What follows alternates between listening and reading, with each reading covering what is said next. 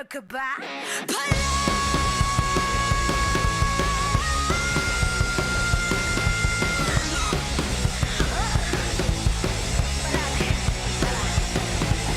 Handa sa laban, sanda ka sa aking kamay. Watch with my click, may be fire in the eyes. Yeah, I walk with my head held high. Ano ba yung takot kong tore ang aking gabay?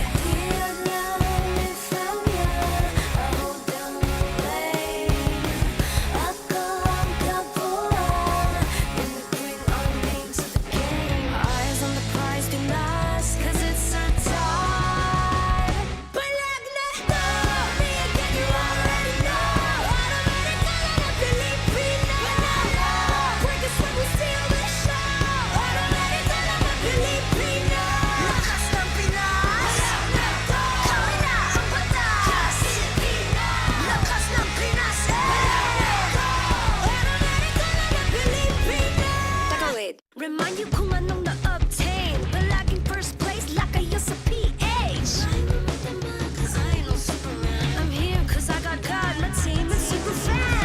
Eyes on the prize, been lost cause it's so time. Palag Na To, me again you already know. Automatic na Pilipino. Break us when we steal the show. Automatic na Pilipino. Lakas ng Pinas.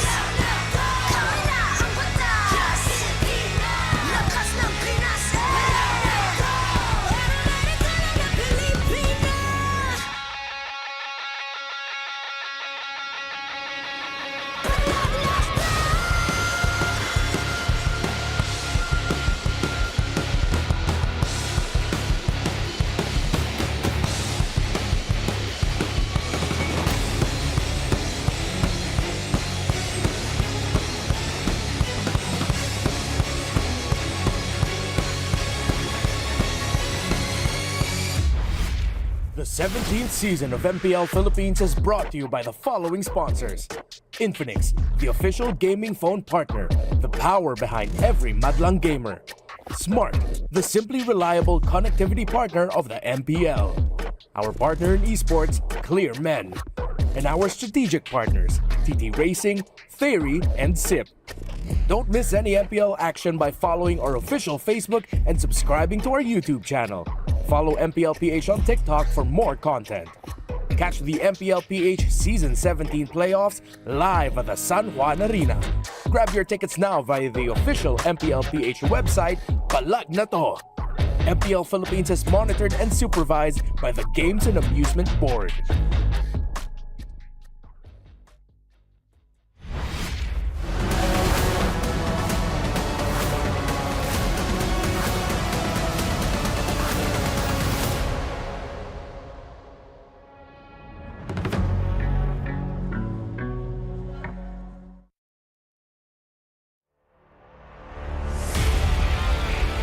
Face ng ating best of 5 ngayong araw na ito para sa ating upper bracket finals. Wala pa namang malalaglag ngayong hapon ito, pero makikita na natin kung sino ang aangat patungo sa grand finals.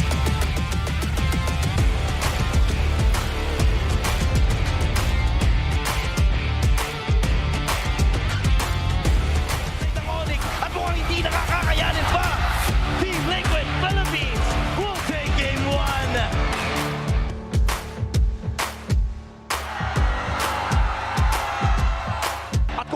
Natin ang ating regular season standoffs between these two teams. Lahat nakapabor sa TLPH. Medyo mahirap ang tatahakin ng ONIC Philippines.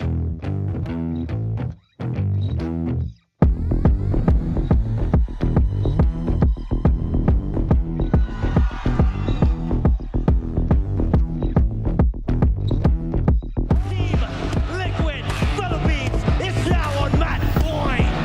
At isa na lang ang kailangan ng Team Liquid Philippines. Isang laro na ipapanalo para mabook ang ticket all the way to Esports World Cup in Paris.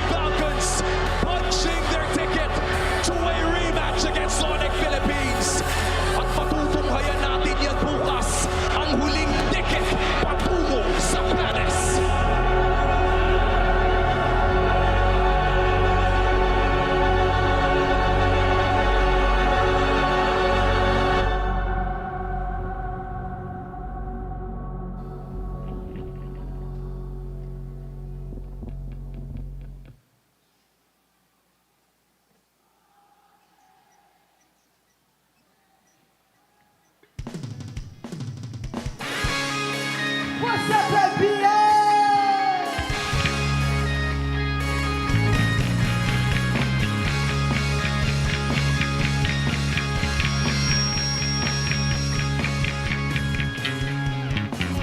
Mga sinubukan, bigat lang sa inisip, dala ko.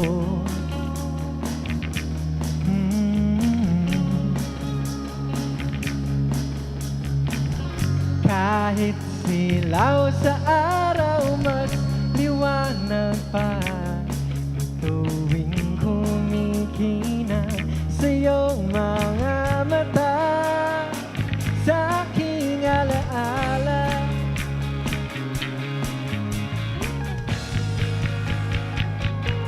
o masakit na malimutan ka, hirap ako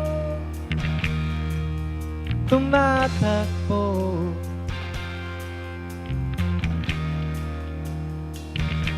O at dala pa rin kita, o kahit saan man magpunta, hilo ako tumatakbo.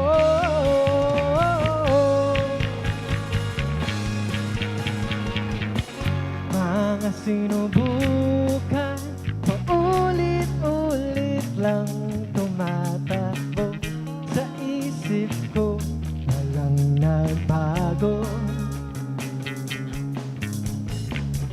Kahit ikaw ay mahahanap pa rin kita, sa bituin kumikina sa iyong mga mata. Sa aking alaala,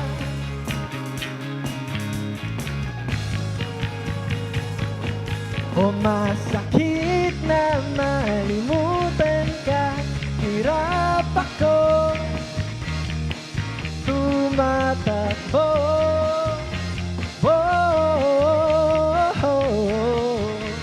O at dala pa rin kita, o kahit saan man magpunta, hilo ako tumatakbo.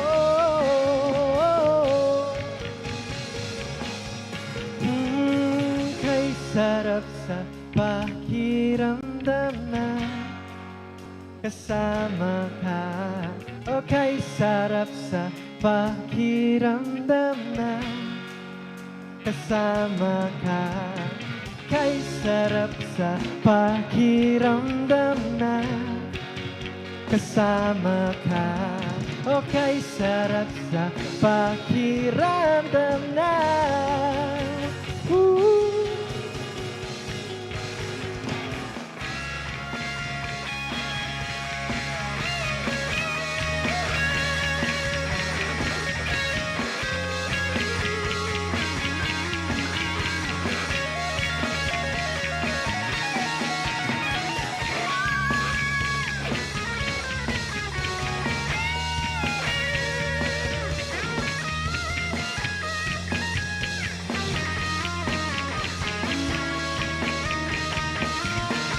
o masakit na malimutan ka, hirap ako tumatakbo.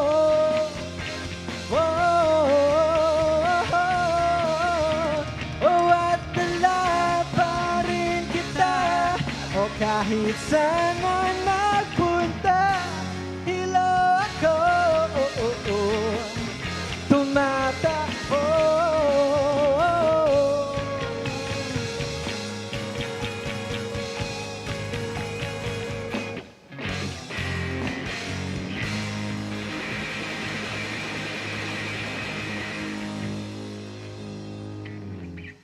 Thank you. What's up, MPL? Make some noise, everybody. Kami nga palang Off to Neverland. I just want to introduce the band real quick. Ako nga pala si Tim. This is Vince. To my left, bass, Mikey. Drums, Ian. Again, we are Off to Neverland. Follow nyo po Facebook page namin, Off to Neverland or Off to Neverland Music. Nasa Spotify na rin po kami. Thank you so much for inviting us. Super excited kami para sa MPL, guys. Sana excited din kayo. Excited ba kayo lahat? Yeah! This next song is our latest release. It's called Boombox. Hope you love it. Let's go.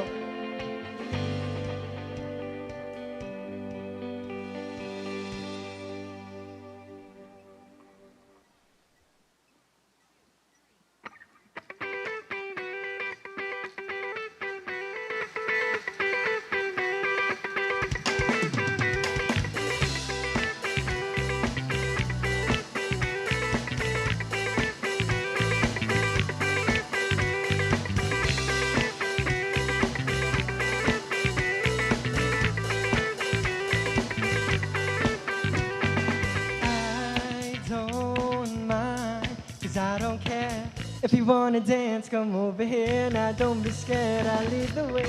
And if you wanna take me back by tomorrow noon, I'll be waiting here, cause waiting ain't a lot to do. I'll be waiting with my heart in my hand, with the boombox on my shoulders. Let's dance. Come on down, you can talk to me, you can open up your heart, we can see where we can be. Come on down, got the door for me, so you can see what's in my heart. Just tell me when and then I start. Yeah.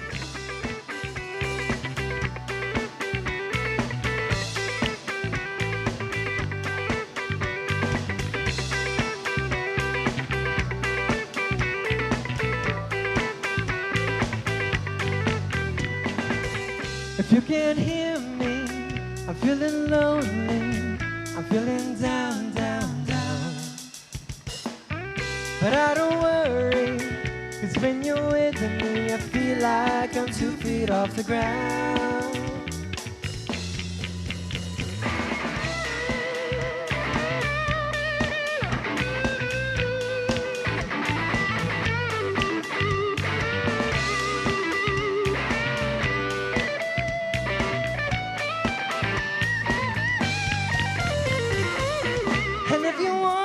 Me back by tomorrow noon, I'll be waiting here, cause waiting ain't a lot to do. I'll be waiting with my heart in my hand, with the boombox on my shoulders. Let's dance. Come on down, you can talk to me, you can open up your heart, we can see where we can be. Come on down, got the door for me, so you can see what's in my heart. Just tell me when and then I'll stop. Come on down, you can talk to me, or you can open up your heart, we can see where we can be. Come on down, got the door for me, so you can see what's in my heart. Just tell me when and then I'll stop. Woo!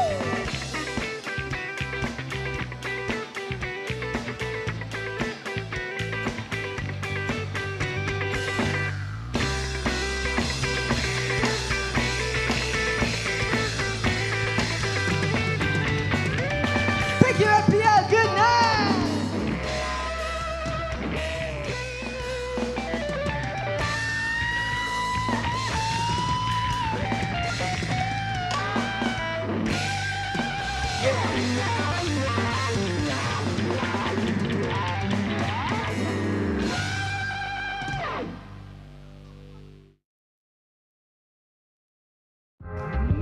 MPL superfans or performers brought us to Neverland. Give it up for Off to Neverland! Welcome to the Champions Arena. I got so hyped. I love the music that they played today. Hello! Hello, welcome to the Champions Arena. Please introduce yourselves again. Hi, we're Off to Neverland. We're a band from Argentina. I'm Vince. This is Tim, Ian, and si Mike. Okay, they're from Marikina. It's nice having you here. We enjoyed your music so much. But I want to know, kamusta naman? How does it feel to be here in San Juan Arena for the playoffs? Saya kasi hindi namin naakalain na makakapag-play kami sa isang esports event. Ano siya, bago siya sa amin. Wow. And ako bilang ML player din, it's nice to be here. Dati nanonood lang ako ng live stream, so finally I can watch the live event. And speaking of guys, how does it feel that you're one of the few artists who gets to experience na kayo ang nag-join ng world of esports and music here in one stage? We feel so honored. Ang pinaka nagustuhan ko rin sa gaming community is how games bring people together like all of us here tonight. Sa OPM din, ganun. So it's a nice feeling na napagsama rin yung OPM pati yung gaming industry. It's nice to have you here, guys. Alam nyo, nakakatuwa lang din. Katulad ng sinabi nyo. And si Ian na naglalaro ng ML. Ano ba yung main hero mo? Angela? Angela! Joy! Drummer na Angela, man. So, where can we find your music? Saan ba namin pwedeng pakinggan ang pinlay niyong music and yung mga nirelease nyo pa? Yeah, so pwede nyo kami i-follow sa internet, Off the Neverland Music, Off the Neverland Music PH. Marami na kami na-release, especially yung latest single namin, Boombox, sa lahat ng music streaming platforms. And stay tuned lang kayo sa page namin for any gigs and updates. I love it. I love their music. Boombox, new music. Ladies and gentlemen, Off to Neverland! Show them some love, MPL Superfans. Maraming salamat muli. If you guys enjoyed their performance, I'm sure you're gonna enjoy what's in store for the playoffs day 4. At kung hindi pa kayo nanonood live here at the San Juan Arena, then this is your sign. And today, we will also find out which legacy will endure in the lower bracket finals sa pagitan ng ONIC Philippines at Team Falcons. Who will be the last grand finalist? Mamaya lahat ng yan, ako po si Denise. This is your host, Thea. And this is your very own Odin. Samahan niyo kami dito lamang sa tahanan ng pinakamalalakas. Ito ang MPL Philippines Season 17, the playoffs. Up to Neverland. When I say lakas ng Pinas, you say Palag Na To. Lakas ng Pinas, Palag Na To! Magandang hapon sa inyo lahat. Welcome. It's the lower bracket finals here. We're ready to kick it off. Thank you so much. We had an amazing night last night. Over here on the English stream, it's going to be me, Naisu, Brigida, and Midnight. And over on the Tagalog desk later, we'll have... Uwami pa rin kasama si Hans and Joshi and Naisu. Magandang hapon din sa iyo. Thank you. Salamat. Okay, also, before we talk about the matchup, MPL Philippines, of course, is monitored and supervised by the Games and Amusement Board. Thank you so much for that. Now, also, if you guys want to join us, as you heard, we've got a special discount for you guys going on right now. If you've been waiting to sign up for the MPL playoffs live, we've got massive discounts. You can secure your Day 3 tickets, Brigida. Yep, for an absolute steal at only 150 pesos down from 300 pesos initially. And for the Epic Day 4 lower bracket finals, tickets are down to 350 from 500 pesos. Yep, big matchups, biggest savings. Score those seats right now by heading over to ph-mpl.com/tickets. Kita gets dito. Hey. You know what? I'm never going to live it down. I hear your voice from yesterday. We were sharing the desk yesterday. Yep. I know you guys felt the same over there. What a day yesterday was. I mean, it almost felt like a final day already yesterday. Man, it was an emotional roller coaster yesterday. Ang dami nating nakitang bukod sa malulupit na action, ang dami na nating nakitang nawala. Nagsisiiyakan ng mga tao kagabi, ang dami din naghihiyawan. But man, looking at the players right now, half of the people are gone dito sa ating graphic dito. Yeah, when you think about it, this is crazy. There's a 4-time hopeful, of course, one of the leaders, yung Team Liquid Philippines nakarating na dun sa Grand Finals. And I'm just wondering kung sino pa dun sa 2-time, 1-time, and 3-time hopeful sa mawawala after today. And for this series, Falcons versus ONIC Philippines, isang tanong ang nangingibabaw eh. Sino ang pipigil sa rumaragasang Carl TZ na 6-time hopeful para dito sa MPL Philippines? Because this time, may isang tutungo ng Paris at may isang malalaglag. Yep, and we have a best of 7 to finally decide that this time around. So medyo pwedeng mahaba-haba yung gabi natin, or I think that's what we are all hoping to see at least for tonight. Yeah, ito yung magandang ito yung araw na magandang i-channel ang Inner Brigida curse through na kung saan makakita tayo ng 7 games. Kasi ito lang yung series natin today bago tayo magtungo sa Grand finals bukas na kung saan naghihintay ang final boss. Yep, the final boss, Team Liquid Philippines. I think for a lot of people too, there was two kind of clips going around after last night, man. You know, of course, we had the great interviews after the match. Yep. We also had history, I felt like, made with seeing the 5-man Dark Wave, the Sansan duo making things happen. Carl TZ going from somehow a 0 and 4-0 and 5 Lancelot into getting a Maniac. I mean, there were so many good things to catch yesterday. That's what's waiting for one of these two teams, either Team Falcons or ONIC. Can they surpass the legacy? Both of them have already been champions of the world at one point. They've accomplished so much.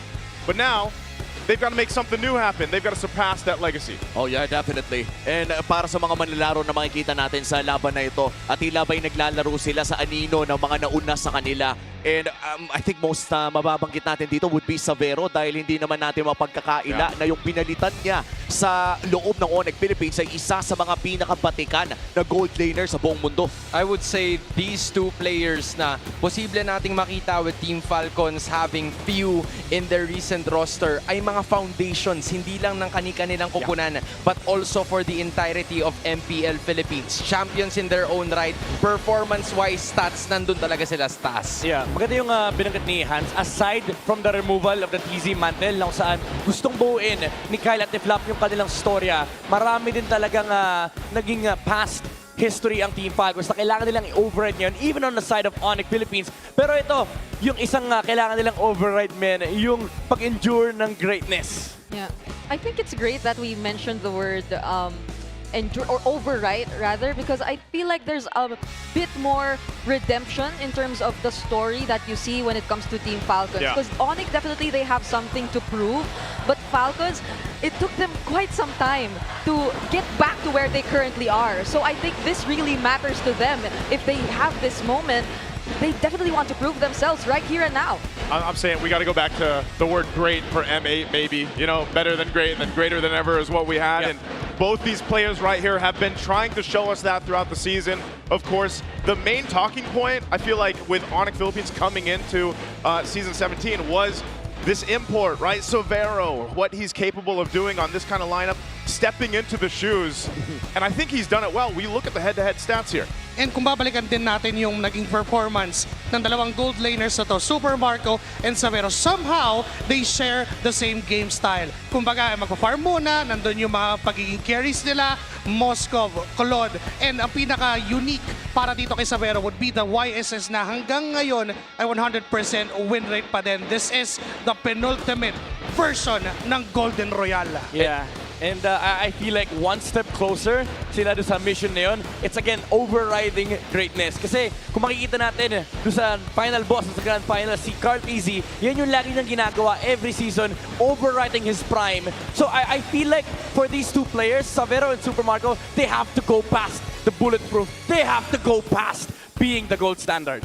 Yeah, and going back doon sa huling beses na nagkita ang mga to, actually yung mga iilang beses na nagkita sila dito para sa Season 17 ay nakalamang ang Falcons sa regular season. Pero pagdating naman dito sa playoffs, parang bang nagbago, nagkaroon talaga ng 180 twist dahil hindi lamang sila natalo sa upper bracket semifinals. Tandaan natin, it wasn't just a loss, it was a sweep. Yeah, it was devastating. I was very vocal about this on the English stream yesterday that I was viewing that game. I was a viewer that day, and I was surprised just with a lot of people on the watch party too that, hey, they got swept, and then you see them come back in a better form yesterday to fight to this point to get to the lower bracket final now. So, you know, I'm wondering again, what has Team Falcons prepared for this? Because even yesterday's games alone, there's been a meta shift in terms of some of the priority for heroes being picked up and the choices of even how the maps affect this. Yeah, but I think we're all really looking forward to this because I believe the last time we saw Falcons actually really make it this far in the playoffs and even go up against ONIC in the playoffs was way back Season 14. And that was when they were still Fnatic ONIC, and they also made it to the upper bracket final. So they're in a completely different situation right now. The opposite, if you may say, because it's an elimination match that they're going to partake in. You know what? I feel like for both Team Falcons and ONIC Philippines, they thrive when pressure is there. ONIC Philippines, during the play-ins, nakasalala yung buhay nila pero nanalo sila. Team Falcons, when they were in the lower brackets, when they were going up against Smart Omega, they were able to do it and take the victory. So I wonder what's going to happen. Well, I hope we have a full series ahead of us here for the lower bracket final. We're going to throw it over to the on-ground panel to break it down further. Thank you so much, casters. Welcome to the on-ground panel. Renmore and Wolf back here for this marquee matchup, the lower bracket finals, to fight for the last slot for the grand finals, and of course, MSC at EWC 26. I think we should just go ahead and straight to it. Sure. The tactics that they need to do, the infinite cool tactics, our keys to victory. For sure. Kailangan natin tingnan yung Pakito and Atlas na I feel like both teams will actually employ. We saw Ogwin as well as Brusco prioritize these heroes just recently, and the Pakito, I believe it will be contested for sure, either denied or picked. Now, let's focus on Falcons first. We know na kailangan nila protektahan yung kanilang jungle up against ONIC Philippines dahil mahusay at talagang nakakatakot ang ONIC Philippines kapag nakontrol yung first few minute jungling dahil dun sa orange gambit na nakita natin. Pati na rin yung Kikong's gambit. At ito, feeling ko favorite mo to, Renmar. Winning the Golden Royale means a lot para sa Falcons because this time they can prove that Super Barco pwede rin siyang bumuhat dito. And of course, for ONIC, careful around narrow bushes. Nakita naman natin ito kahapon. Ingatan yung mga eskinita kung saan nag-excel ang Falcons dahil related dun sa kanilang magandang box-type strategy. If we deny that away from Falcons, ONIC Philippines will have a much better time. All right, so maybe to help sum it up a little bit, number one, take care of yourself in the river, most likely. Number two, for the picks, Pakito and Atlas, they do really well with messing up boxes for the two teams. You have to watch out for that. And I think, most importantly, for Falcons, you think they have to take better care of their long lanes, their far lanes away from the objectives? 100%. Because I think observable na may map macro na priority yung ONIC recently. Parang yun nakita ko sa kanila, yun yung evolution ng napanood nating games from the regular season now na nag-aaral sila sa playoffs. If there's one thing that you have to look out for in terms of a specific pick, is it really Pakito or Atlas? Or do you think that there's one we have to watch out for? Wow. Apart from the Pakito and Atlas, dahil 100% maabangan natin yan, tingin ko yung palitan ng Leomord at Suyo. Ah, yes, in the jungle, of course. Let's see what's gonna happen. You see here, behind us, the fans are coming in. So, I think it's time for us to feel the energy in San Juan Arena. Super fan magingay! All right, Falcons Nest, make some noise! One last ticket to Paris at for MSC at EWC. One last ticket to meet Team Liquid Philippines in the grand finals. Let's welcome our teams.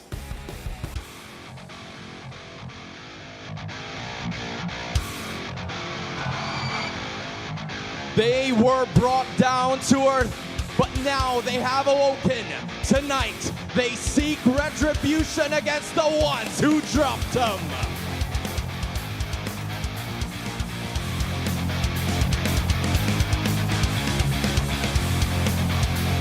At the center of this redemption arc is an all-star Team 1 awardee, the bulletproof Flex So Hard, everybody wanna fight me. It's Super Marco and Team Falcons!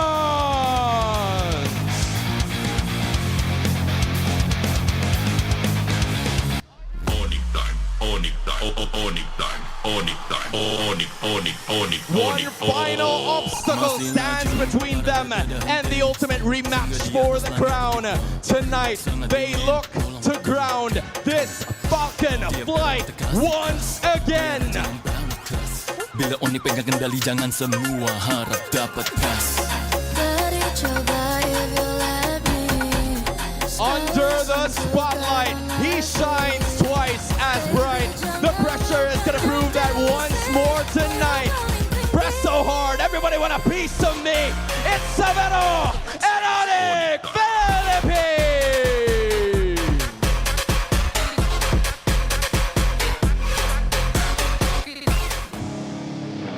To ensure the integrity of the game, please welcome our marshals Nico, Chico, Joshua G, and Luis. Our head referee is the Chef Master Set. Our head coaches are Coach Moody for Team Falcons and Coach Hayes for ONIC Philippines. Who will be the last grand finalist? Will this be Titans in Paris or Rivals in Paris? Champions Arena, make some noise!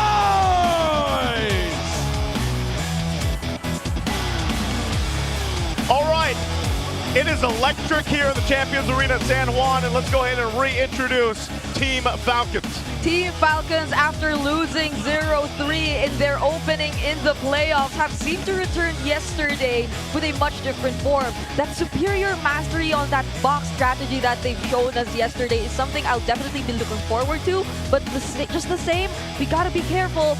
ONIC, when activated, they don't let your jungler rest. The pressure is definitely on in this matchup, especially with Savero from ONIC Philippines bringing the pressure up. This guy has been phenomenal on the gold lane. May it be a reference to Standaremas, to being the standard, the golden standard for ONIC Philippines. There's just one task. It's to ground Falcons once more.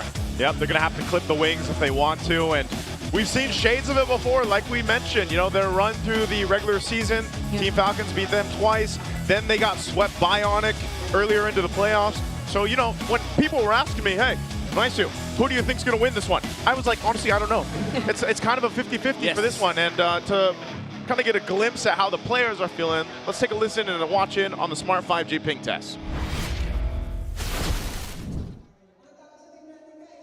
Team Gasoline para mahal na tayo. Jungle ako. Wala, talo na to. Ikaw ano masisama, jungle o mid? Mas importante yata jungle, pare. Sige, ako na lang magja-jungle. Patay mo yung blue! Patay mo yung blue! Yeah! Gabi ko yung blues. Sa lahat ng fans namin, salamat sa pag-suporta. Sana patuloy nyo kami pag-supportan sa next season, sa playoffs ngayon. Thank you. Ano the preparation natin sa ONIC, Mark? Preparation namin, wala, ganun pa rin. Ako bigyan mo na tulog ng 5 AM. Talagang gagandaan namin yung ONIC. Hindi 5 AM, lagi 6 AM. 6 AM. 6 AM kami guys, nagpuwet talaga kami, parang study namin laro nila. And that is our Smart 5G ping test. We got a little glimpse at Neverland there, joining in on that one. Hey. I beat them though. You what? Wait, what? You played against them? Yeah, I played against them earlier because they said they wanted to try a full game. And so they were looking for participants and I said, okay. Who do you play? I played as Brusco. Yeah, sorry? I played as Brusco. Yeah, but what hero? What hero? Gato Kacha. You played Rome. I thought you played XP. Yeah, I thought you were playing XP too. No, what? Like Why? Paquito is so good in the middle. Yeah. Yeah, that's true. Phobius, you know, maybe good maybe you wanted your own Dark Wave. Yeah. What do you mean? I mean, it's just a good hero. I just gotta say. What do you gotta say? What? Look at Super Prince. Okay, let's look at Super Prince. He feels different today. He has no glasses. Yeah. His aura in the player entrance felt like something. It is good that you pointed it out because I think Super Prince, aside from the gold laner, this guy is gonna be a big headache for Team Falcons today because we've all seen the Louis. Yeah. We've all seen the clip. Yep. Hey, you know what? Even that, I like that how people pointed this out, and I'm glad that there's also things going around now using the Infinix liquid cooling beast mode mic checks, right? Nice. Because they get the player cams also, and people were talking about this a lot online. Just one, how cool and calm and collected Carl TZ was on the Lancelot. Yeah. Even when he was doing like crazy Carl goat things.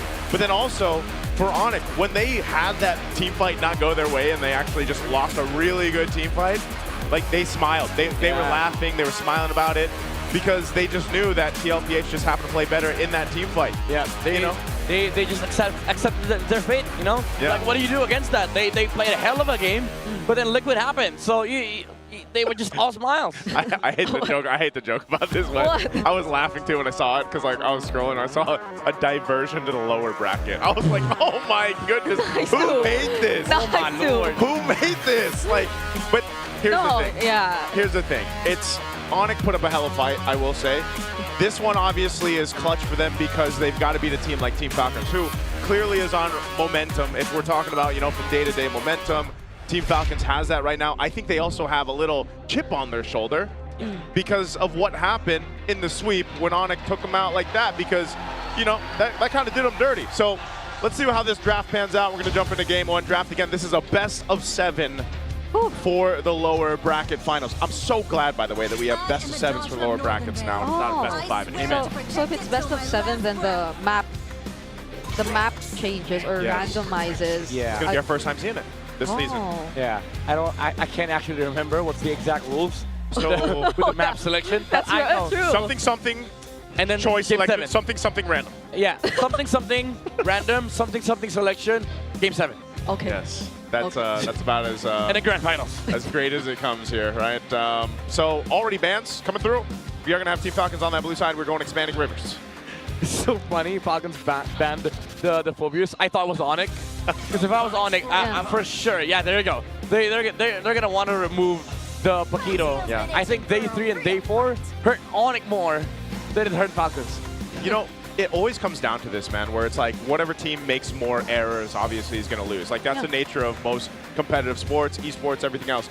And ONIC was making clear mistakes in some of those crucial moments yesterday, so I hope they've refined some of that. It's interesting, though, because of that, you open the Kalea and potentially...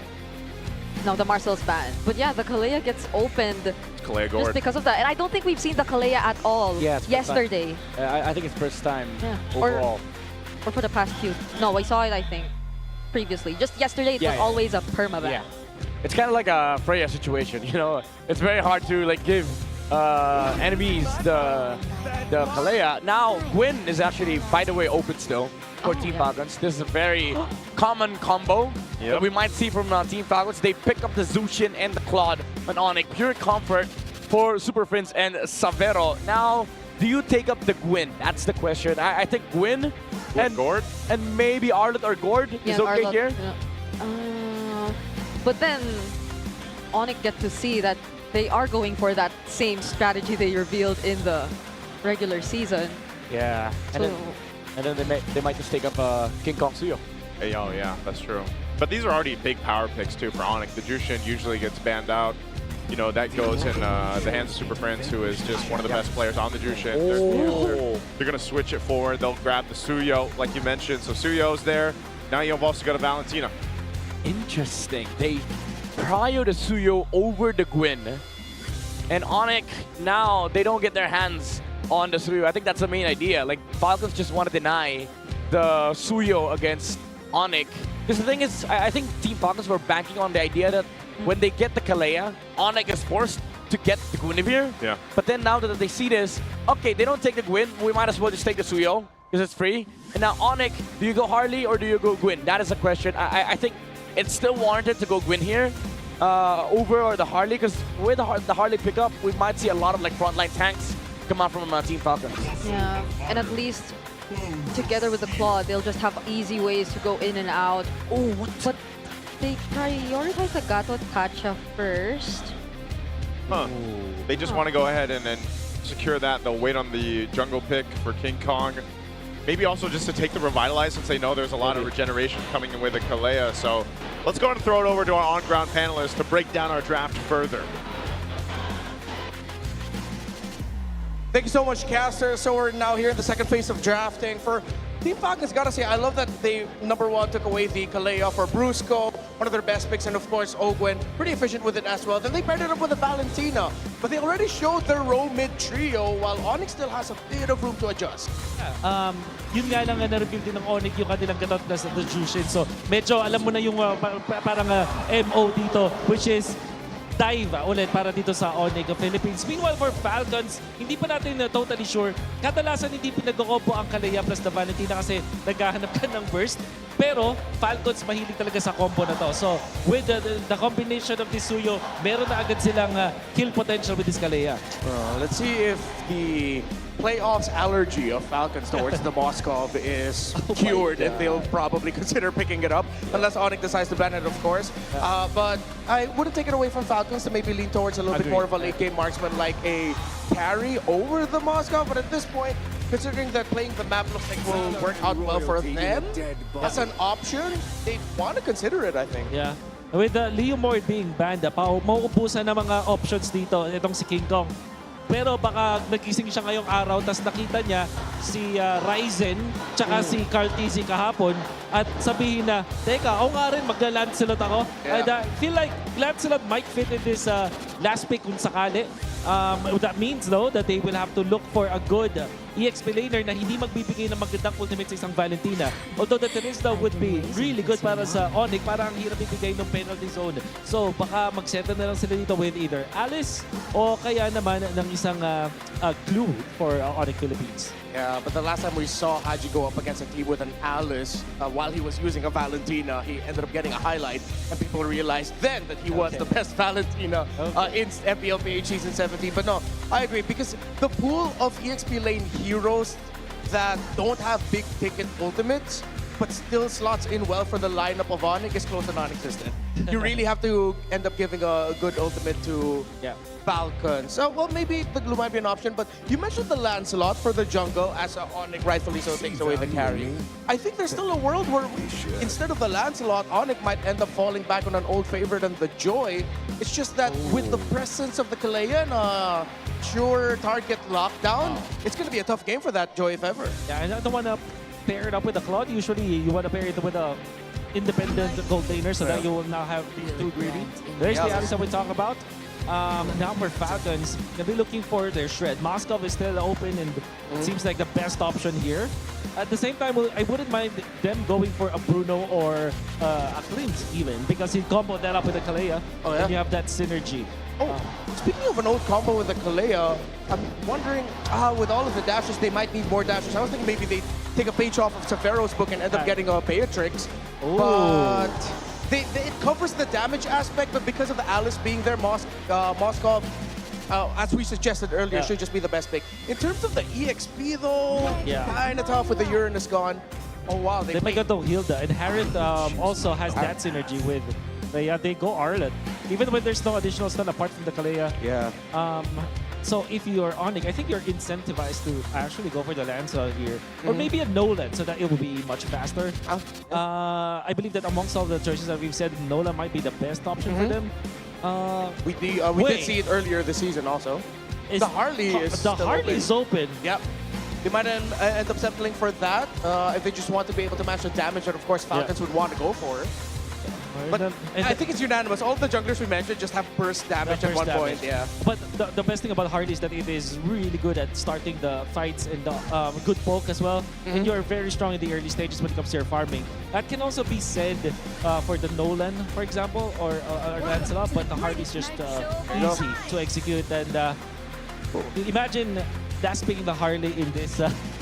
This stage in the MPL Season 17. I bet they're wondering, how did we get away with that? I bet they were running down a list of junglers as well and thinking, wait, the Harley's open, and they get it. But for ONIC, I have to say, I think they ended up with a lineup that is a little bit more easier to pull off.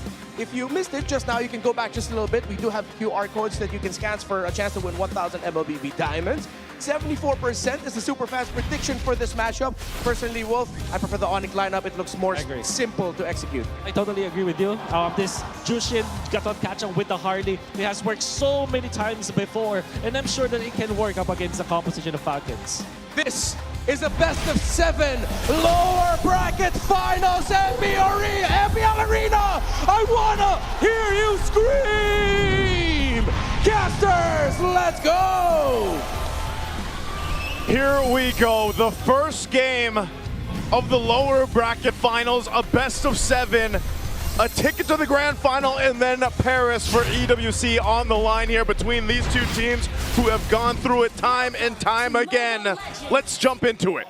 Yep, it's been weird to see the 9.1 rating for ONIC compared to Team Falcons with a, I think 4 point something rating. But I guess we get to really see that happen in-game because I think Falcons have gotten most of their signature combos as well. Yeah. And even heroes specifically for Haji. I mean, if you look at the heroes of ONIC, like baseline-wise, all of their heroes does something really well with regards to their aspects, right? Like Alice is a big team fight hero. Harley is a good pick-off hero. Zushin is a good zoner. Oh, hold that thought. The Unbreakable missed! And that might be a punish, but Ogun still had the flicker! And instead it's Kyle who falls! Haji too! Almost! Yeah, this is what I'm saying. Like, ONIC heroes are good at what they do. But meanwhile, on the side of Team Falcons, like you kind of have to farm up. You gotta need to get your items. You do specific things based on your timings, right? So ONIC, they might have a lot more easier access to like their kits compared to how Falcons will be able to play this game. Yeah, and what did we say about be wary of your jungle?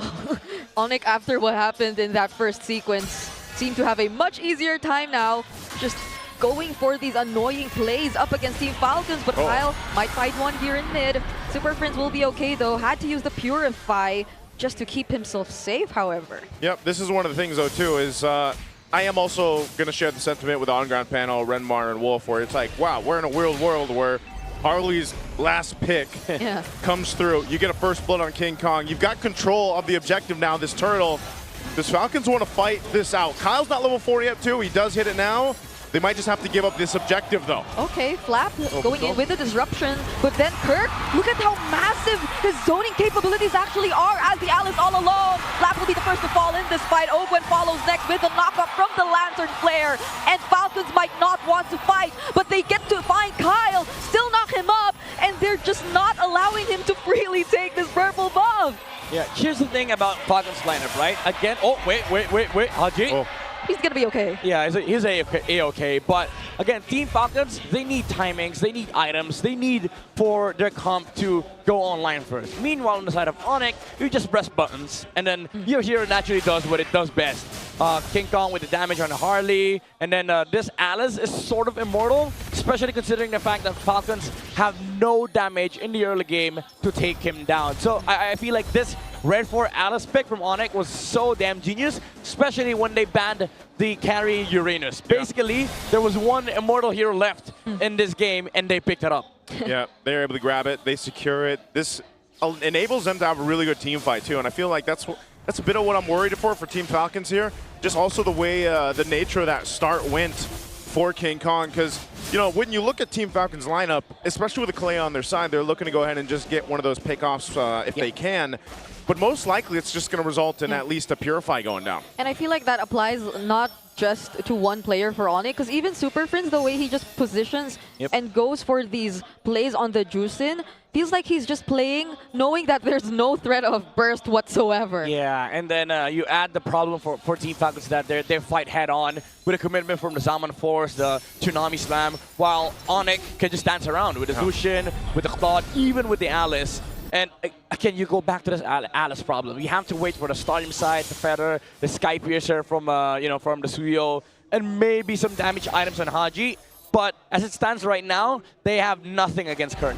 Yeah, they don't have to worry too much. Also, part of this is the success for Team Falcons is what does Haji do here on the Valentina. We've seen it before where sometimes, that Valentina is providing more value than your actual mid lane pick, but most of the time, they can't even contest into these objectives, these turtles. Ogwen has to get out of there, burning the flicker too. So you're seeing what we're talking about here. They just can't really fight face-to-face against ONIC right now. Yeah, I feel like if ever Haji does get an ultimate, hold on, maybe we talk about that later. ONIC are in their face. Yeah, they're going for the invades here in the orange buff, and they do find one with the Tsunami Slam, but Ogwen gets blasted. Brusco has the AOG, and he gets out to safety. You know what? Ogwen used the Tsunami Slam first to catch Brusco, but he was the guy dying. Yeah. Because guess what? ONIC has so much damage, just even with the Alice alone, and then you add the Deadly Magic, even Savero helping out to, output some little bits of DPS from the Claude.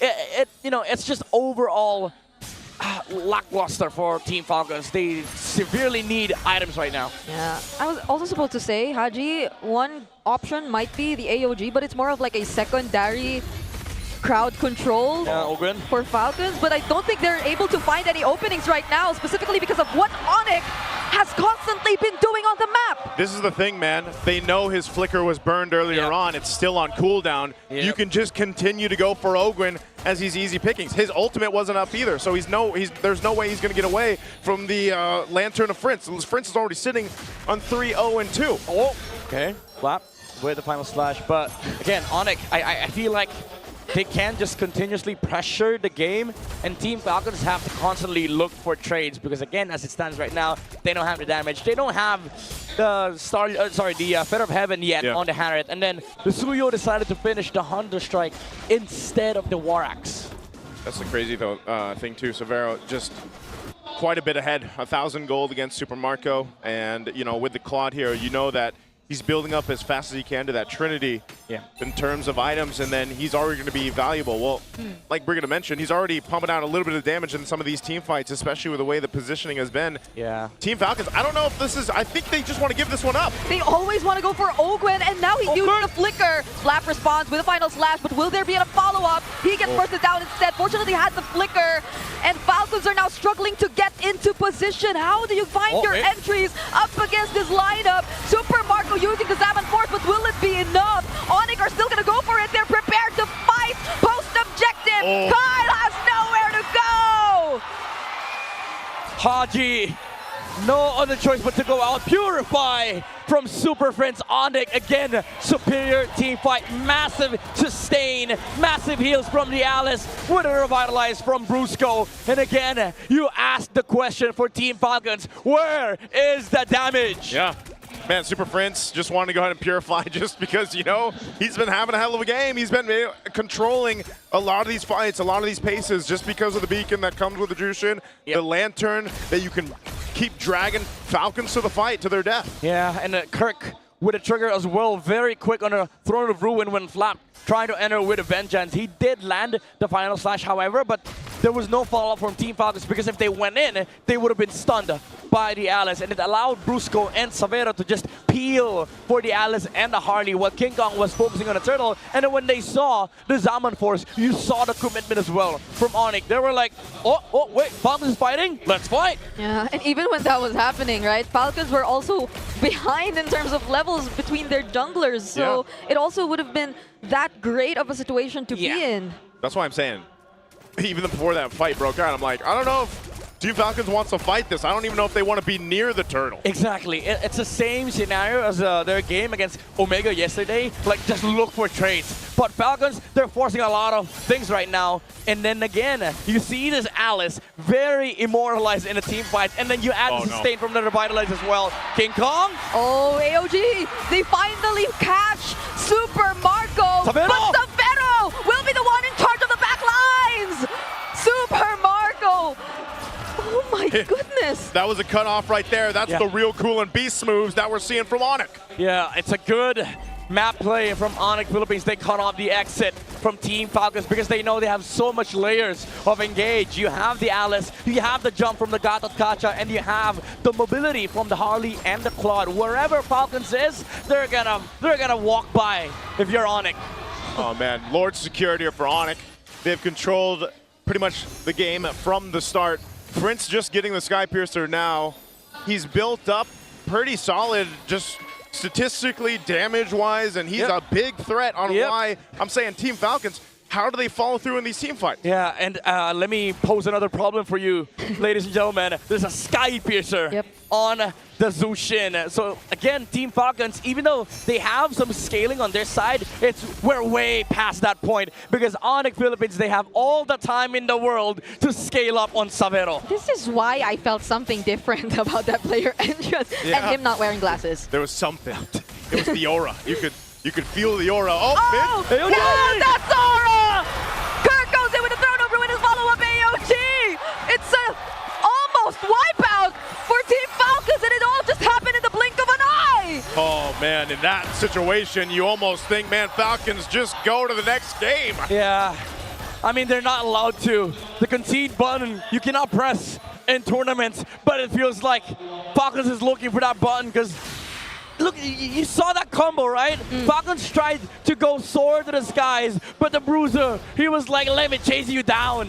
Oh man, he had, like, Kirk as well. You've been talking about Kirk in this Throne of Ruin from the Alice, man. Brusco. Okay, Brusco will get traded here. Falcons finally find at least one kill on the board. Okay, they've got plenty of work to go from here. They have so many miles to cover. Look at this setup between the turrets. That Throne of Ruin into the AOG was just chef's kiss. Looked perfect from ONIC. How do you soar from this? when the God of Kacha can chase you down and ground your flight. The combo, the layering as well, the communication from ONIC. I'm pretty sure they were counting down to the seconds of that fight because they went in at the same time. Yatakacha needs a Superman skin or something, man. I don't know. Like this, I mean, or a nicer skin. That too. Like, what are Falcons to Yatakacha, right? This dude's an avatar, basically, a god. And I mean, the point is, there's too much to deal with it for Team Falcons. There's no way to get around it. And win a crown for Severo, just to make it even worse. The ultimate endgame item. We've seen this Claude for 4 days now. When he has that winner crown, he becomes another layer of engage. It doesn't feel like it's a marksman. It's actually a team fight starter. And if you look at ONIC, now 5 of them can start a fight. Yeah, it's so tricky. I could not feel Falcons being able to find whatever box they've been able to show us yesterday in their series. This is one of those cases. Oh my lord. Yeah. This is tough. Ogwen might not go down just yet. Oh, of course he will. There's a Sky Piercer from Super Prince and another AOG plus the Throne of Ruin. There's a response with the final slash. A Zaman Force 2 coming in from Super Marco. They might just find some, but the sustain is too much. And Severo in another blazing duet. Everyone's just going in. ONIC find a wipeout against Team Falcons. A wipeout, and they're gonna take the game as well. They dominate Game 1 against Team Falcons. The Super Family with a super gameplay, super engaged, super synchronized, and they take game number 1. Oh man, that was clean. That's where you go. You nod and you say clean, because that's about what else. There was no moment of mistakes there for ONIC the way they executed this draft. I'm so happy. I used the God of Kacha in a practice match using Brusco's name, and it happened in game number 1. Oh, you blessed him. Oh, is that the new Brigga That was foreshadowing. That's a Brigga buff. That's a Brigga buff. Wait, I mean... That's why. Hey, you better make sure that whoever goes to the grand finals, you're not buffing the wrong. I'm joking.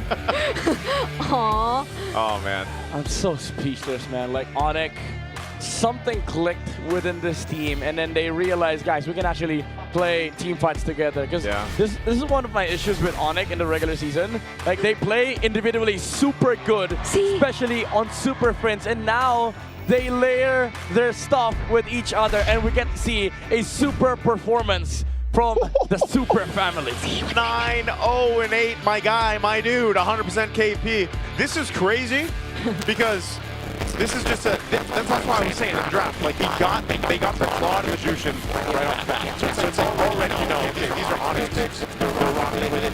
And the MVP performance shows that here throughout the game 1.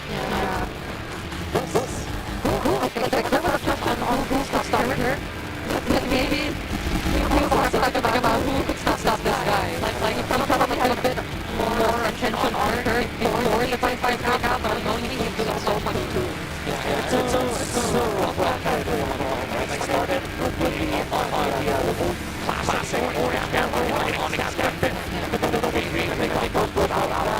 They just helped out Alice, and then the Alice became immortal in the team fight, especially with the lives from Brusco. The amount of sustain was crazy from the Super Family, and it allowed to with the amount of damage that he brings to the team fight, and it also allowed the Zushin to just be able to open up the map, especially with his Purify, and then he got enough items to the point that he could actually just rush the Sky Piercer, and that changed the overall tempo, the flow of the game, because now you have a hero that is almost unkillable, and then 4 people that can just move around the fights. If you get down to low end of HP, then you just get popped with a Sky Piercer. Also quite devastating to think that the only time we get to see the Kalea finally decisively picked up first, you don't really get to synergize with it He as didn't much. get to play. Even the panelists mentioned it. You don't really see a Kalea Valentina together that often. And so we probably saw the lack of hero synergy from Falcon. Yeah, that's why, like in my mind, we were talking about this behind the scenes. Yeah. Why no Gwyn? Yeah. Why no go full combo? This is the duo that actually beat Liquid in the regular season, the Kalea and the Guinevere. Yeah. So where was it? I think the steal, the deny against King Kong, yeah, it's cute, But King Kong has shown himself to be able to play heroes like Baxia, Fredrin. He's now willing to go past his prime of just Suyos and Leomorts. And that's why I was expecting him to be picked up too, because you can't rely on Ogwin just to be playing entirely that front to look for those picks. That's why the Guinevere works so well, because you can help go ahead and alleviate some of that pressure or that responsibility where you go and set things up with the spatial migration, you get the little knock up, and then Ogwin, because this is completely Ogwin, or it's Flap to get a final slash. But when the team had this kind of lead, brother, you don't want to final slash them into your team because that's just a death sentence. You know what I mean? So it's like your plan just falls apart. Yeah, that happened actually bot side. That's what I'm saying. Yeah. It happened, right? So Brusco went in, Kirk went in. They were like, okay, let's final slash under the tower, and they got Kirk almost down to I think 5% HP, and then the Revitalize kicked in. 3 people from Falcons tried to finish the job and take on the Alice. Yeah. Guess what? 3 seconds later, he's back to half HP. He's back to half HP, man. That's why I know we had our on-ground panel talking about picks, but I know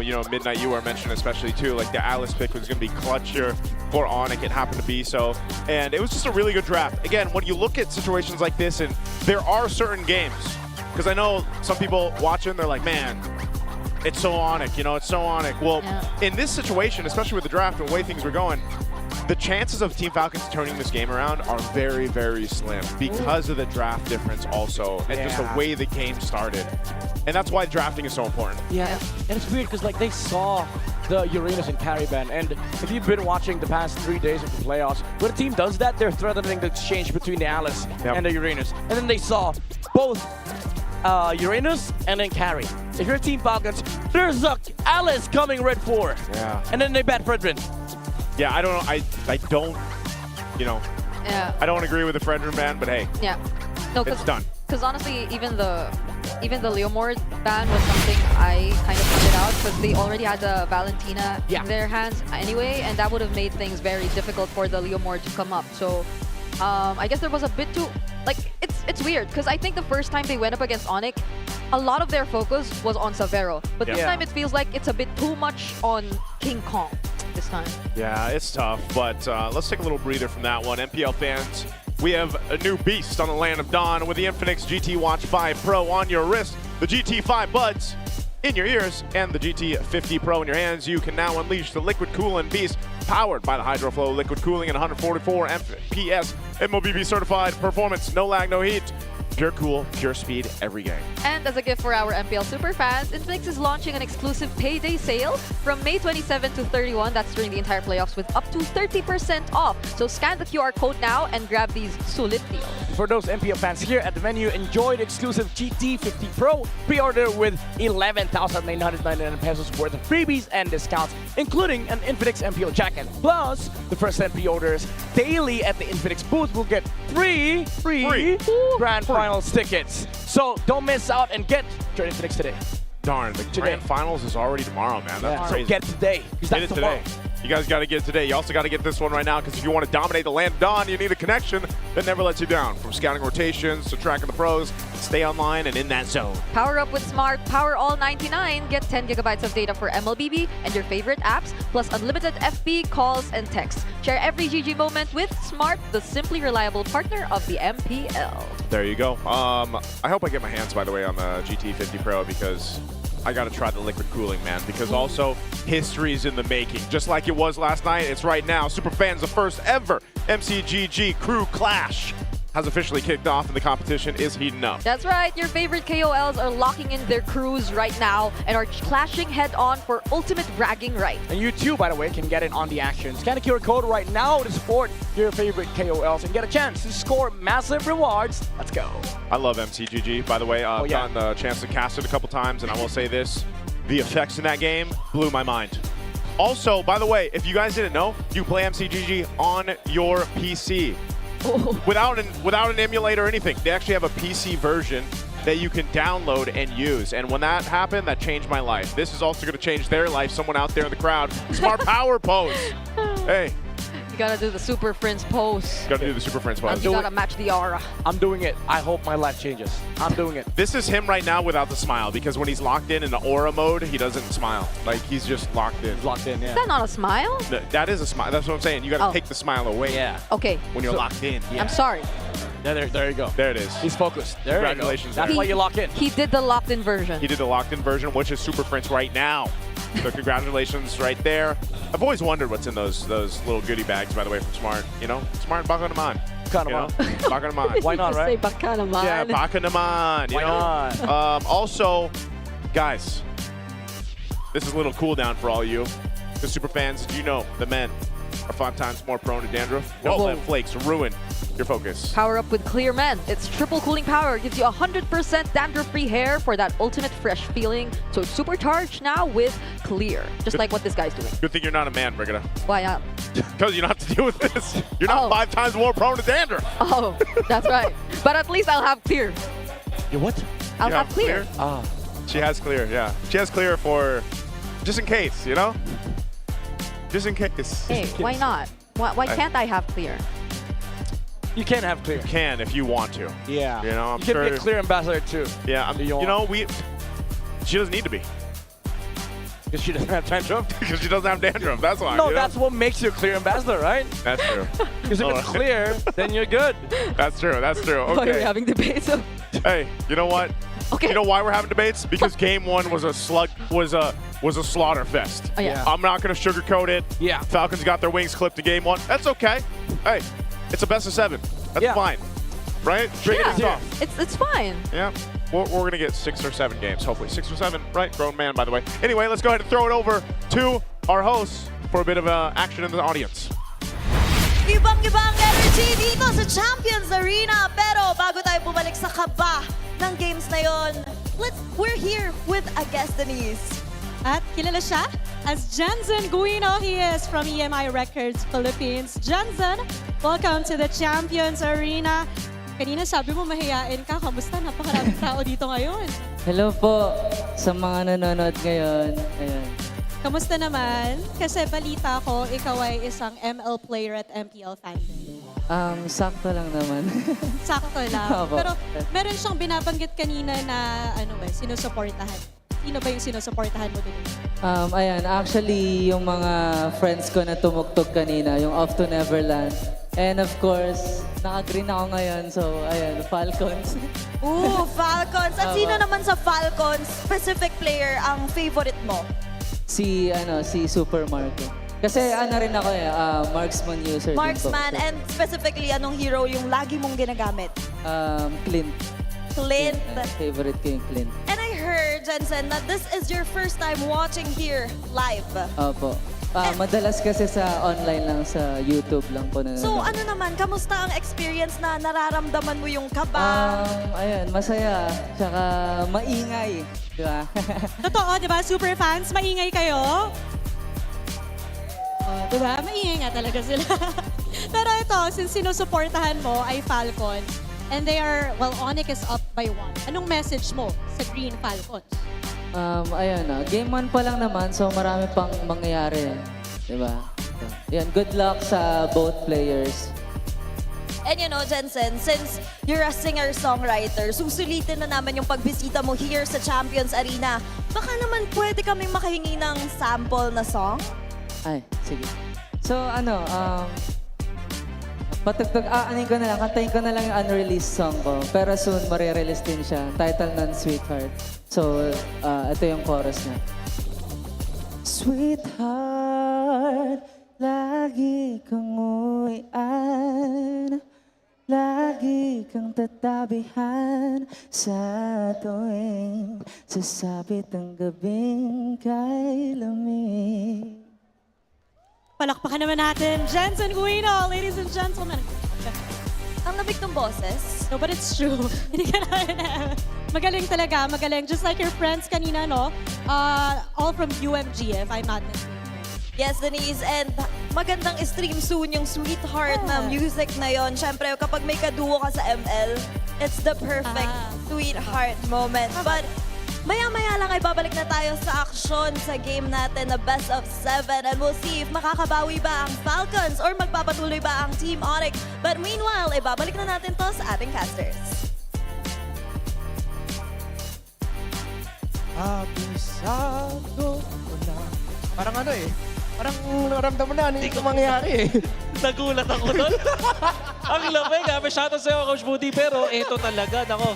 Nagtataka kami doon sa panel bakit hindi napili ang Moscow. I like what the term that you used earlier, that Moscow allergy. And I think that most of the fans of Falcons are quite expecting this hero to be picked up in the last minute. Parang lahat ng signals nandun eh. And yung best Moscow player natin dito sa Pilipinas for a long time, hindi nakahawakan yung Moscow. What I think? Well, I mean, you could see though what Falcons were thinking about with the R-Lot, with the Harith. Pero yung ngayon sinasabi namin, mas mahirap siya i-pull off. It's so much more demanding to make work. So let's see some clips that would maybe help supplement that, or at the same time get a good feel as to how ONIC Philippines took care of that really quickly. So tinignan natin dito yung bandang 9-minute sentences. Although lamang naman yung ONIC Philippines at this point. Pero papakitaan nila tayo ng symphony of skills as Coach Kenji would say. Ayun no, napakagandang initiation coming out from Kirk, but the backup was even better. Kaso nga lang yung mga ganitong play, hindi ito yung parang pwede natin sabihin na talagang matindi. Kasi parang ginalingan lang ng ONIC Philippines, but this one, somebody is stepping up once again. We talked about how the Golden Real needs to be won by Falcons, but this time, yung mga initiation na naman, at syempre, yung blazing duet that eventually will come from Savero, yung timing talaga nitong ating import mula sa Indonesia, really impeccable at all times. There's really not much to explain on that, pero yung fact na stagger nila yung kanilang mga team fighting tools that allowed them to actually win against Team Falcon. Yeah, and say what you will about drafts, at the end of the day, if the opposing team just look like they're performing better than you, they're executing better, and especially with how ONIC Philippines played that game #1, there's only so much that you can say about going back and calling back to, oh, I wish they picked this, I wish they banned this instead. We have to acknowledge ONIC Philippines just look really great today. Yeah. At Renmar, you mentioned to me earlier, off-cam mo naman ito nasabi, na yung lineup dito ng Team Falcons in the game #1 was time composition, or they want to go for the burst, against the time composition. At ang ginawa ng Team ONIC Philippines, they staggered yung kanilang mga team fights. So parang imagine mo siya na parang imbes na bayaran nila ng buo yung kalaban nila, yung kanilang utang, installment nila. That allowed them actually to have even more tools as the team fight progressed. So yun yung naging advantage din ng ONIC Philippines. I think for Falcons now, in this as we head into the draft. Oh wait, before we talk about Falcons, let's talk about these stats on screen right now. For King Kong, 1,067 GPM, the highest GPM in a game in MPL PH playoffs history was in the Season 14 upper bracket finals. Of course, also against then Falcons AP Brent. Game #4. It was the Suyo. It was during the time right before Suyo got before the little bit of changes to balance him out. This is when he still had the magic defense with his immortal form. Oo, yung talagang masasabi nating OP na Suyo. Pag nahawakan ni King Kong, talagang nakakatakot. But at the same time, hindi pa ito yung updated na mapa. But of course, parang pwede nating expect na itatanggalin to ng Team Falcons away from them. That's probably why the priority on the Suyo was there for Team Falcons, despite them being a primarily Guinevere type of team. Yeah. We have seen, though, earlier in the season as well, some great performances from Kyle on this Suyo. So it just makes a lot of sense. The Harley got through, though, in the end. And, well, Super Friends, of course, the MVP from game #1, just had a terrific game. Welcome back to the draft. This time we're, as we mentioned, going to Broken Walls, game #2. I wouldn't be surprised if ONIC Philippines do end up in the blue side here. Yep, there they are. Okay, so blue side. Ang mga priorities is going to be the Marcel still. Don't want to give it to team of Falcons. I wonder if Falcons are concerned about the Paquito once again, if they will plan it out. Yeah. Baka magsugal sila in a way na ibigay muna nila, i-open nila yung Paquito kasi meron din naman chance na hindi ito priority ng Team ONIC. Yeah. We did see some draft patterns from yesterday, though. I think it was from the second series more of between Omega and Falcons. Wherein, and this is what we were talking about before the start of the day, with the Phobius banned out by blue side, Falcons banning out the Fray, of course, rightfully so. There's a chance of the Paquito showing up as the first pick on the blue. So that's still the possibility. ONIC, that might be where they're headed towards because they themselves banned out the Jushin as the first pick. Yeah, that's right. So, ang ina-expect din natin dito is the Harley, but it wasn't. It was even last pick to the previous game. So baka pwede nating makita dito sa dating game na ulit deprioritized yung hero na yon. I can't seem to remember. There was the Paquito. It should be the Paquito. The last one, but we'll see if Falcons will open it up. So far, it's the Fanny. If I've seen that correctly, yes, it is the Fanny. Yep. Okay, so last ban, expecting natin is Pakito, but many things can happen. It's the playoffs. It's a best of 7 nga pala. So, Yeah, let's may chance see. na mag-open pa yung mga teams natin. Yeah, that's true. With the longer series, you have a chance to usually open things that you don't usually open. So yeah, they'd rather ban on the box show. Rightfully so. I think it's a well-warranted respect ban towards King Kong and ONIC Philippines as a whole team to take it out. And as expected, Oh, that's we were the talking about Paquito. it. There's the Paquito. Falcons though, let's see if they'll go for a faster roam. They'll get the Claude most likely. Yep, and maybe the Kalea as well. Yep, Claude Kalea. So still no Moscow for Falcons, pero tingin ko yung mga first pick na Claude, understandable. I think I can, you can pass. All right. So Falcons, ONIC, without the back shot, they can move back dun sa kanilang mga priorities earlier, pero wala kasing Jushin ngayon na available, so they might just go for a Gord or a Valentina. And what if i-prioritize din nila yung Atlas na ngayon ay pinangsasagot sa Kalea? So what if this is like Gord Atlas or Eve Atlas as the secondary picks wala sa ONIC? I'm a little bit more towards the Gord here. And yes, the first time we saw Atlas this season was it was used by TNC. I think if I'm not mistaken, that was their match against Aurora in week 4, week 5. That was their response towards the Kalea. The Kalea has a hard time. But ONIC, they're giving themselves some time. Roman mid later. They want to see what Haji will end up with first. Now they pick up the Harith and the Lemon. Oh wait, no, yeah, I get why it's tough for them to pick up the Harith. The Atlas already is because the Valentina is still open. Tama. Which is now going to be picked up by Falcons. There we go, yeah. So, it's still the combo, Kalea and the Valentina, but this time it's going to be the Claude. Pero mukhang mababan na sa kanila yung Suyu. I highly doubt that ONIC Philippines will let that through. And that's Atlas na sila ang magbaban. That's the Falcons, I mean. Yeah. That's kind of interesting to me. I thought that because now that they have the Valentina, they don't have to worry much about the Atlas. So. Okay. Siguro kasi nire-respeto nila yung idea na Brusco pa rin to. Yeah. And it is difficult to get mid-control and mid-priority if you're a Valentina going up against an Atlas. I understand. Right. And I guess sa mga ganitong moments, ang ibaban is the Guinevere, probably from ONIC. Maybe the Suyo eventually. Yeah. Atlas and probably Hylos para sa Falcons na ban? Yeah. That opens up most likely, I think they're going to end up with the Khalid. Usually teams who want to pick up the Khalid in the second phase, they want to take out the Guinevere.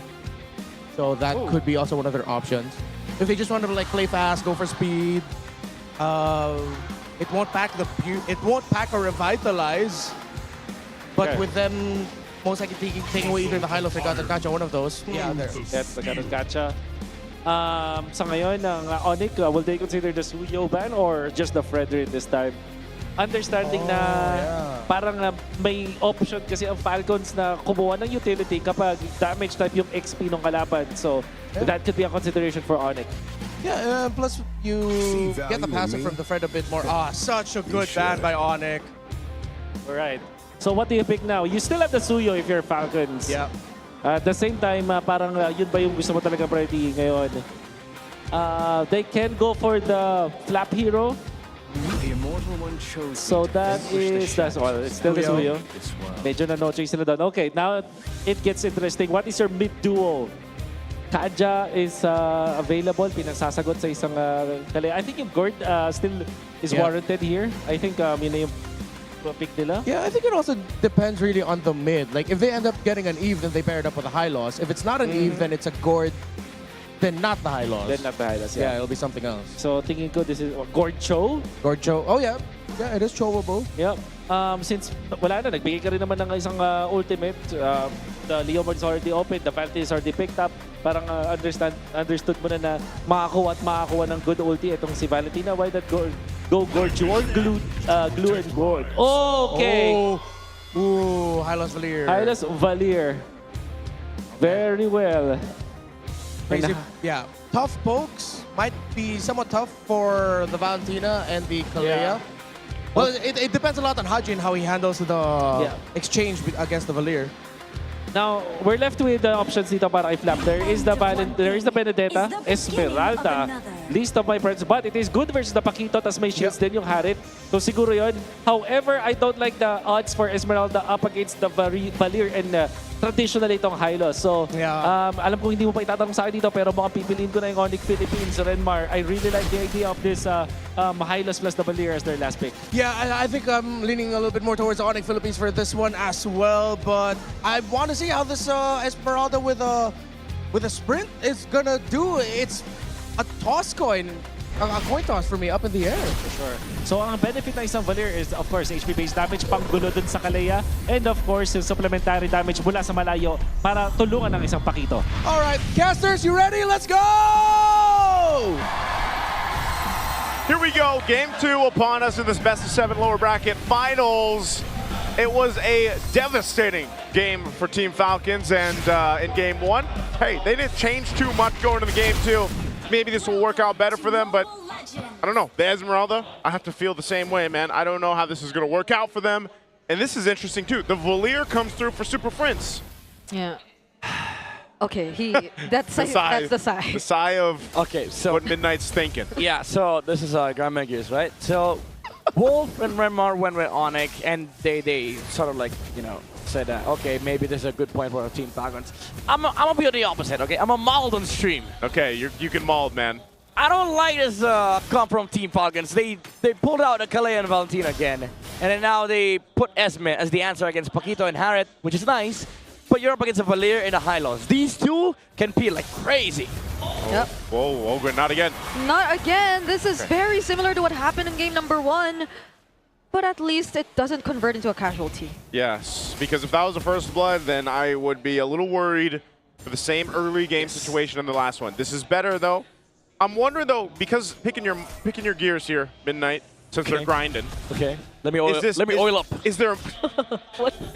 Not too much. Is there a way that this could work, though, for Team Falcons, even though it hasn't changed too much? There is, but this Suyo has to overperform to the point where he can slow the game down and Super Marco gets F-bomb, that this Valir and Hylos becomes a non-problem. But my biggest worry is that even in fights, like let's say you have a lot of items for Team Falcons, the heroes on the side of ONIC have a lot of utilities. They don't even have to deal damage. They just have to control heroes and then let the Leomord and then Harit take over the team fights. Yeah, and I think something we saw previously too, the way that Kirk can just choose to not be as active when it comes to the team fights first and just constantly keep the pressure along the sides.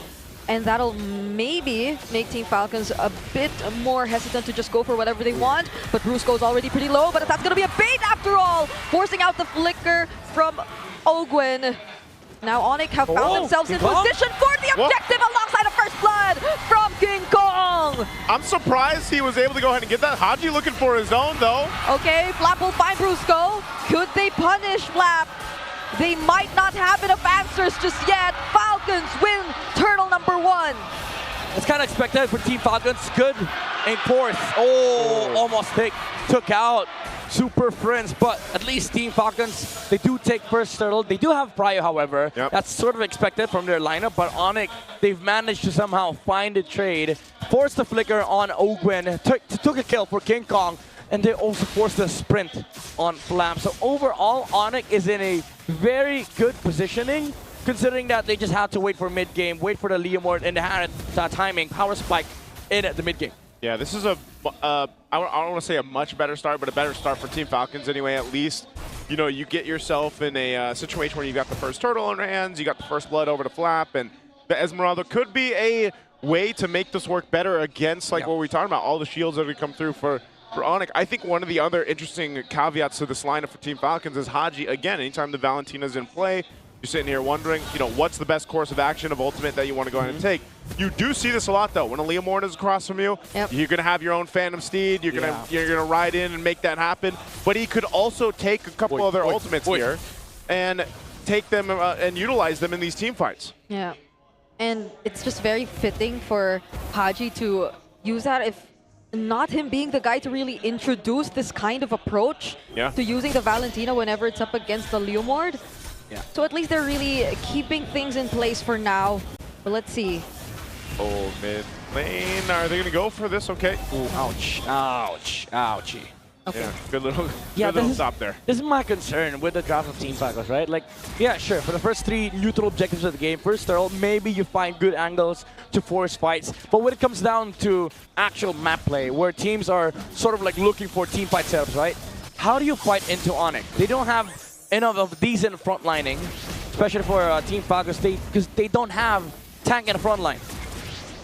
They need that tank in the front line, man. It's just an Esmeralda, Yes. right? And then the Esme gets countered by the Valier and the Hylos. Yeah. Okay. Let's see what angles they play around with this time. Brusco gets poked down to half HP. And that's all the time they needed just to secure the objective. Now he gets brought back in with the Tsunami Slam. ONIC still want to go for the fight. Third fight is going in as well. With the Blazing Duet coming in from Super Marco. Might just be enough. They sort of cut off whatever ONIC wanted to do. And Slap finds more. Haji picks up the kill on Brusco. And even under the turret, Falcons are going to go in.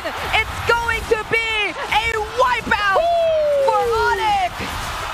I think they felt how Game 1 felt for Team Falcons, and they come in making it work. I don't know, Midnight, that looked like kind of a tank in the front line to me. Yeah, I mean, so here's the thing. Team Falcons, the answer is not tank in the front line, but 5 people in the front line. We 5 dudes. We don't play front to back, bro. We play back to back. Back to back. And they got a dancer in the front leading them, man, basically. Yeah. Like this is not what you expect this early on, where it's a team wipeout for ONIC. Yeah, they thought they could play it slow with the Zaman Force. They had it just focusing on the Esmeralda, but then they were surprised they were caught off guard because Supermarket just flickered in with a Blazing Duet. Yeah, I'm sort of starting to see a bit of a similarity in terms of what problems Falcons had with the Alice earlier on, but now with the Esmeralda, especially now that we've arrived at this point where they're 3K up and Flaps 302. Yep. So they're in a very identical spot as to what they've been through in game number 1. Oh, okay. This is the other thing, though, too. Flap is just so tanky, but Yeah, look at that. even at some point, the itemization that ONIC can get here on this type of composition, is it going to be enough to deal with Flap feeling unkillable right now? Well, it does come down to that point. Whoa. What? Okay, 2 people get stunned with the Falling Star Moon, but Kai will not commit the fight.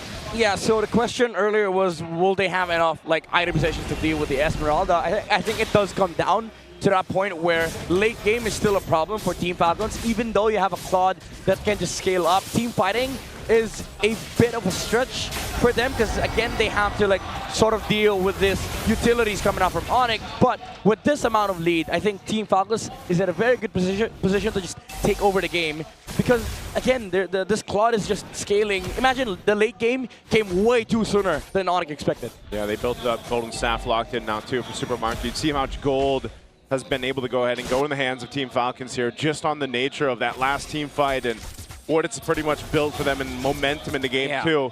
So that's the thing. If they don't want to lose this and then give a chance to ONIC to kind of scale up in the late game, they've got to go ahead and cap it out while they have this lead. Yeah. And I think Ogun can afford to just really be more proactive right now with the use of the Kalea, since they pretty much have much better map control now. They even got a turret just now, potentially even 2 more, because ONIC are just trading out this tier 1 down bottom. So this will help them a lot, really push the limits of what their lineup is capable of doing. Yeah, because the thing is they... Oh, wait. Oh, going for Flap. Oh, if this is going to be a shutdown, I don't know anymore. King Kong, of all people, gets that kill. Yeah. But it's fine though, they took the top tower. Team Falcons, again, they're playing the map. This is the point of the game where if you're Team Falcons, they're in a very luxurious position where they can just look to take trades. Because again, the idea for their lineup is just to let Super Marco scale up to the point where even if ONIC forces a team fight, even if they do have the kits to deal with the Esmeralda, this Claude is just too damn big to deal with. Yeah, the Claude's going to be an issue, but I would say in ONIC's situation, if they're able to go ahead and get some of these pickoffs like that, kind of solo someone out, then that is the small steps for them. Ogun probably conceal. Kirk's going to spawn it out, though, so Kirk is fine. Kirk can also play the long game. You know, he can go ahead and continue to put pressure on the sides of the map. They are doing that. Like, they're putting pressure where they can. Eventually, though, I feel like Team Falcons will just put them in this situation where it's like, you have to fight us, you know? And ONIC at this point is just waiting for that time to build up here. This Lord first being up, I don't know if this is one that they want to throw themselves at, because if they do have a devastating team fight again and get potentially wiped out, they could just be clearly a game for Team Falcons. Yeah, I think if you're ONIC, you just have to just wait for the scale, wait for the utilities to be online on your side. I mean, they do have the utilities, but the problem is they don't have damage. Yeah, you can't go for that one. Yeah. Better to let the First Lord go. Good push up top, though, from Kirk. This is what we were expecting him to do, but mid lane. Falcons actually want to fight still after that objective. Flap doesn't land the Falling Star Moon onto anyone, but it will be enough to get that tier 1 in mid. Kirk. That's probably all they wanted. Kirk, though, he gets found out. Kyle and Haji force out the flicker. Dude, did you see that knockout strike? Yeah. To dodge the blade surge from Kyle. Who does that? Yeah. Like, you would think Paquito would just use second skill, but the problem was he didn't have the second skill at that moment, so he had to improvise just to escape the clutches of the Suyo. But then, again, ONIC, you saw the amount of utility they had earlier. They're able to deal with the composition of Team Falcons, but now they have to defend Lord. This is a crucial Lord to defend. If ONIC can buy time, then maybe they get a better chance of fighting the next team fight against Team Falcons. Yeah. You know, I see this 5,000 gold lead, which is the majority of that is in the jungle right now for Team Falcons. So ONIC across the board here isn't too far behind when it comes to lane, and that's why that threat, that potential threat of ONIC turning things around is still there. That's why I'm saying Team Falcons doesn't want to let this go on too long. Yep. They will take out the tier 2 turrets. They still have this First Lord jumping into the base here. They want to defend. Okay, Glorious Pathway already laid down. The Lord gets taken care of by ONIC. Falcons are not forcing a fight just yet. This searing torrent from Super Prince is annoying for Team Falcons. Like, how do you actually go in? Somebody has to suicide, and even with the stolen Glorious Pathway for Haji, it still feels a bit awkward. So I feel like the biggest spike for Team Falcons, for them to actually take a team fight convincingly, is the winner crown from Super Marco. Well, keep an eye on Ogren. 20 seconds for the flicker here. They're going to go ahead and assault the base anyway. Oh, a slightly off angle. OG, Glorious Pathway. Yeah, it's just keeping them on their toes. Yeah. You know? Nonetheless, it's still, it's the lead for Team Falcons. They get some of the shields down to work with. They're clearly stronger in the team fight. Yeah. You're looking at the itemization here too. Severo, I'd say he's ready to fight. I mean, on the Harith, this is probably the best that he can do. Look, Super Michael, he knows this as well. Like, the way to end this game is a winner crown. He's not even going for the prolific gun. They know that they have to force a team fight in the next, 3 minutes of this game. They cannot afford ONIC to buy time because, again, even if they don't have the infinite scaling composition, even if they don't have the same amount of damage that Team Falcons has, what they do have is insane amount of utility. Yeah, that's the thing working against them. There's the winner crown.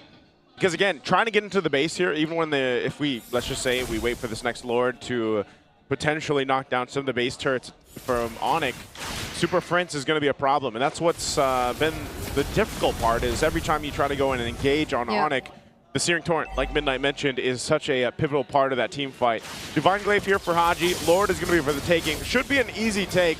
ONIC's probably just going to let this go once again. Kirk will go push up top. Conceal was used from Mogwin. No.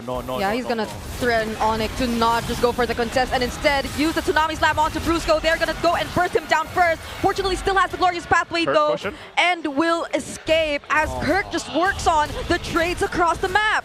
Okay, they're playing the split game. They lose their Revitalize for it. They might lose the Paquito as well. Kirk, you got to run. Maybe this is just a sacrifice. Yeah, they don't care. They don't care. And he saw this coming. Look at bot side.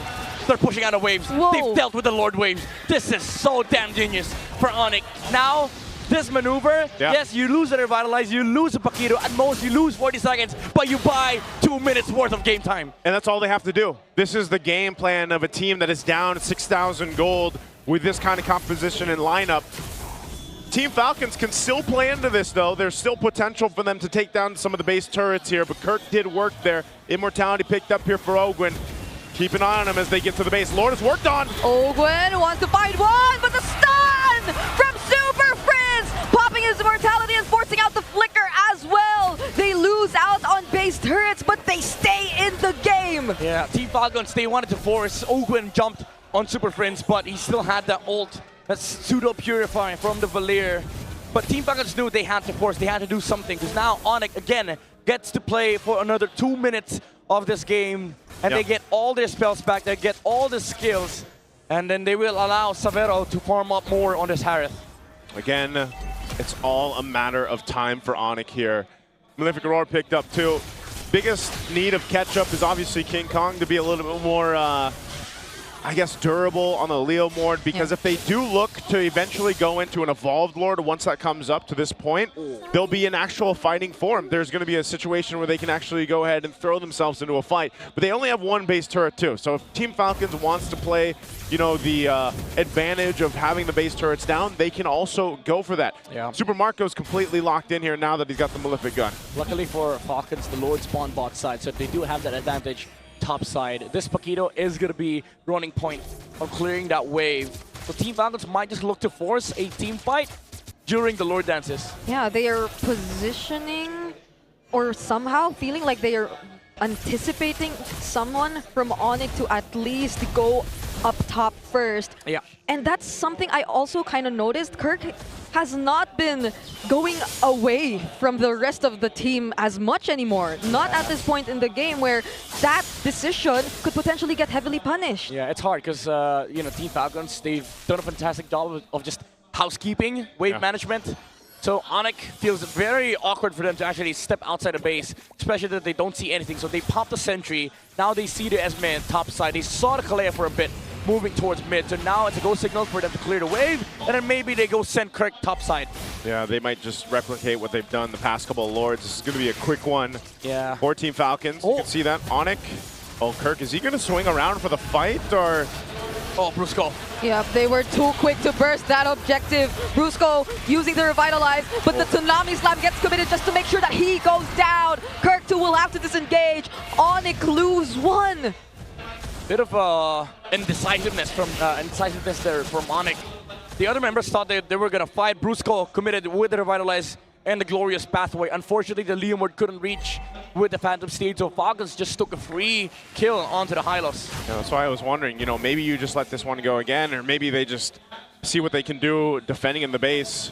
They're going to have to deal with this last base turret being pushed down here. Team Falcons looking to cap it out. Oh, great force on the flicker for Super Prince. Even popping the ultimate as well. So a lot of resources were already burned by the Super Fam. Severo doesn't have to use the Zaman Force just yet, but Falcons are already in the base. They don't want to fight. They just want to equalize the series. Super counter for Team Falcons.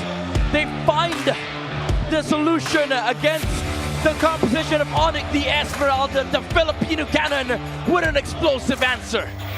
A great answer in a game that Team Falcons needed here. Again, you know, coming through into the series, you're expecting this back and forth, and this isn't what we get now 2 games in. Team Falcons brought a composition, didn't change things too much. The Esmeralda, we questioned if this would be able to work through it. Well, the answer is yes. Flap was able to have a great performance from the start, making this Esmeralda be an obstacle that ONIC couldn't get past. He was part of that front line. Haji too. Great usage from the Phantom Steed there. Super Mars, by the way, cheering on for Super Marco, man. And Marco, what a hell of a game. That's Super Mars. Cheer for Super Marco. Super Mars. And yeah, I did feel like ONIC were definitely played to, or forced to play the more passive game, despite this lineup possibly being used both ways. Okay.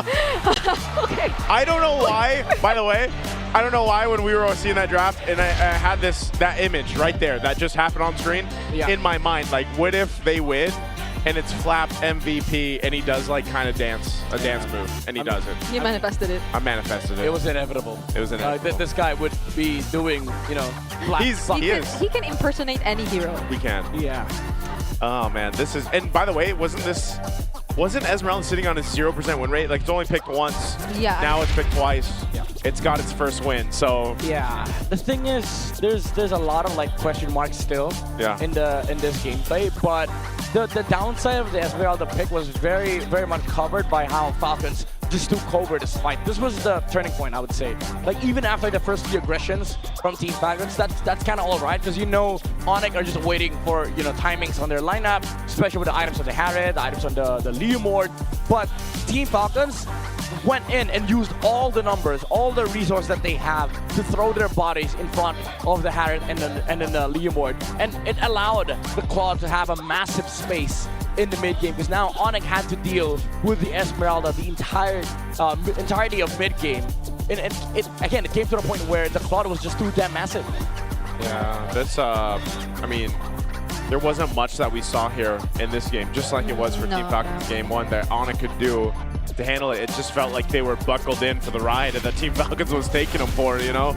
And it'll paint an interesting picture as we go through the next game draft even, because there's just a couple things like when you look at this is, you know, where did it falter for ONIC? Was it the decision to go ahead and, you know, bring out this Valier? Was it not successful enough? Or was it just the start that Team Falcons had? That's why a lot of times when we're also talking about, you know, the early game, the early objectives being the first turtle, sometimes, hate to say it, but that first turtle is so crucial for certain compositions to scale out of control or not. Yeah, more so for ONIC because we're so used to seeing them really play the consistent post-objective fights, but you could expect the same from Team Falcons. Now that they've been able to win out on that first objective, they completely denied ONIC of what they were supposed to do.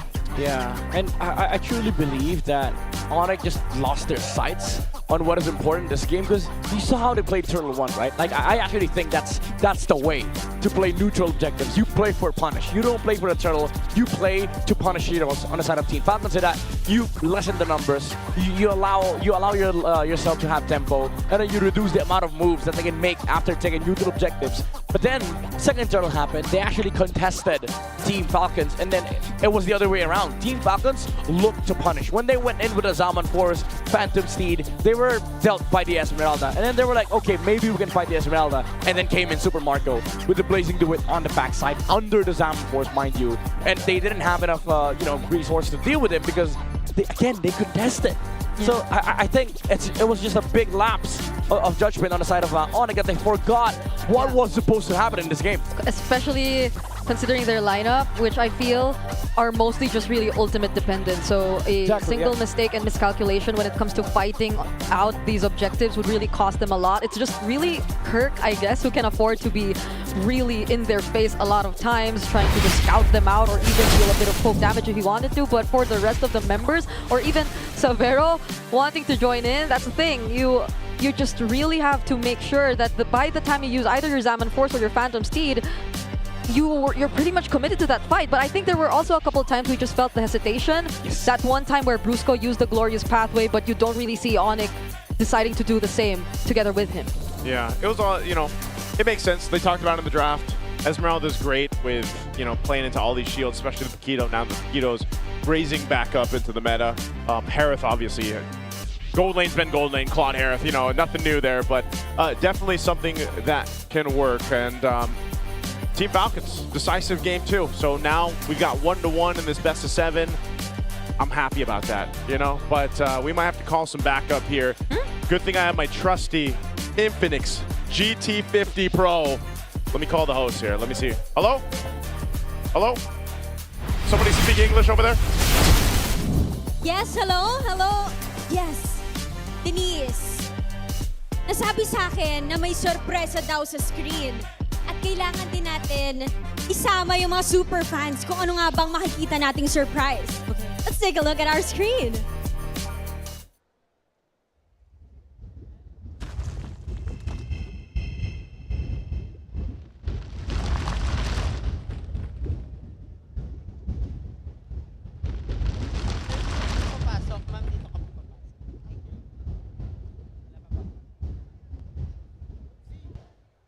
Wow, it's the GT50 Pro.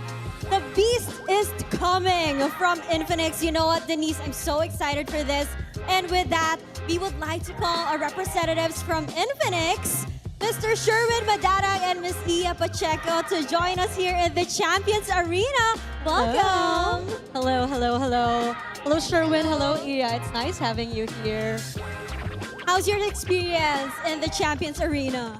We can really feel the heat. Parang kailangan ng something na pampalamig. Ayun, parang dala nyo na nga yung pampalamig, no? And I want to ask Miss Iya, we already know that Infinix has been a strong force in the gaming industry. And like what we have shown on the screen, what makes Infinix the true game changer? Not just for the pro scene, but for the casual gamers as well, specifically the GT50 Pro. Yes. Ever since we introduced the GT series, we've seen incredible support from our gamers and pro players that are here today. And that's what drives us to keep on innovating. And at Infinix, we ensure that every upgrade that we do really fits the gaming lifestyle of our users. Kaya naman we're very excited to officially launch and unleash the liquid cooling beast that is the GT50 Pro on June 10 here in the Philippines. And the biggest update and also the biggest feature of the phone is that it has an hydro-flow liquid cooling technology. Kaya naman it keeps the phone cool while you play, so you experience no lags, no overheating, and no frame drops. I'm so excited. Kaya pala lagi nating binabanggit that it has a liquid cooling effect. Perfect for esports players. Now, Miss Tia, you've talked about innovation, you've talked about expansion. Can we expect the Infinix GT series to expand further? And how good is that for the players? Yes, actually, the GT50 Pro is just the beginning because, yes, we are expanding our GT series to include wearables like the one you see here, the GT Watch 5 Pro. And if you pair it with the GT50 Pro, it acts like a secondary display so you can monitor your notifications and even your heart rate. It also has a long-lasting battery, so this is the perfect combo talaga for gamers. I'm sold. I'm sold. So advanced and it fits your lifestyle as well. Makita mo yung mga kailangan mo talagang makita like the heart rate monitoring, yung din nakita natin with our players. And Sir Sherwin, we want to know, how can our buyers get this Infinix GT50 Pro and the rest of the GT series? No, we really can't wait to unleash the liquid cooling beast. The new GT50 Pro will be launched this June 10, but we have an early exclusive deals for those who can't wait anymore. For online, you just have to visit the Infinix TikTok shop and get up to 30% off discounts during the MPL playoffs exclusive payday sale. For offline naman, you just have to visit any Infinix stores nationwide for you to enjoy all the gifts and promos discounts worth up to 11,999. Oh. And syempre, hindi naman natin pwede kalimutan, for all the MPL fans here in the arena, you just have to visit our Infinix booth outside for you to get the exclusive GT jacket. And we have a bonus because we're giving away for the first 10 customers who will pre-order only for today, we're giving you free MPL Grand Finals ticket. Oh my gosh! So sa mga gusto makakuha ng Grand Finals ticket, and not just that, sa mga gustong makakuha ng early discounts, visit na kayo sa ating MPL Festival. Alam mo, Denise, I would have to check that out later on. Yes. At sino bang may ayaw manood ng Grand Finals tomorrow? Thank you to Infinix. But I want to hear your thoughts, Sherwin. Because for the longest time, Infinix and MPL have been partners for so many seasons. So how does it feel that you guys are playing this major role of empowering our esports players? You know, it's been a beautiful journey for us in Infinix because through MPL, it allows us to continue our commitment to the gaming community because it allows us to empower our Filipino talents. We're able to give them a platform where they can grow, compete, and succeed. And I think that's one of the main objectives of Infinix as a brand is to develop high-performing gaming devices, just like the GT series, for us to give them the ultimate gaming experience. And I think it's very, it makes us happy that we see our local talents not only thrive here in the Philippines, but also locally. And we're happy and proud to be part of something as big as that. I'm happy to hear that. Thank you so much for supporting local gamers, Filipino gamers, at alam naman natin na nagtathrive tayo even worldwide. Thank you so much, Iya and Sherwin, for being with us today. And sana na-excite din ang ating mga super fans sa mga narinig nila. Palakpakan naman natin ang Infinix! And with that, ito-throw na muna natin sa ating panel. At pwede niyo ba kaming sabayan? When we say lakas ng Pinas, sabay-sabay nating sabihin na palag na to. Okay? Lakas ng Pinas! Palag na to!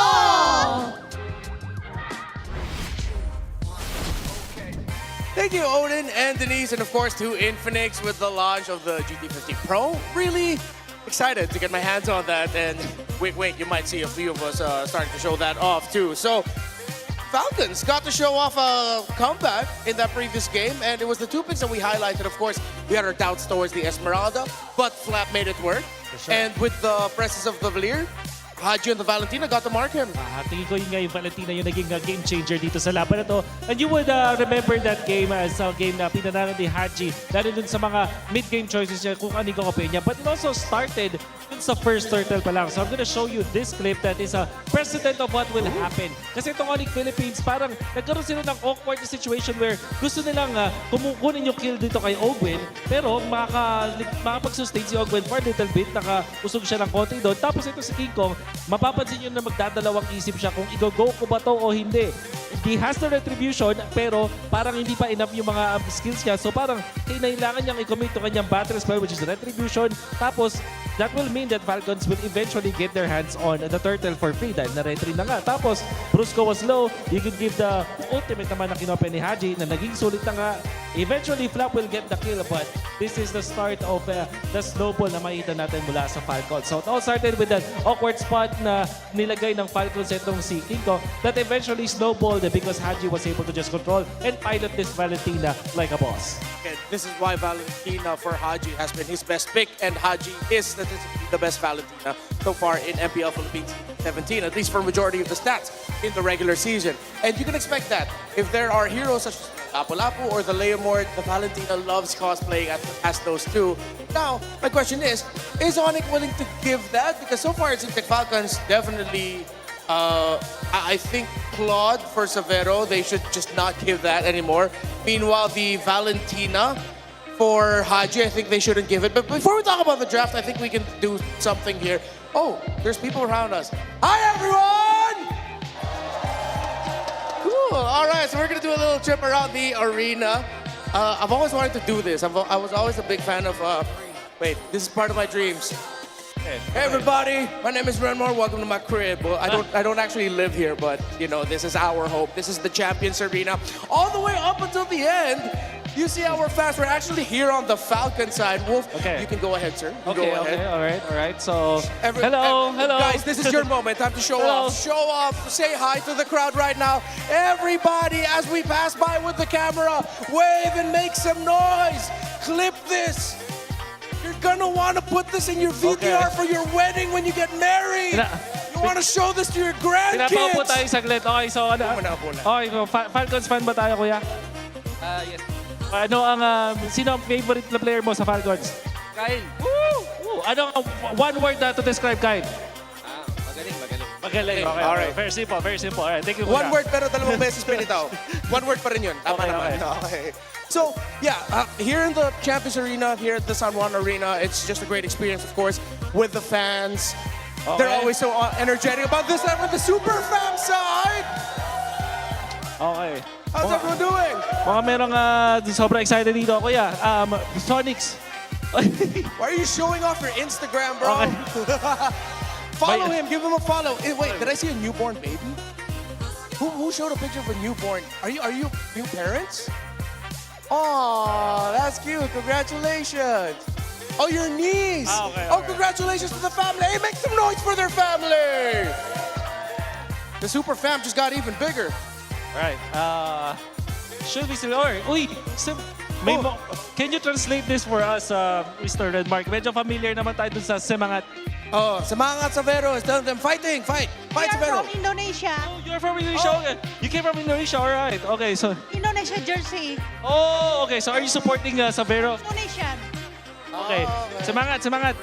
All right. Sige, apa kabar? Baik? Baik. Okay. Good. All right. So, of course, wait, I'm getting tired, man. I didn't expect to go around. I didn't get that much sleep, but don't worry. Right now, you're seeing the players on the screen, but we're still going around the arena. As we go around, Super Fam, make some noise! But I'm pretty sure the Falcons won't let up. Falcons Nest, make some noise! We loud here in MPL PH. Shoutouts to our Indonesian fans who actually flew here to the Philippines just to support their Indonesian representative. Of course, Severo is here. So, Terima kasih for coming here. Terima kasih, that is Care Salamat. Oh yeah. Thank you. Forgetting to thank you in French. Merci. Merci? Merci. beaucoup. Merci. Tama ba? Yeah, right? I think so. Dude, I'm gaslighting myself and thinking, nga. is it bonjour? Wait, no, that's hello. That's hello. All right, we're in the draft, and Okay. I sort of missed what maps we're in. Ay, That was a bit of a hike. Medyo hindi ko in-expect na mag-workout ngayong araw na to. Yeah, it's all right. Ano pala yun? I'm wearing... Shoutout kina Hans at Bri. Akala ko hindi siya nakakapagod. So nakakahingal pala. Yeah, it is. All right, folks, watch the countdown. 3, 2, 1. Drafting phase. Don't you ever wonder why we have a countdown for the drafting phase? Oh, no? Well, I guess because of the hype or why? That's true. Yeah. Well, we are hyped because this time, baka makakita na tayo ng hinahanap at inaasam-asam natin Moscow. But I think the same set of bands. Blue side naman yun ng Falcons. The hero that they prioritized before was the Kalea, actually. So, there is a big chance na ito yung unahin ng Falcons. Parang dinay nila away from ONIC. Yeah, and there might be a chance here where we'll see Falcons rectify maybe their pick on the Suyo. Maybe this time they'll go for the Gwyn, the Galea Gwyn combo we've been talking about. Atin na nga yung Kalea. So this is what? Jushin and Claude for ONIC. I think it has to be. Just lock it. Just lock it in. Yeah, you don't even need to like tease whether or not you're gonna pick the Claude. Siguro ang pwedeng alternative for that is Harley, priority for ONIC. But I doubt it. Tingin ko yung Claude yung safest. Kasi parang tinake away mo na siya sa Falcons. Tapos pwede mo pa matago yung jungle options mo because there's so many jungle options left. There's still the Suyo, Leomord, as well as the Harley. So, can also say? Okay, so yeah. So this should be Gwyn. Yeah, instead of the Suyo or Harley, just pick up the Gwyn already. Gwyn Harith.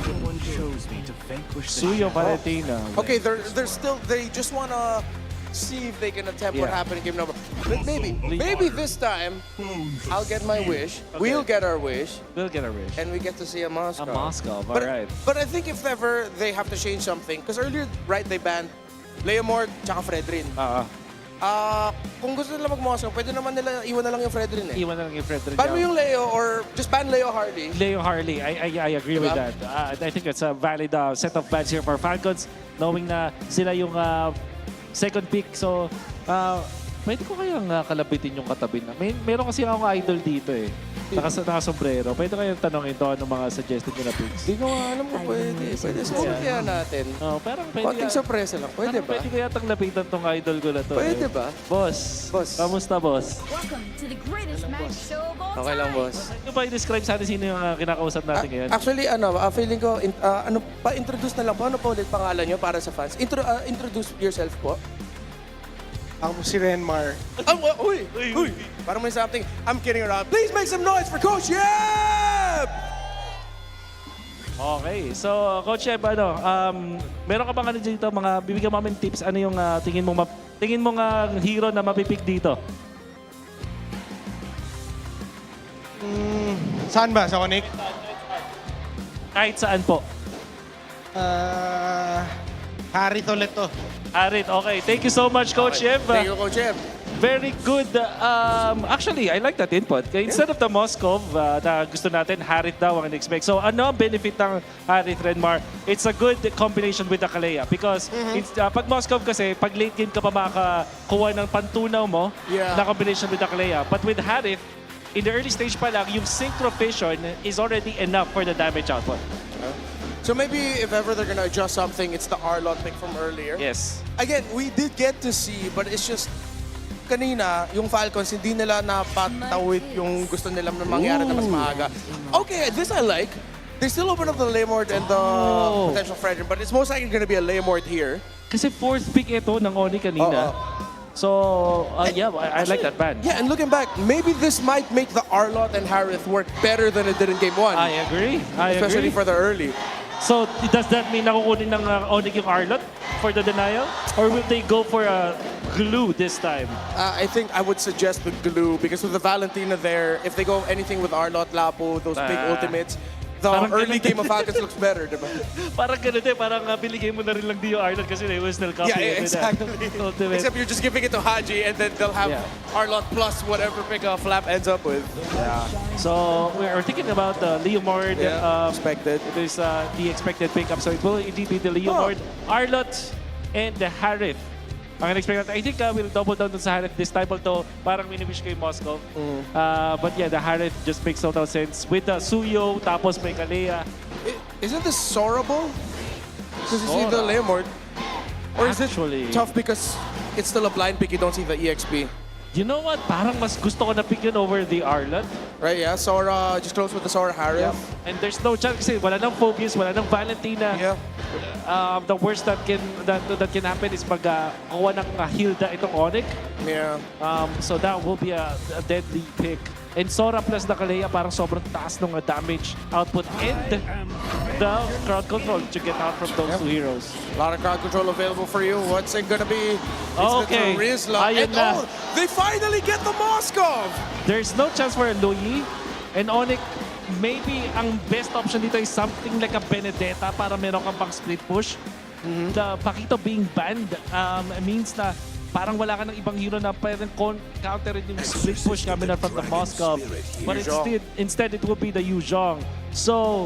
So far, I do like the adjustments mula sa Falcons. Tingin ko hindi naman to sobrang one-sided, but if I were to choose, Falcons have a more holistic draft in a way na meron silang late game, meron silang split push. Yes. Ang hirap nilang habulin sa mapa with the hero composition of ONIC, lalo na nag-decide ng ONIC na gumawa sa isang Yuzhong na pang 5-man. Yeah, numbers-wise though, lineup rating leans towards for ONIC. I'm a little bit more Falcons to this one, but I think we also have to look for the timing, the early game timing of the Black Dragon form once the Yuzhong hits level 4 and how well Kirk is going to be able to use it and what ultimate Haji is gonna take. All right, it's loading up, San Juan Arena. I want to hear you scream. Welcome back, our casters. Here we go, jumping into Game 3.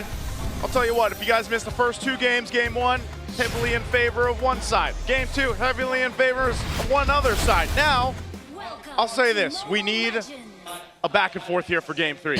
And I think the draft, I was a little worried.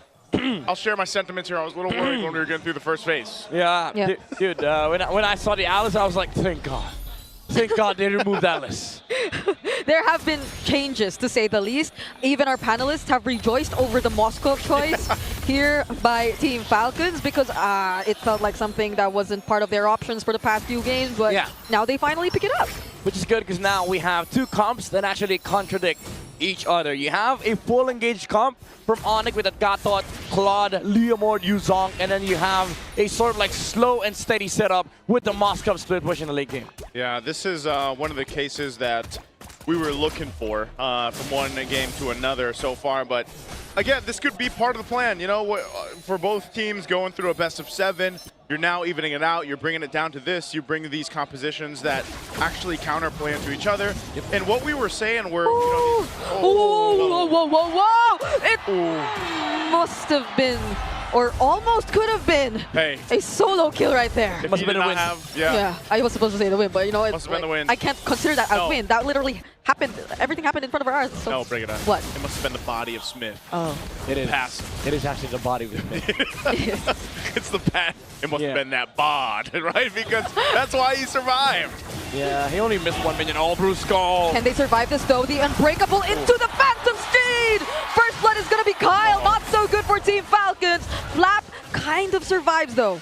Yeah, good rotations, however, from ONIC. They know how important this EXP lane is for the first turtle. Unfortunately for Team Falcons, they were caught red-handed, still taking the green camp, and then the Leomord was already level 4, so now they get EXP prio. Because of that, they get turtle prio as well, and this is the scary thing about ONIC's lineup. They can actually snowball, even with a Claude lineup, because guess what? Next turtle, the same problem is still going to exist. There's a Yuzhong, there's a Black Dragon in an objective fight. One thing you're going to want to take note of for Team Falcons on how they approach some of the early skirmishes, some of the team fights that break out. They obviously, I will say, it's much better that that happens and you have all this action before the first turtle. It can set the pace of a game, but now Team Falcons has to kind of respond to that. Yeah. How do they do that, right? Now that Kyle's level 4, Flap, he's probably going to be an integral part of this too. Again, the penalty zone is going to be massive. And at the same time, Haji. This Valentina after Valentina, what can he do with it? Yeah, but it's going to be a much slower pace for Falcons, though. Yeah. Flap is not on a similar kind of XP laner like the Esmeralda that we saw from him in game number 2. And the fact that Kirk has forced him to go home in their first meet, that's already a lot for ONIC. I actually, I like that you brought it up because I think this Trizla, even though as much as I like Trizla, like I call this guy the international placeholder because you don't really lose that late. Oh, wait, hold on, thought. Prince is gonna go in, so is King Kong. Super Marco could not get bulletproof in that one. Yeah, so this is my big concern with this Trizla, right? You don't really do anything in the early game. Wait, Super Prince, no Purify. The response from Falcons might just be another punish. They find 2 members instead of Falcons finding 1. Oh wait, Super Prince did go down though. Yeah, he had 1 HP. He was kind of bait, like he was the bait. He went back for it. I don't know if he needed to die there, but nonetheless, they come out on top of the trade. Yeah, and then if I can go back to Marco, let me go back to the analysis, Marco. So yeah, what does the Trizla give Team Falcons, right? It's the slow objectives, but because of how the composition works for both sides, ONIC can just go look for other place outside of the EXP lane, because again, they already have the EXP prior. There's basically a dub already on the EXP lane. Go find some moves on the other side of the map, which is going to allow ONIC to pressure the Moscow as well. And because of what we saw earlier, now this Claude is a scaling problem. Yep, 2-0 and 1 already. Corrosive Scythe locked in. Very strong start for a Claude in the hands of Severo when honestly, you wait for Claude to go ahead and scale up. Well, now you've got an early head start. This is going to be a turtle for the taking. Yeah, that's a Black Dragon form already. Petrify not used just yet, but it's already going to be enough. Oh, there you go. They finally do. The penalty zone won't be able to convert into much. King Kong secures the objective as they change targets and go for Ogwen instead. There is nowhere to run, and Haji barely escapes, but Kirk goes for the dive. Woo! ONIC, they're feeling it this one. I thought it was going to be closer, but it all fell apart again before the first hurdle. Yeah, Kirk got frustrated. I wanted to play Paquito last game, but then you picked it wrong on Marco. Oh my goodness, Severo actually made it to that fight. He got the gold. You know what? ONIC, they got frustrated, man. They're styling on Falcons. Yeah, after game 2, they were like, okay, Flop might have been able to dance around us on game number 2. Now what does the Trizla do? Yeah. With you on Trizla, there's no explosive movements coming out from Team Falcons. So ONIC, they can just move around the map, constantly look for pickoffs. Yep, they're going for this turret first. Ogwen can wait. And now that they've taken this turret, Ogwen is looking to fall next.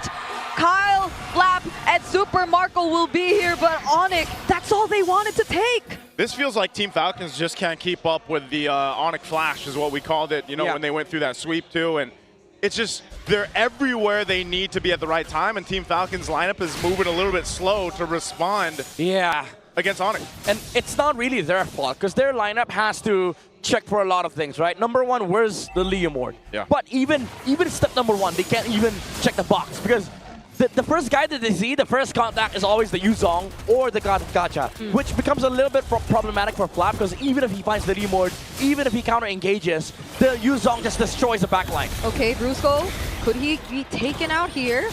Won't even use the AOG, he's just gonna stand in front of everyone from Falcons, and I agree, even that one moment where we saw Flap potentially might find an angle, they were just like waiting for him. Yeah. They were forcing him to use the penalty zone, but then he still goes down. And there's no follow-up, right? Because again, Kirk is just on the backside, dealing with the other damage dealers on the side of Team Falcons. Again, look at this, no first contact for Team Falcons. Who do you jump if you're Flap? Who do you use the penalty zone on? Yeah, this is one of the things though too. He just got the War Axe locked in. He's about 1,000 gold behind Kirk, and Kirk has had a hell of a game already so far throughout this Yuzhong. And even if he's not getting a bunch of kills, it's just the threat of the Dragon form, and they're doing this for the purple buff. So Team Falcons, that's a Tsunami Slam committed, but Ogwen nearly went down yet again. A stun from Kyle, but it forces out the purify from Severo, and Kirk! He finds the kill on Flap! Oh, even with the jump, even with the first engage, they cannot deal with his overwhelming frontline survivability of ONIC. Kirk though, okay. It's gonna be a trade. for Falcons, and they hold on to their tier 2 in mid. All right, both XP laners go down.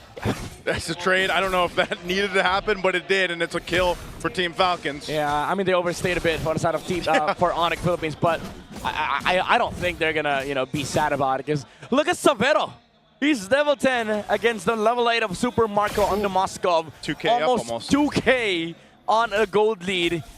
And nearing the Trinity as well on the Claude. This next Lord fight is gonna be a big challenge for Team Falcons. Yep, looks like Prince is going into that Sky Piercer as well for his next item. This is what we saw him do previously, you know.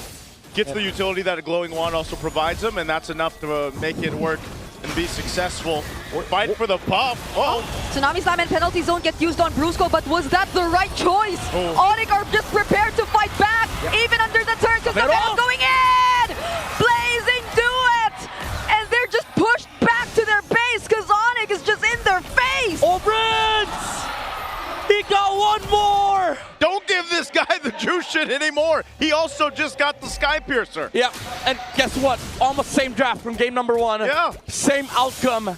And Kirk again, what a counter engage. It feels like there's no answer from Team Falcons. This Yuzong last pick is just destroying all reinforcements from Team Falcons. How do you follow up with the Tsunami Slam when there's a big black dragon destroying your back line? Hey man, you gotta watch out for those dragons from Kirk and anybody else. It's just so threatening to deal with, and now Lord is secured. Wow. Yeah, they barely got any turrets too. They just got one tier 1 up top, and that's about it. It's not even a lineup you could also really just convincingly get out of your base with this kind of lead that already exists between you and ONIC. I mean, they do have Super Marco, but it feels like you need Super Marco to get online. Oh, wait. Okay, Purify at least. They force out on Savero. They do get a Purify out, so Savero might want to keep things in control. Doesn't have a defensive item just yet, but they do have free reign to go ahead and knock down some of these base turrets of Team Falcons. They get it low enough. Lord's going to be walking in. Oh, not looking good for Flap. Uses the penalty zone to escape. But the Sky Piercer and the AOG just blocks off their exit once more. They get to dodge the Petrify from Kirk, but ONIC are in the base. They still have the Lord, and they don't want to mind anything else, anyone else. They see nothing but the base as they secure game number 3. Once again, ONIC showcases mastery, dominance in the House of the Dragon from the House of Kirk. Season 4. That's what we're going to. No, wait, sorry, that's Season 3. That was Season 3, yeah. Hey, we're going to Season 4. But man, I'll tell you what, that was as dominant as we saw in Game 1 for them. I thought it'd be a different result because of the draft, man, but no. It doesn't matter, they still come in through with the ONIC Flash. Yeah, we did get the Moskov, but I don't know about the Terizla. Again, it just opened up the game for Savero. He became too massive. Same story as in game number 1, and Kirk again on this Yuzong just completely dismantling the front lines, allowing the Claw to just free hit Savero as well. So active with the blazing duets, even sometimes diving the backline alongside the Yuzong, which gives a lot of space and a lot of playing room for the Super family. Yeah, I swear this last pick Yuzhong changed so much of what we expected to happen in this game. Yeah, this is, I like to see it too. So Vero's gonna be MVP here. Oh. He's got him. No, man, I've been loving Savero. I'm so glad he's here in the MPL Philippines. Yeah, dude. 5-0-9. This guy. While keeping the pace. He always does. That's what. So it's like a little thing that I just noticed with Savero. Like every time he gets MVP or every time he has this moment with the camera, it's like you see him smile and be really happy, but then he like goes back to serious. It's so, I don't know, it's just so warming to see. Yeah. I feel like he's really set into the super fam kind of environment and culture there. It's a good character, right? Like you get that outside of the game and inside the game. Yeah. Guess what? He plays the same way in game. He smiles. Okay, I'll join team fight, and I go back to farming. I go back to brushing wave. I go back to split pushing, and then I see a team fight again. Let me smile, blazing do it, and then I go back. He's a very chill guy. Because that's his default. That's his default pace. Yeah. I love it, man. All season long, I've noticed that, and I'm just like, man, that makes me so happy to see. It also just makes me happy to see him, perform like this, get to a point where he's like, because every single time a Claude is picked up, and the reason why Claude is so dominant throughout our picks and the draft is because Claude scales up really well. Well, hell, when you start early like this, it doesn't really matter. I mean, you're still going to scale up, but you just hit that timing way faster here. And also, I would say maybe my second MVP for this was actually Kirk. The Black Dragon form, the way that it started too against Flap that's so solid because, hey, I will say we saw Kirk make some mistakes yesterday. Today he's playing out of his mind in a very important match to get to the grand final. Yeah, and to be fair, even game 2, like he was playing okay. It's just that he was countered. This game, no counters whatsoever. Even though there's a Valentina on the other side, there could be 2 dragons this game, but it didn't matter because every time he used the Black Dragon form, there was always that threat of the AOG and the Blazing to win, which is, funnily enough, wouldn't work if you're not ONIC or if you don't have synergy, because the way that ONIC played this game is they go play front to back, and then the Yuzong dismantles the back line. You can just leave the Yuzong on the backside, right? And then just deal with the frontliners of Team Falcons. But what Brusco and Sabero keeps on doing is we don't have to worry about Kalea. He's useless. Yeah. Let's just kill the Moskov, the Suyos, the Valentina.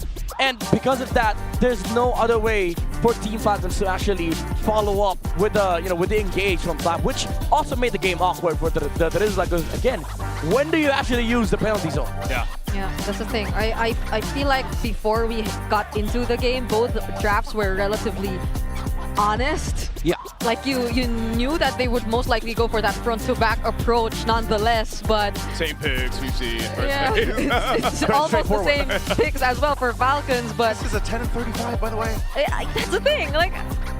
We barely, like, they just had, what, 1 Lord? Yeah, this is why I'm saying this is the ONIC Flash, man. Yeah. Season 14. Also Kirk. What is going on? And that's the last time they met too. Imagine that. Oh, in the playoffs. The playoffs, yeah. Damn. This is so, I mean, now it's weird because 3 games in a row we've had very one-sided games. Yeah. And this is so different also just from what we saw yesterday. One good note for Team Falcons, I guess, moving forward in the series, this Zushin Claude, a big no-no. Yeah, right? Especially the Jushin, I would say. Yeah. Yep. No, just... And maybe, wait, isn't that back-to-back-to-back games for Ogun on the Kalea? Or no? Yes. Yes. Thinking right? Yeah. The second one won, but the first and third did not. Yeah, but it's not because of the Kalea. It's because of the Esme. Yeah, the Esme and also Supermarket flickering in. Yeah. And it's always been the Kalea balance. Yeah. Yeah, I don't know why. Where's my Kalea Gwyn? Hello. After Haji played so many different mid-lane picks too, I'm so surprised that we're just getting Valentine. Dude, in regular season, we saw a lot of like Gwyn, Years of grinding, Kalea, and Farsa from Team Falcons. That's why I love them. Like they just knew how to build comps, right? And coming direct to playoff, they go play Kalea Guinevere, Kalea Valentina into nothing. Hey. To be fair, I think there was an attempt from Falcons to be just as creative in their opening match in the playoffs too. That's true, yeah. But that's the problem. Like whatever they've been trying hasn't been working as much, and they're not really sticking to what has worked towards them. Yeah. Midnight, I'm gonna give you this. This is sure. Thank you, sir. From Sip. Because Thank you. As soon as I hear dude, and I see I hear the gears grinding, you need that. It's purified water that's filtered through volcanic rocks for a crisp, clean taste. That quenches like no other. Quench that thirst. Take that sip, Midnight. Yes, please. There it is. Okay, do you need a fan? I'm good. Yeah, there you go. No, this is a manual fan. Because people are probably sharing the sentiments, and that's why comfort's important. Thank God for the for the players over there having the Max 5D. Yes, sir. On stage. That's clever engineering, keeping these teams locked in, no distractions, just pure performance. Brought to you by TT Racing Philippines. We have your back. These are, I always look at these are the Swifts, not the... Swift X Pro. Yeah, Swift X Pro. Make sure you guys get those as well. There's tons of pairs to choose from. Also, we're calling all the super fans. If you guys want to go ahead and connect with the most passionate community out there, most passionate out there, scan those QR codes. MPL Philippines official Facebook group, the Superfan channel, and the MLBB official Discord. That's all for you guys. Get your all-access pass to exclusive content, the latest news, and community discussions. You can lead the conversation and have a chance to be featured as our super fan of the month. Be part of the MPL Philippines family. Scan the QR code right now on your screens and join the conversation. See you there. See you there. You guys can talk about this Kalea Valentina situation. Say whatever you want. See you there.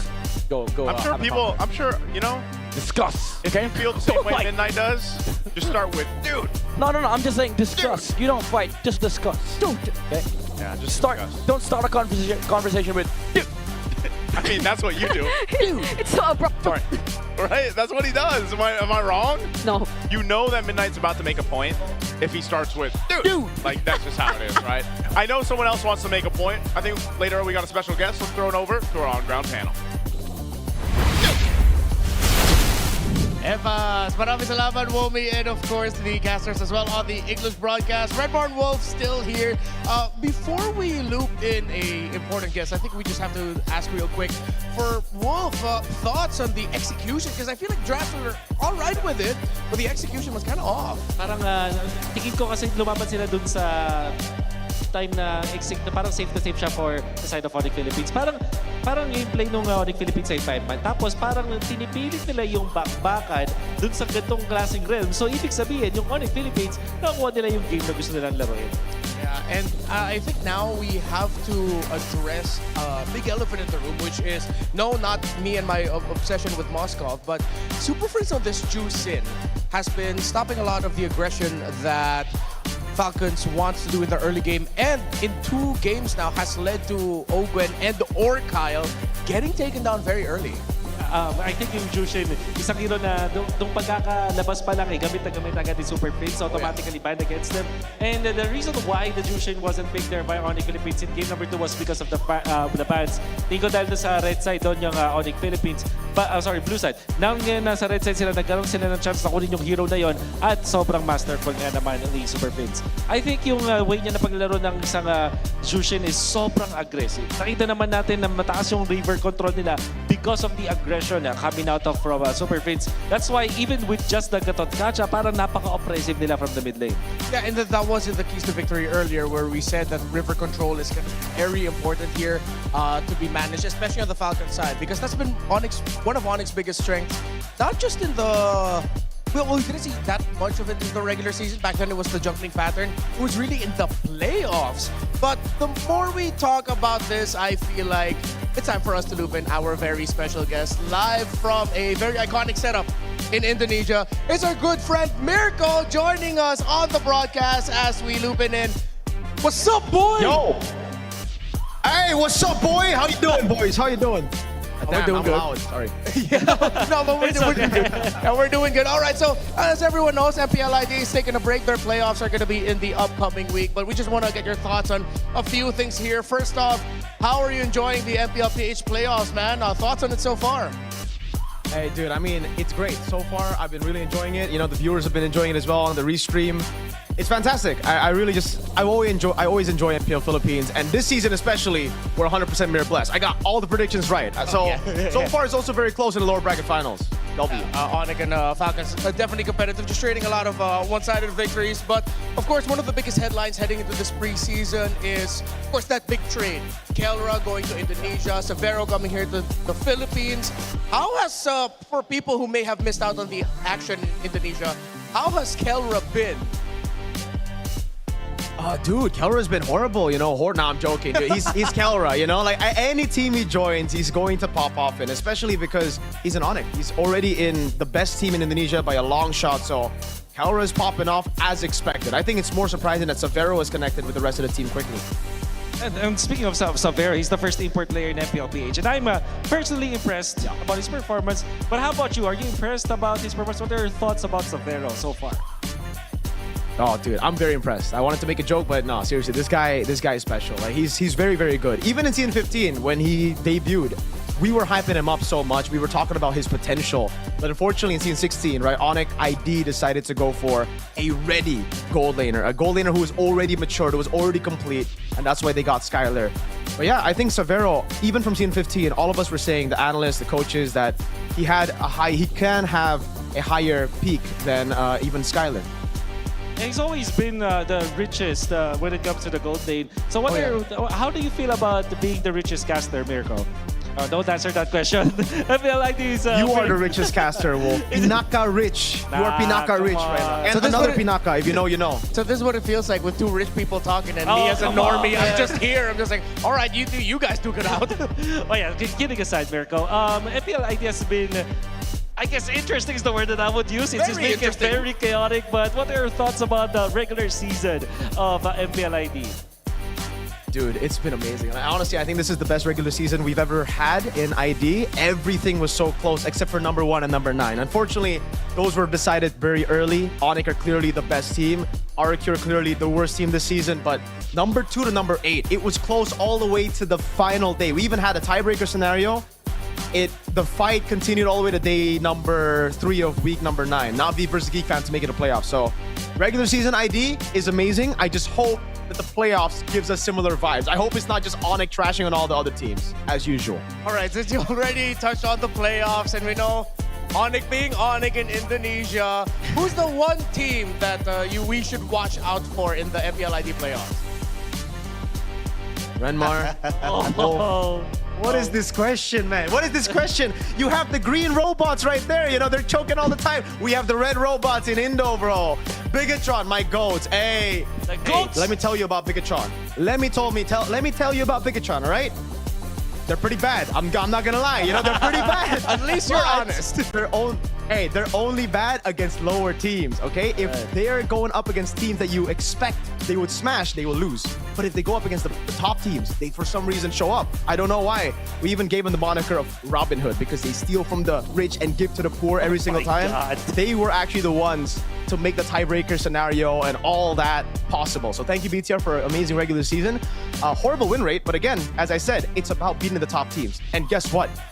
No other team is worse than Bigatron right now. So they're gonna win everything, Wolf, Renmar. Seems like it's gonna be a really tense time for the fans of Bigatron by Vitality. But hey, it's time for us to wrap this up just in a bit because the draft's about to start. So this is a two-part question real quick for the lower bracket finals. What's your mere bless? Since you said it's been a bless so far for your predictions. Okay, so far predictions have actually been 100%, so I'm gonna go with the same prediction as the video. Falcons 4-3. That's sad because I want ONIC, you know, I want Severo, I want King Kong to make it. But let's just leave it at that. I don't want to curse anybody. I love both teams. They're amazing. And MPL PH are already in grand final, so it's okay. All right, so let's see if that'll be a mere curse or bless. One last. Personally, who do you want to see move forward? Predictions aside, analysis aside, who do you want to see move forward and face off against Liquid and get that ticket to MSC and EWC? ONIC Philippines. I think I want to see that. After yesterday, like, dude, what the heck? Come on, yeah. I mean, the Sonics are amazing. That's one. And then to see them in the grand finals. Plus, Game 4. Was that not the best game of playoffs so far? And it was ONIC TL, so we got to get a rematch. Right. Well, thank you so much, Mirko. I know you have to get back to the watch party, but it's always great to have you here at MPL Philippines. Thank you. Say bye while waving and give us a big smile. See you, GOAT. There you go. My GOAT's Bigatron. They're gonna win everything. That's my GOAT, Mirko! Okay, thank you so much, Mirko. At syempre, ipapunta na tayo sa ika-4 na laro ng ating series na to. And he did say that it will be ONIC Philippines that he wants to see. And I don't doubt that because I think he's a Severo. He's from Indonesia. Severo's from Indonesia. True. It's easy to really correlate that. And I feel like itong ONIC Philippines, nagbago sila sa playoffs, Redmar. Hindi ito yung ONIC Philippines na nakita natin ng regular season. Yeah, well, what ONIC is showing here has been a lot of growth. Whatever the results of their scrims has been leading into the playoffs, I feel like this is what we're seeing. we put a lot of focus on their jungling pattern during the regular season. Here, it's just that surprised, unabashed aggression in the river.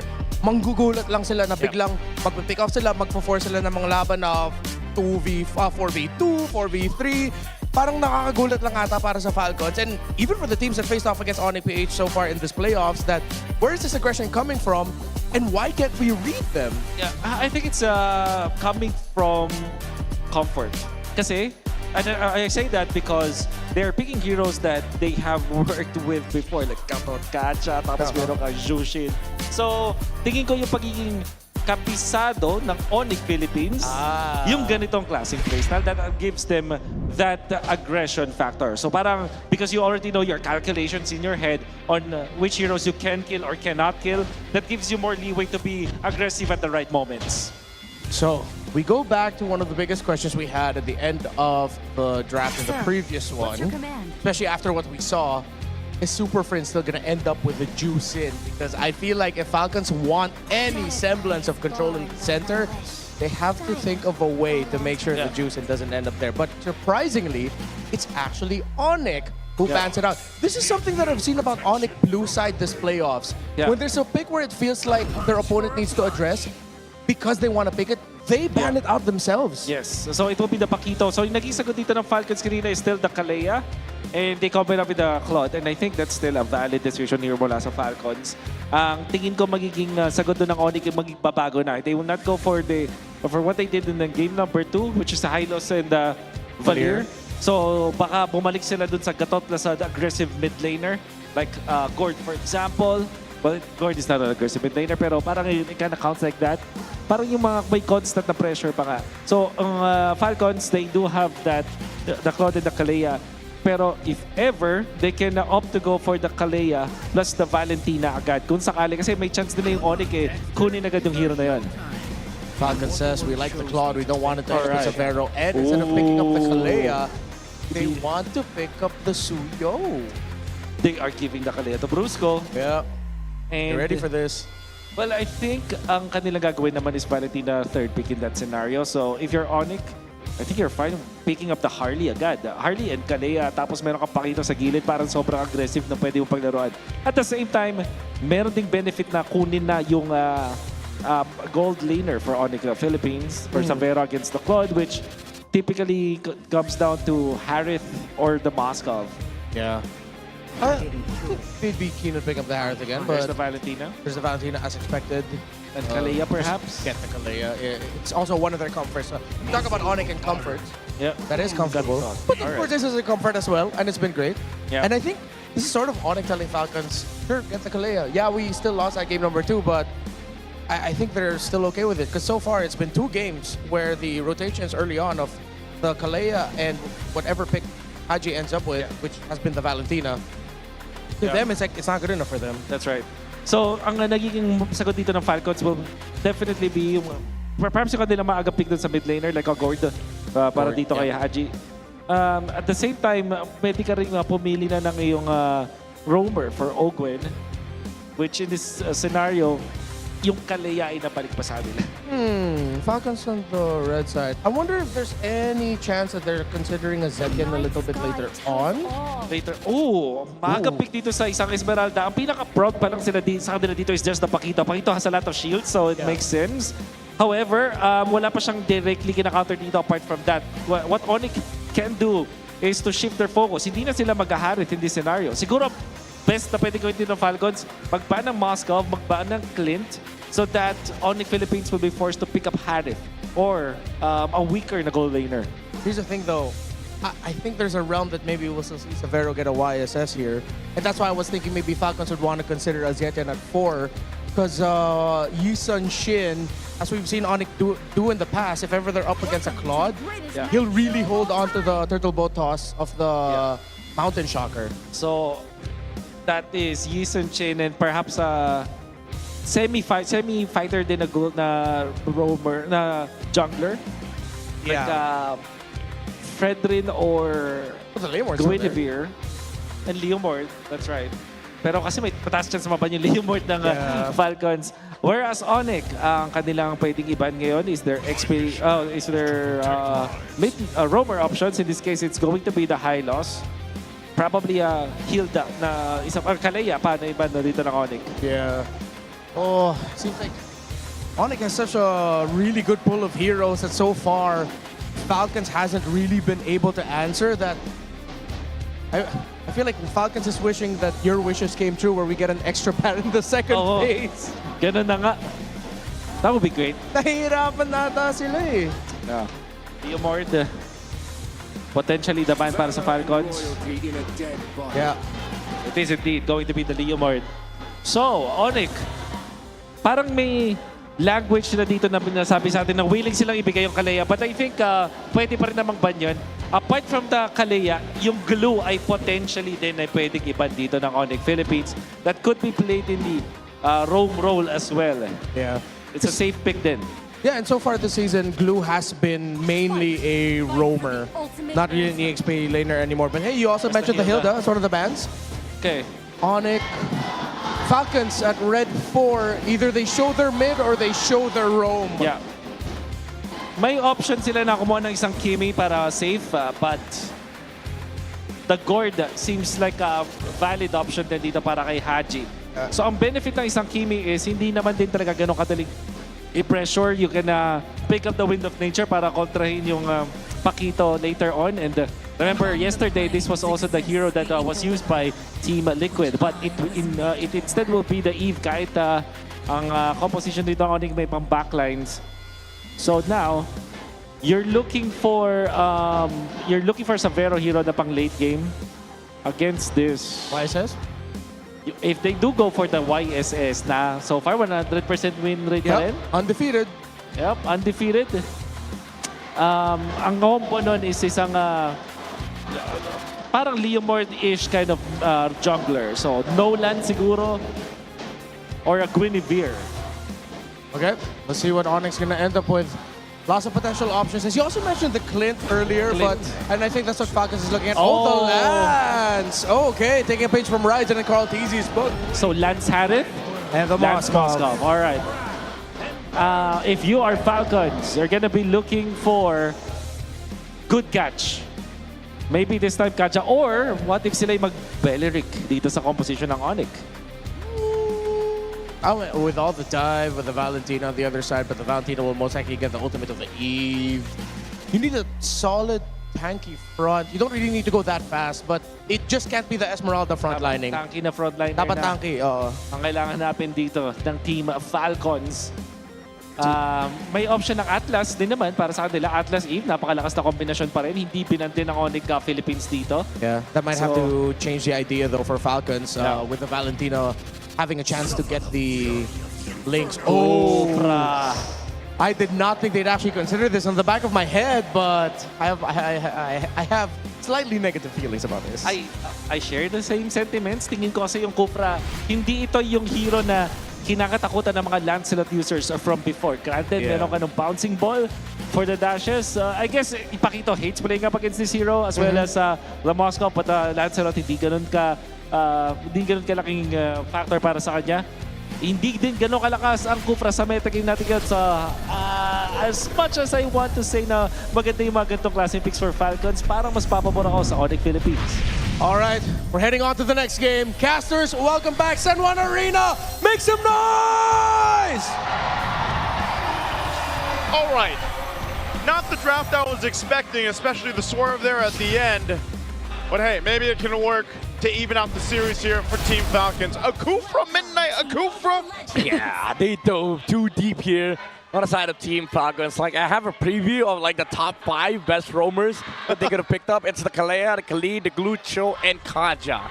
We went past the glue and then went straight to Kaja. What list are we? Where's the Kufra sit there? Kufra's sitting at top 10. Okay. Literally right at the edge. It's really for what? The Lancelot mostly? Yeah. The thing is, even though I do agree with Wolf, like there's a lot of like downsides with picking up this Kufra, but I do think having this tank in the front line with the Esmeralda that opens up the map, you are kind of okay just getting counter engaged on the roam. And I just love tanks at the front line, you know, because That's the way you got to play it sometimes. Yeah, because you need somebody to open up the map, right? Yeah. Okay, okay. And the Scooper allows for counter engage against the Paquitos, the Valentinas, even the Moscow. Okay. And honestly, I feel like even with Falcons occasionally waiting for the opposing team to engage, it sometimes just really works in their favor because then they don't really need to force themselves out in order to put up that box, which I feel like we might see more so now in this game because they finally picked up a different mid lane, and that's going to be the Eve. Yeah, so we literally see the box. I just wanted to say they picked something else, but did it sound different to Like you? finally, you know, like I honestly agree. Like finally, okay. we see a box, right? Like we see the Falcons box. Yeah. And hey, but that's also partially because Super Prince has a Valentina, right? Mid lane though. Whoa, bouncing ball stopping Brusco from getting out, but the revitalize is gonna keep him alive! King Kong instead finds a double! Falcons can't just get a break, man, in the early game. Yeah, so this is the downside of like having a Kufra in this metagame. Like you don't stay in a fight. Yeah. As long as like the likes of the Glues, the Hildas, the Khalids. You literally do like two things. Yep. Yeah, you jump on in and you ball. And you ball. That's it. After you ball, you're done. You're done. You know, fighting for this first turtle. Falcons do have control of it. They'll take it secure. That's fine. King Kong was getting his buff anyway, and he's got 2 kills up ahead. Yeah, they didn't want to engage because you know the whole game plan for ONIC is just to scale in the late game. They have a Lancelot and a Moskov. Every single objective fight is gonna be hard for ONIC unless they take down the Kufu first. So Team Falcons, you know, Ogwin and Flap around objective fights when they're together, like the tank in the front line with the counter engage with the bouncing balls and also the Titan's Rage, then you're a lot stronger. But if they're split up, ONIC might, you know, find a way to engage. And so what happened in the beginning was just a bonus for ONIC and them just really gaining an advantage they didn't need to work hard for, because Falcons were the ones who started that, I believe. Yeah. And so you see how ONIC have been rotating, even just occasionally stealing away some camps from Falcons, but not necessarily into a major team fight that could happen.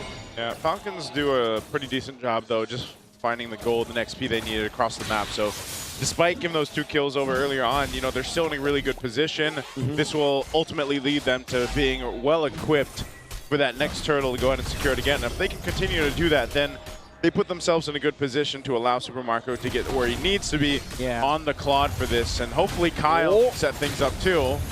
Okay, that's a no-go. That's Brusco. But this is what you expect from Ogren on this Kufra. He's going to see if he can make plays happen. Yeah.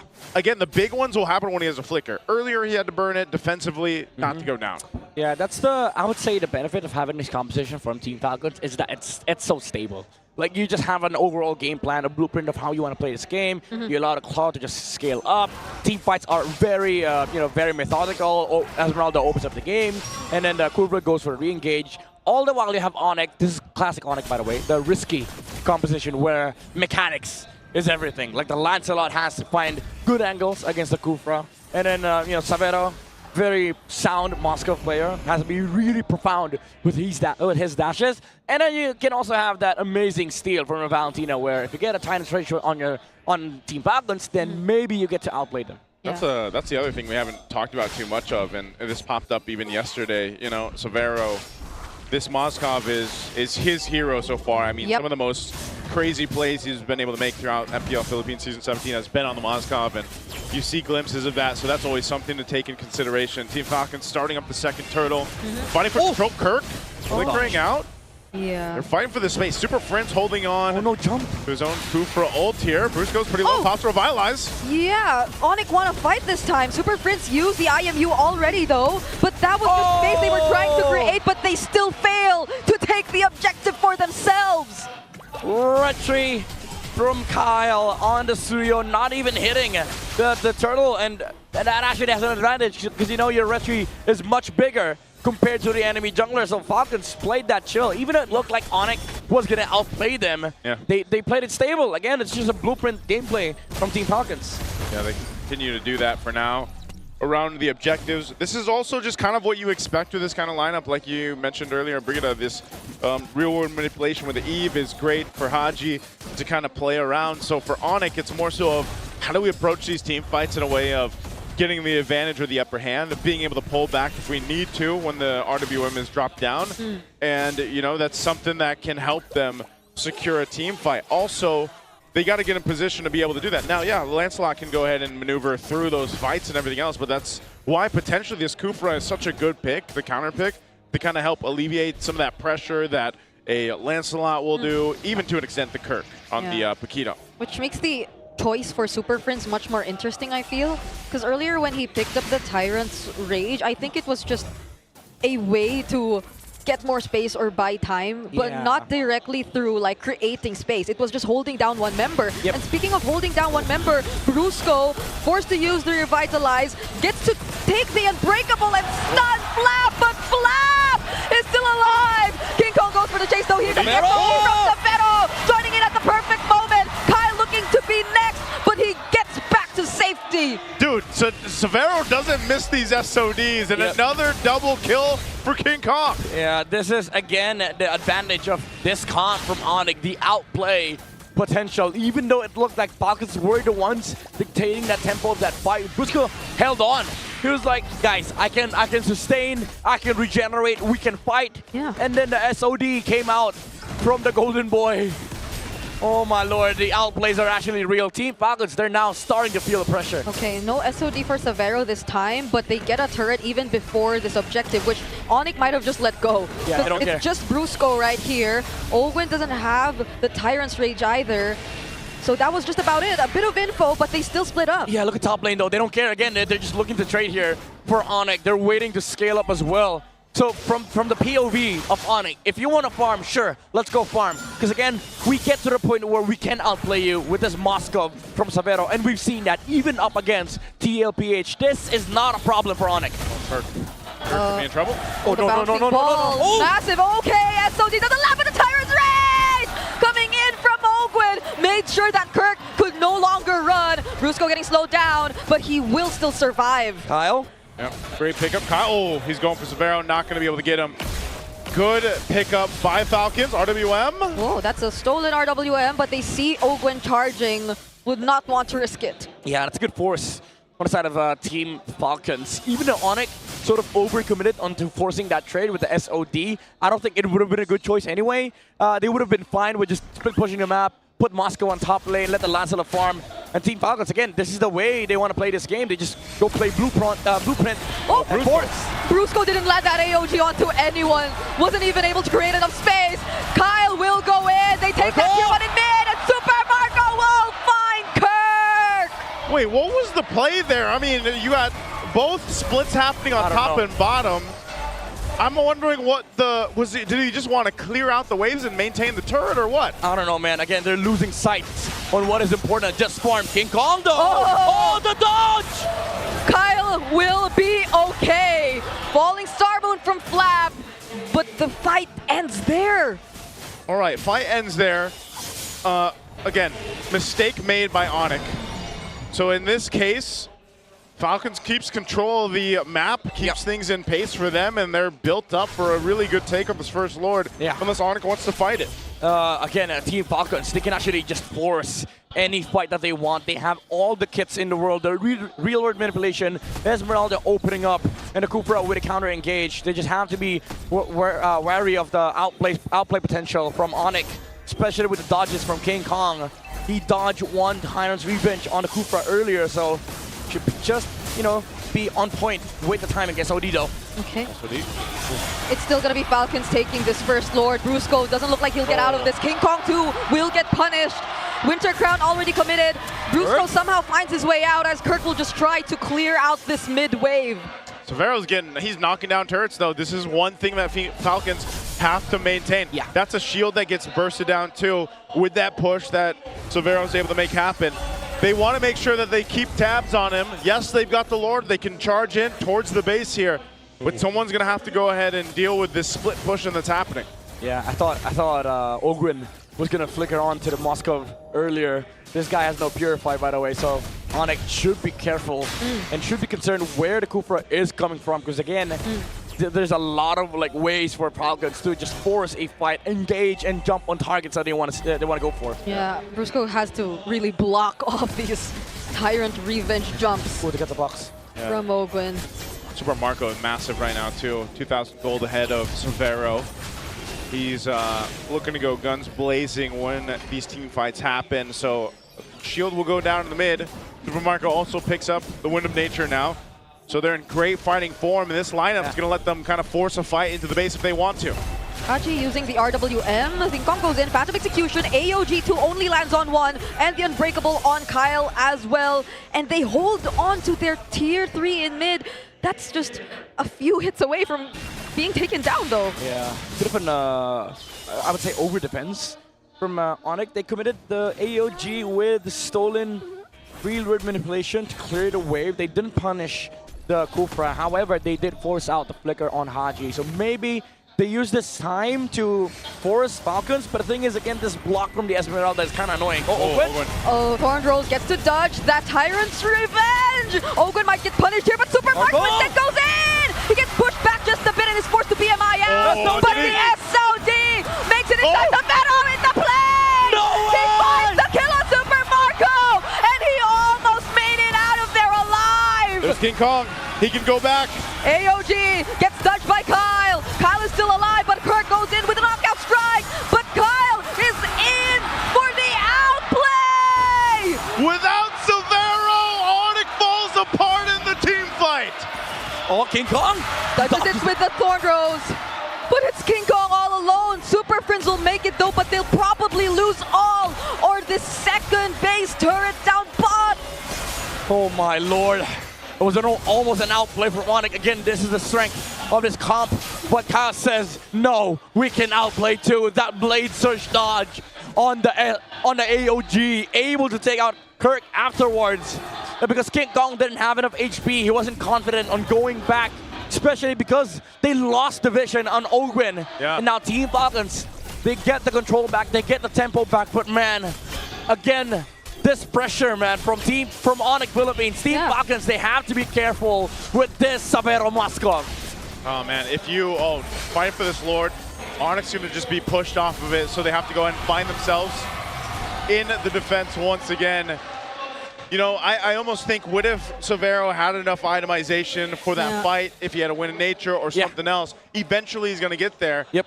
And Falcons are going to have to watch out for that setup again. Yeah, imagine they had to burn everything. Even Ogwin had to flicker on top of the Moskov because he was dealing too much damage. He was dismantling this formation from Team Falcons after taking out that Claude. So again, these are the things that Falcons has to worry about, the positioning of the Moskov. 10 seconds without flicker though. Okay, Ogwin has an immortality too. Might go for some more riskier plays if he wanted to. And he's gonna jump on King Kong! Thornrose keeps him safe, and now they get to buy enough time to at least deal with the Lord for now. AOG goes in with the AOG though. Is it just more space too that they want to create? Because it seems like they're going in for the punish. There goes the Falling Storm in the real world. Ogwin fights multiple members, but he gets knocked back. Spear of Misery, keeping them safe, and the knockout strike to finish the job, but it's Super Marco! Wanting to find Kirk! He finds him now! SOD against Severo! Severo once again, can he do it this time? He did not! Kyle takes him out! Oh my god, outplays after outplays. Super Marco was able to flicker out, but Falcons, they're not done yet. They're gonna wait to push in. For instance, King Kong! Marco's alive, they jump in. King Kong just wants to make sure the minions are out. He does get taken out alongside them though, and Falcons bring us to a 2-2 score! Falcons still soaring, never giving up, despite the outplays. They come up with a macro and an outplay of their own. We've evened out the series. It's been a back and forth all evening long. A hell of a way for this lower bracket final to break out, man. Whew. Hey, and it was great to see a bit of a different draft here. Yeah, refreshing. A little refreshing, like sip. You know, but this one wasn't filtered through purified volcanic rocks. But I'll tell you what, this is one hell of a game to bring in for this one. And there were moments, there was glimpses. It looked like we've seen before, especially with Severo and the Moskov, with Falcons held strong. Damn, Kyle had some outplays, by the way, on the Suryo. Yeah, the mechanics came through for Team Falcons. Even the flicker from the Kufra, you know, they had to use everything at their arsenal. Because the thing is, if they didn't, ONIC would have been able to run away with this game, especially with the amount of outplays Moscow or Savero outputted this game. The pressure was definitely on, but Team Falcons held on. They played the blueprint game, and they went on to protect Super Marco, who is the MVP of game number 4. That was four. It is 4, yeah.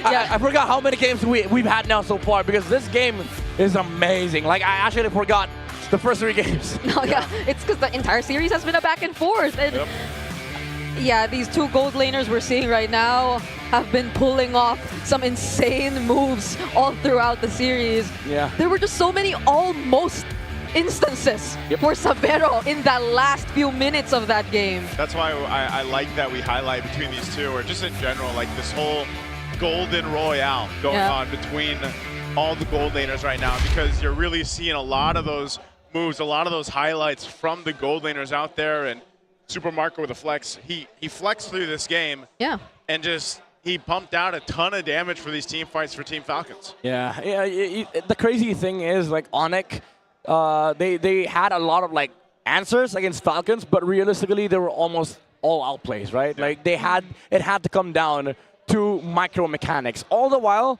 for Team Falcons, everything was so much simpler for them. Like, you just layered a Kufra on top of the Moskov, prevent them from, like, moving. But even then, despite all that, Savero was able to find good jumps, good positioning, good dashes, good Spirit Miseries. But it came to the point where the items were also too much for ONIC to deal with, especially with Super Marco juggling through Wind of Nature's, Immortalities. It was this moment, right? Like, ONIC forced the fight against Team Falcons. Even after the reload manipulation, they were still looking for outplays after Brusco jumped. It was that Spirit of Destruction from Savero that landed on the back line. He saw Haji, but he was like, no, you're not the target. The target is Super Marco. He flickered in for the Spirit of Misery to land. But I think that extra dash actually was the downfall of display, because after that, Super Marco was able to flicker out, swapped the items, went for the Wind of Nature, and then bought the Immortality just to make sure that he doesn't die in the fight. Man, what a crazy game. So could it have just been Savero taking out Haji instead and not changing his target on Super Marco? I think he could have taken out the quad if he didn't dash. Still, even if he didn't dash? Yeah, because the Wind of Nature was also gone. Like, he used it before. Because it took a time for him to be able to dash out. But if he just continuously hit the Claude, I think he would have been able to take out Marco first, and then maybe Haji. And that's the risk, right? That's the risk you run when you build compositions like this. Like, it comes down to micro mechanics. Yeah, sure, there's macro aspect to this draft from ONIC, like slow push, the opposite lane, and then the re-engage with, the gacha. But you also have to consider that they have to be on point with these jumps, with these outplays. Because for Falcons, it's as simple as like, okay, I press ult, you go. Yeah, that's why you were mentioning, it's this lineup from Team Falcons that's very consistent, very kind of standard the way that it works. Whereas we saw ONIC where a missed jump or a mistimed jump or a missed time in entry point, even from Kirk or King Kong, it just wasn't going to happen against this kind of lineup. And that missed timing ends up, backfiring against them. And it just felt like, again, the majority of the damage that we saw was coming out from Savero, obviously on the Smozkov. But even when you took him out of the picture, it seemed like there was almost no chance for ONIC to win a team fight. That's just kind of the way the nature of the composition felt. And that's why I'm saying, there was a couple moments in that game where it's like they either were trying to hold on to a turret or went in for a jump, and you've got a split happening on both sides of the map. So you're outnumbered. I'm really interested on why ONIC chose to do some of those moments in the game, but nonetheless, great victory over Team Falcons, because they needed to have a bit of a change after the previous game, and I think this was enough. Ogwin making the Kufra work, who's a hero that's not typically on a lot of the top 5 lists, like your own, Yeah. He ends up making it work. Yeah, and it's also on the back of Flap just being that very reliable tank front line for Team Falcons. Because again, like, one of the, I think, issues of course with the Kufra as well, we don't really get to see it because it's a playmaking hero, but it doesn't really allow you to be out there as much. Yeah. You're always coming from an angle of surprise, and so you have to have someone else to do the job for you, to just be the information taker or to scout. But Flap was reliable. I think we barely got to put any highlight on him either in this game, but he was just consistent all throughout that game. Again, it's a blueprint, right? Like you just go play stable, you jump, you use ult. If they outplay you, it is what it is. You know, Yeah. it's just the sole job of the Kufra, which I think is what we said after the draft, right? After we we broke it down during the on-ground panel. Like there's a reason why this can work. Like you just act the stability or the pillar of stability for Falcons, where you see Lance, you see Paquito, you see Moscow, just jump. If they outplay you, it is what it is. You know, Yeah. good for them. Yeah, it was a different game nonetheless, but still the results are there for Team Falcons. Here's a question. Is it going to be the Titans in Paris or the rivals in Paris? Yeah. Because this is where we're headed with whichever team, Team Falcons or ONIC, that makes it to the grand finals against TLPH. We're down to a best of 3, guys. This is Yeah. the battle for greatness, Yep. for the glory, and after this, for immortality in the grand finals. Because again, Immortal Cup.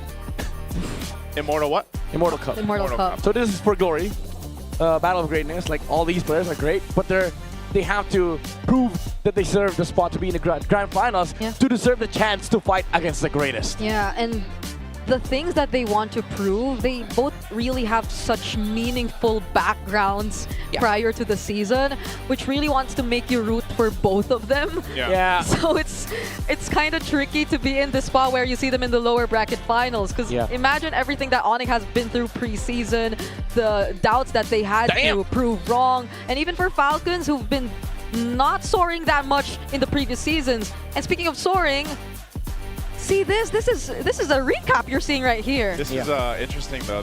Falcons have not yet won in the lower bracket finals since becoming a best of 7. Yeah, and the last time they won an MPL, if I'm not mistaken, was season 12. Well, yeah, I think season 12. Yeah, since season 11, there's only been 3 champions, which is funnily enough the 3 teams that we have right that are now. left. Yeah. And they weren't really Falcons back then. Yeah, so this is like the legacy that they have to endure, right? Yeah. Like they have to soar past these legacies, even in the storyline that we have with Falcons and ONIC, like going past the TZ mantle, going past the gold standard. They also have to go past the achievements for the last 3 years of MLBB. That's exactly what we were just talking about. This is the triangle of power here that we've had throughout our MPL Philippines seasons. Oh, this camera work. The camera is great because you're going to look at all the flags that have been hanging here for all the champions throughout the seasons and the years. And look at that. You know, you're so close to seeing more history made by potentially Team Liquid being the very first team ever to go back to back to back for championships. Yeah, W Prod, by the way. This is amazing. This is amazing cool. camera work. Yeah. Damn. That's great. It's kind of terrifying though. Like that history graphic we saw just now. 3 teams. Whenever we went to a best of 7 in the playoffs, in the lower bracket finals for Falcons, it's always been them stopping at 2 game wins. Yeah. And we're at that point right now, so They're at this point. yeah. So there is a chance. Hopefully they can pass the limitation. Move past that. That's the first step. Moving past. Am I crazy? Or since season 11, TLPH has only missed 1 grand finals?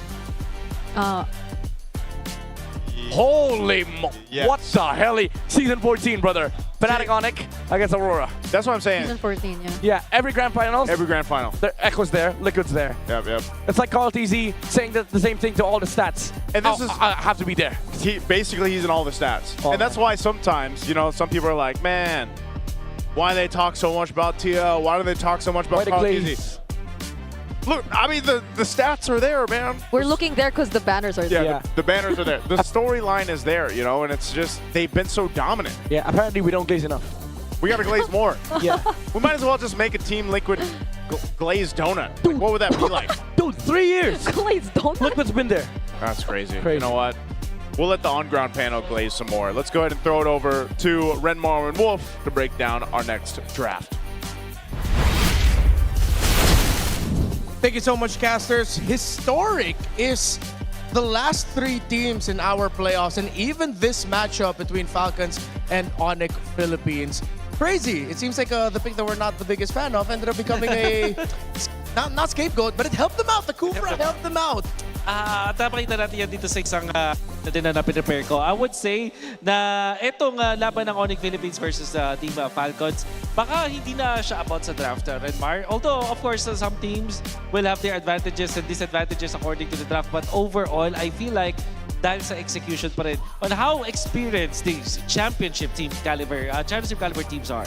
By the way, para sa ating super fans na nanonood live dito sa Champions Arena, you can vote kung sino ang favorite nyong MPL Bros. Kanya lang ang QR code na nakikita nyo sa LED. Ayan, ang ating mga rankings so far. Cast your vote. Kaya naman sa mga super fans dyan, if you haven't watched live dito sa Champions Arena, ito na ang sign para sa inyo. Head on over to ph-mpl.com/tickets.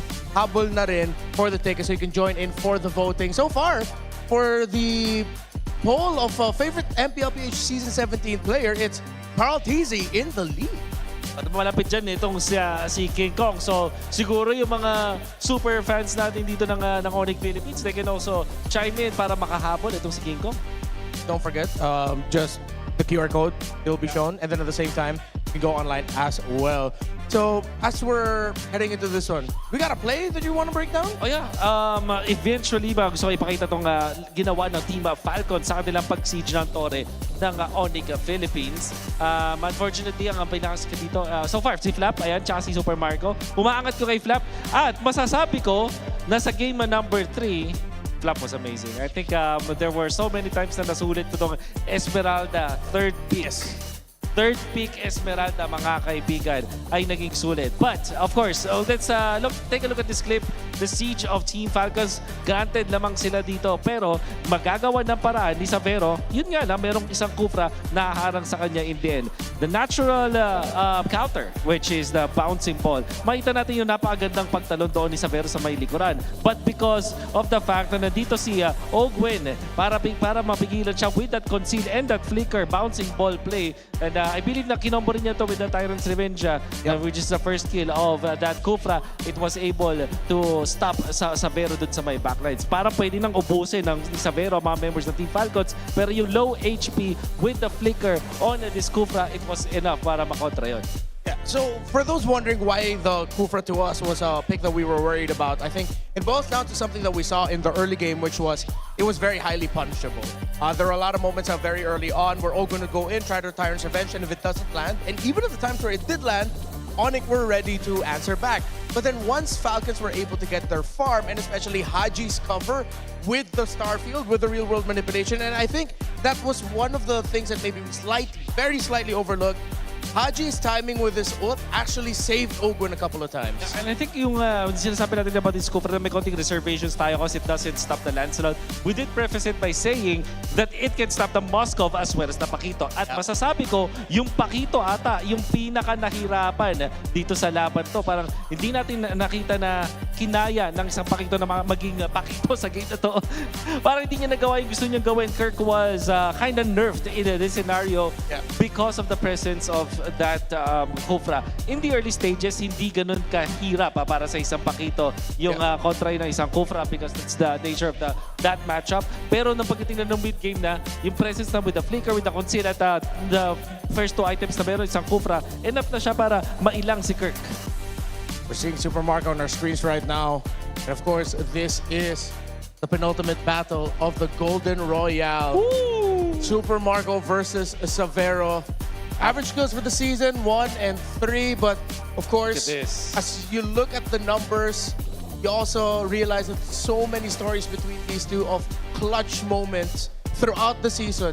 Kung saan Super Marco suddenly will show up for Falcons just when they need them. Exactly what happened earlier. Savero, we saw it earlier today as well. These two have that clutch gene. Yeah, this is the penultimate battle pero parang pang-finals yung galawan nila dito, pang-huling laban ng Golden Royale. Imagine this, number 1 and 3 sa average kills, number 2 and then number 1 sa average KDA, GPM number 1, tapos number 4, then number 3 sa damage per minute, and then number 2.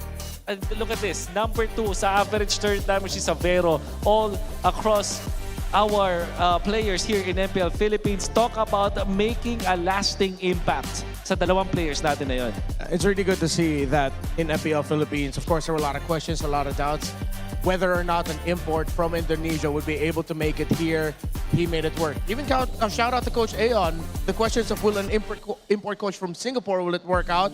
It did work out. So imports do have a home in MPL PH.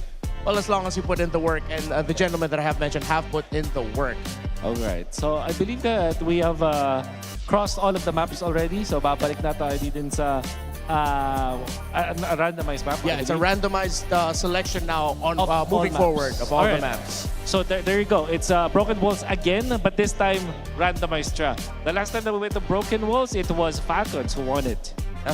So the thing about Broken Walls, especially going up against a team like ONIC, who loves to pick up those assassins, one less dash. Yeah. So I feel like this is actually going to be a very dangerous game for Falcons to play with the aggression of ONIC PH. There's a lot more room for them to work with to invade and, well, surprise them with early game aggression. Broken Walls. Oh, it was a map na talagang nilalaroan ng mga utility junglers, like yung mga tipong mga Fredlin and everything.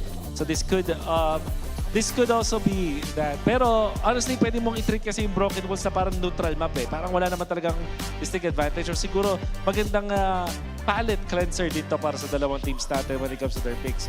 Alam mo, sana magkaroon ng difference when it comes to the draft patterns of both teams kasi parang parehas na parehas from the past 4 games natin.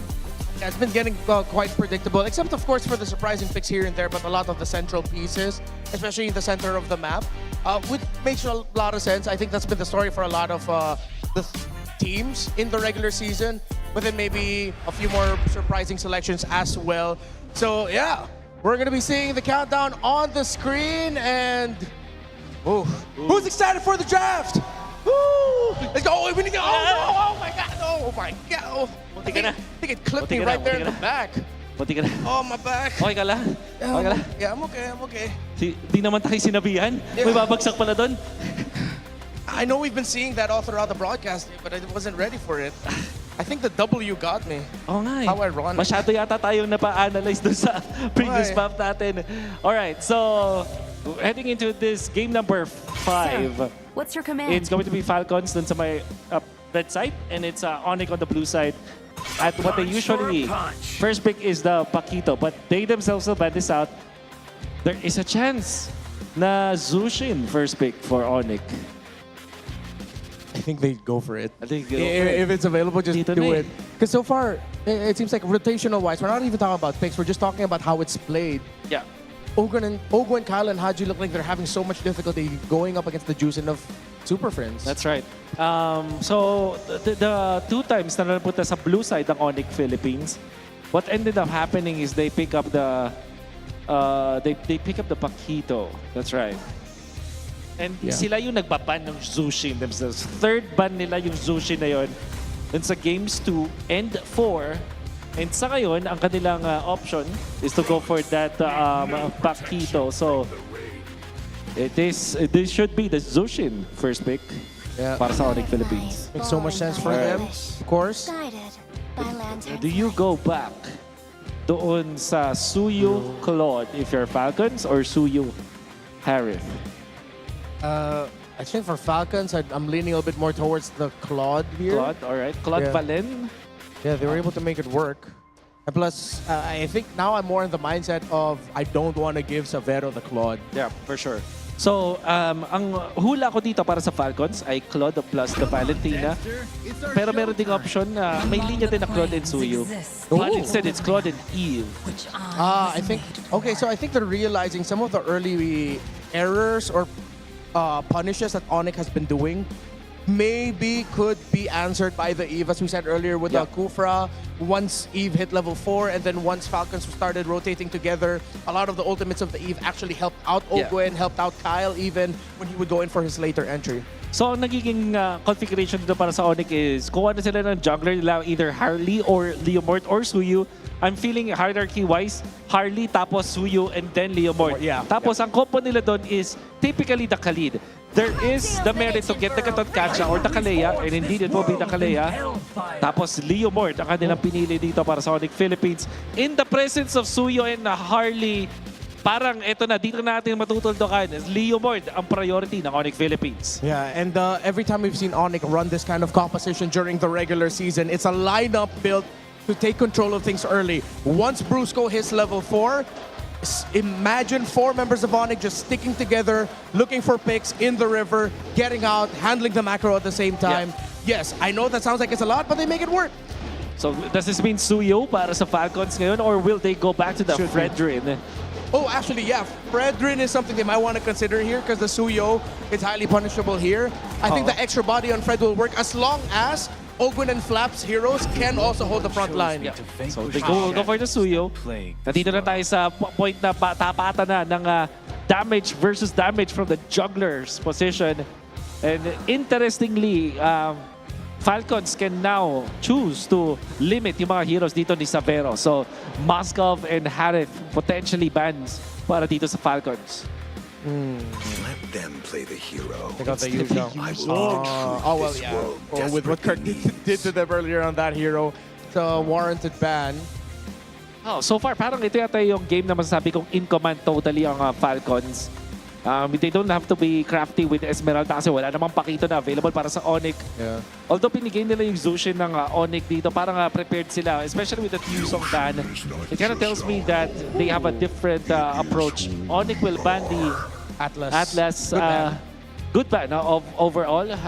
Siyempre, mahihirapan naman yung Zushin at Kalea mamaya kung sakaling Atlas yung mapili dito na Falcons. I think one of the biggest trades here now is whether one of these two will ban out the Alice, Uranus, just so... Oh, wait, no. ONIC doesn't have any room anymore to ban out either because if ever the Alice ends up for Falcons, then you'd want to just put Kirk on the Uranus there, which would be a good thing in the long run for what Falcons wants to be able to achieve with their lineup. There's the Katot Kachaban. Tingin ko pwede yung ONIC na kumuha ng Sora plus the Sora in Moscow kung sakali.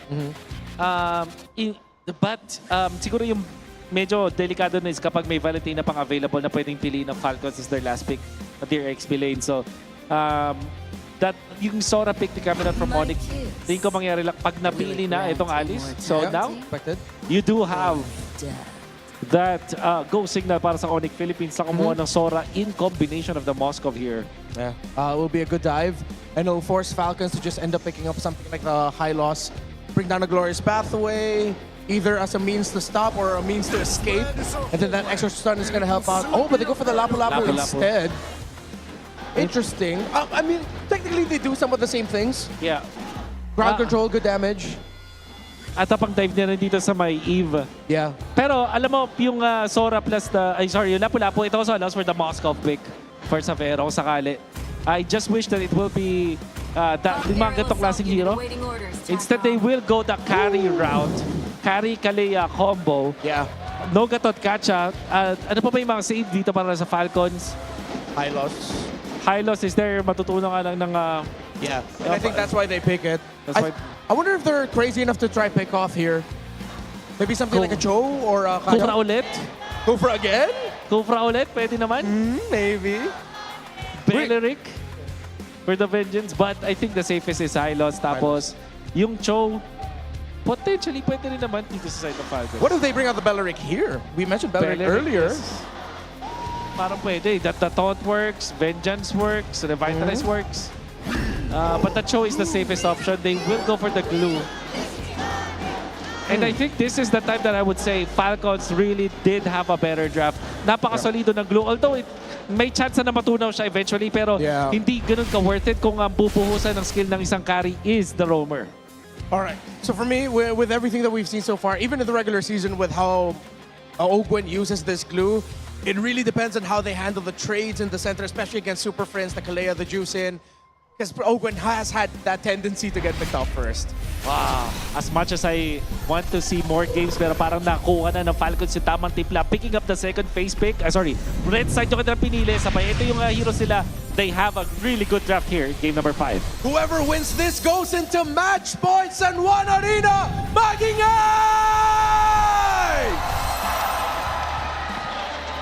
I am ready for this one. Again, 2-2 across the street, and now, hey, it's down to a best of 3 between one of these two teams. Team Falcons and ONIC Philippines are looking to surpass the limitations, surpass the legacy, hell, make a new legacy at this point to get to the grand final spot. And this is the drafts they brought out here at midnight. I saw you celebrating a little bit. Yeah, I like this glue pick from Team Falcons. Wolf was actually on point when he described what this brings for Team Falcons. The only downside of this glue pick is when you hit rock bottom. Yeah. When you hit the bikini bottom.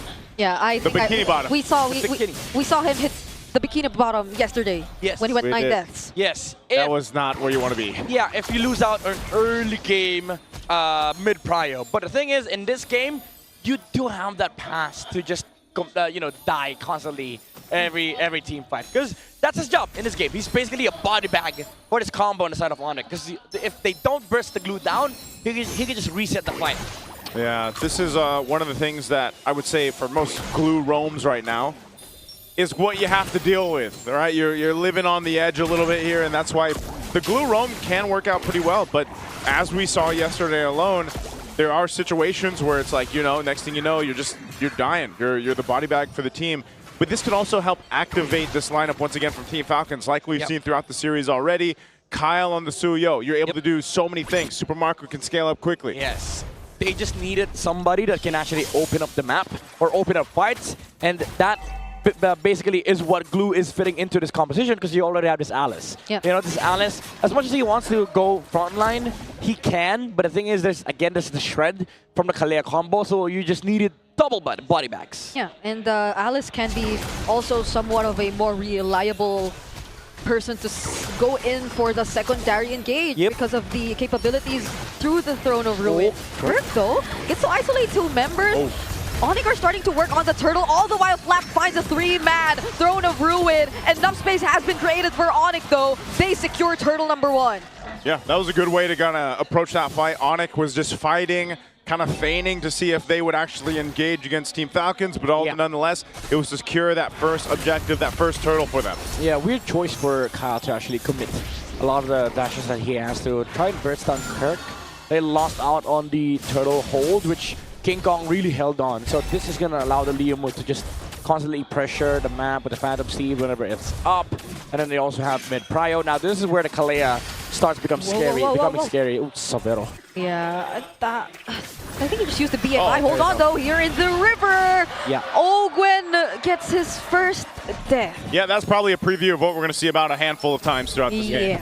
Yep. I mean, we just did mention that this is what's going to happen, especially after ONIC took that first turtle. So again, this Kalea is going to become a menace. And this river, nobody can walk past on the side of Team Falcons because they don't have prio for the Suyo, they don't have prio for the Alice, and then they don't really have the the kits yet or the items on the glue for him to be able to do his job as of right now. Yeah. So much information provided by Super Friends there, as you just saw him, using the lantern to go ahead and check the bushes here from Team Falcons, and that's what he does so much. And not only that, but depending if he decides to go ahead and build up the same way, get the Sky Piercer, second item usually is when we see him build it in.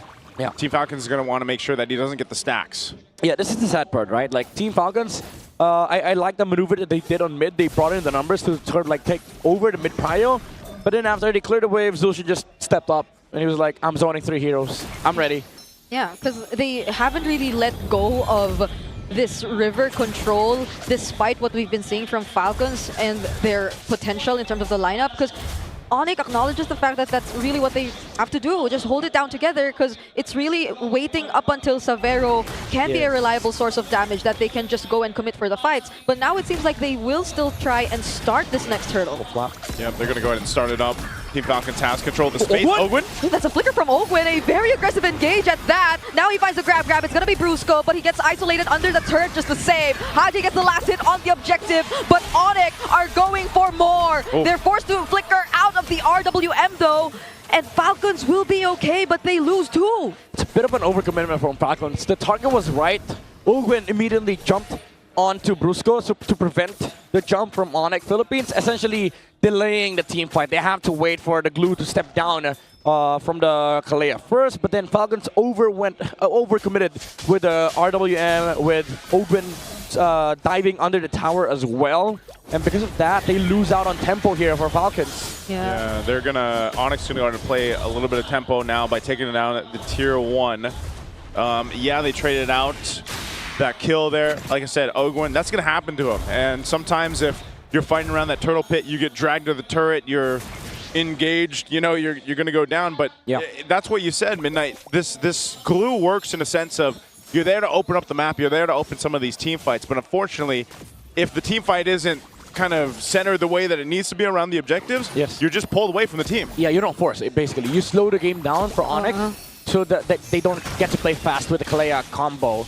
And Flap already was able to set up. He was able to cut the XP lane, and then they got the turtle set up. Their turtle prio took the position in the bush, but then again, Ogwin tried to force too deep onto Brusco, which spelled this tempo spill for ONIC. Yeah, it's just so unfortunate because you feel that they also want to be a bit more proactive with the blue, but at the same time, it was just probably not the best target to go for in that particular sequence. So it could have worked differently, maybe if they changed or tweaked it a bit for the upcoming team fight, which might likely happen a few seconds from now.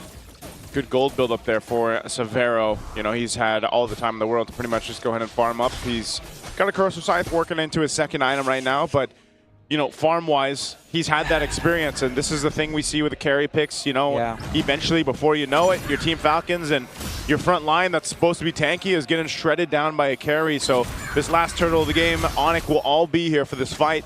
They center around it to gain control for this. Team Falcons, we'll see if they want to contest it. Super Marco's got the stacks he's looking for on this Claude. Oh, there goes the engage. The real world manipulation 2 laid down as a response, and Flap goes in with the Throne of Ruin. The Blazing 2 and 2. There's just so much AoE from Falcons as they secure the turtle as well, together with a kill on Brusco. Flap gets to be sacrificed, though. It's still 4 members fighting against 4, but they will not push through. What the hell is that reaction from Haji? Yeah, it was so quick. The title strike was on point from Brusco with the flicker.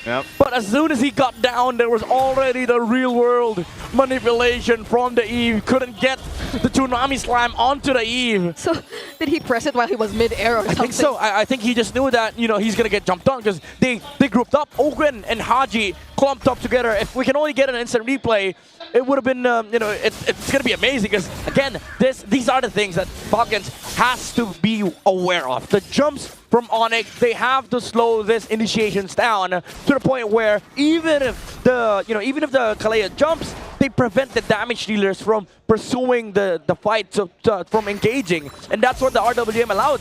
Severo couldn't really step in. That's why that, you know, now that we've seen it, Team Falcons leaning towards this Eve pick has been so good for them through the games they've brought it out. It allows them to fight the game that they want to, especially if it's around that real world manipulation. Yeah, and especially in that sequence, it's more of also being just a way to avoid or deny ONIC in their plan. Severo, chill. Yeah, this is very, very risky, Severo. Yeah, to be fair though, they do have right side prio, which just means that, you know, Falcons cannot really step over the side of the map because they have all the bush in check for ONIC Philippines. So he's able to play aggressive like that, but it's still a Suyo, you know? Like, you never know. Suyo with Blade Surge, Soul Sever hurts a lot. And he didn't have the flicker too, so... Yeah. You know, so it's like one of those things where it's like, yeah, you... Giga Chad. Yeah, Giga Chad things. They're up to this point of the tier 2. They're going to do some damage to it, but the rest of the Falcons centering around this. Lord's going to be up here shortly. So once again, we're going to see this fight for the objective come through as both junglers want to go ahead and reset, get the buffs that they need before they actually fight for it. Now, one thing that can happen here is a setup potential from ONIC, you know, utilizing the Kalea. If they want to go for a numbers advantage before even centering on the Lord, they can do that. So Team Falcons has to be a little cautious on how they approach the fight. Same thing can happen here too. We've seen it time and time again with an Alice on your side. Kyle? Flap can set things up. Kyle's just going to go ahead and continue to push up top, just clearing up that wave. Good thing. As soon as Carl showed up top, Ogren moved back because he knows like ONIC can just jump the glue at that moment. Honestly, for ONIC, they can, you know, the way they want to start this fight is just going on one by one. Just take down one guy inside of Team Falcons and then just be done with it. But now they see the carry up top. They know there's no combo for this Kalea. Yeah, and ONIC can be more precise with their timings, I guess, because earlier Falcons, it was the team fight broke out right after they were already more or less ready for the fight. Because Marco was done clearing the wave. They were all revealing themselves nearby. So it depends on ONIC if they do want to change the timings a bit more. But Falcons, again, Kyle is... Yeah. He's going to keep putting that pressure up there on the long lane. Again, it's the blueprint, right? It's the game plan. Slow things down to the point where they cannot use this Kalea carry combo. Again, every time Kyle shows up topside, Owen moves back. This is a push and pull between these two teams. ONIC, wait! Oh, now they go in though, but another great RWM! The response from Falcons is keeping them in check! They find Super Prince and Brusco! The mid duo is gone! Wow, they wanted to slow things down, but hey, Team Falcons are the one that like, let's go! I mean, if you walk away from mid-prio like that, you give it to Team Falcons. They don't have the numbers on the side of ONIC. The super family was not in the house. You know what? I thought it was like the pull that was about to happen because we had a push-pull moment there, but it went push-push. Or it was just a fake pull, and then they went for another push. Yeah, because nobody was pulling on the side of ONIC. Kirk stepped to the right side. They didn't have the numbers. And Team Falcons, when they jumped in, when they went in, ONIC was not SpongeBob. They were not ready. They took them for a trip to Bikini Bottom, and they weren't ready, man. They're a different... Rock bottom, dude. But rock bottom. It feels bad to see that for ONIC, but hey, that's the nature of their composition. Caught off guard, and now they're going to lose some space here. Lord's going to slowly make its way up top. Yeah, this Glue and Alice combo is making a big difference. This is why during the draft, even us on the panel, like the Filipino and English broadcast, we're all shouting and chanting Glue. In fact, we're chanting Hans Galleria. Yeah. He's the glue guy. For context, he's the glue guy. He's the glue guy, yeah. He's the glue master. Yep, he's the glue main. And ever since the Patrick skin came out, I think he's picked it more often than he could. It surpassed his most used hero. He surpassed the legacy. Yes, he did. And now let's see who does here in this fight! A three-man throne of ruin coming in from Flap. King Kong tried to isolate Kyle, and he somewhat succeeds. And now could it be Flap going out? Brusco does go in! But the grab gets used onto Kirk, and now he's isolated too. Kirk still has a flicker. Will not escape. Now it's Falcons going in for the re-engage, but they're losing out on HP. They might not want to fight this anymore. That might have been a dangerous flicker from Owen, and he might go down. He will in the hands of King Kong. But then weren't we just saying push, pull, push, pull? Yep. They took the punish. They didn't have the Alice ult. No Throne of Ruin. That's a big signal for ONIC to go in. Brusco with a flicker. Tsunami Slime on the backside. Falcons, they could have just disengaged, but they wanted to go in. They didn't have all the ults. They didn't have RWM, and then Ogun tried to look for a target. He tried to jump onto Savero, even using the flicker, but Savero was like, no, I can just dash out. Yeah, there's, again, one of those moments where it's like, you know, that's that first Lord. You get your base turret, you can probably just disengage from it, but they decided to stay, and they got punished a bit. Yeah, and we're going to be looking at this instant replay again. No big ults for Team Falcons. Kyle had a good angle for the Blade Surge, but didn't have enough damage, didn't have enough firepower. Even under the Blazing Duet, it wasn't really enough because they had to deal with the damage from the carry as well, the heals from the Surge of Life. All the while, Super Prince was just zoning the other members of Team Falcons. And Team Falcons, though, still in control. Lord's going to be up here again. They've controlled the objective space for the majority of these objectives that have come up. ONIC, though, looks to be in fighting form. A win in nature now, too, for Severo, so he's got a little more room to work with on the defensive side. Ogwin, though, with damage. He has a glowing wand and cursed helmet. So these cores on the side of ONIC, they have to be really careful. He just needed the pauldron, honestly. Like now he can actually frontline versus the carry.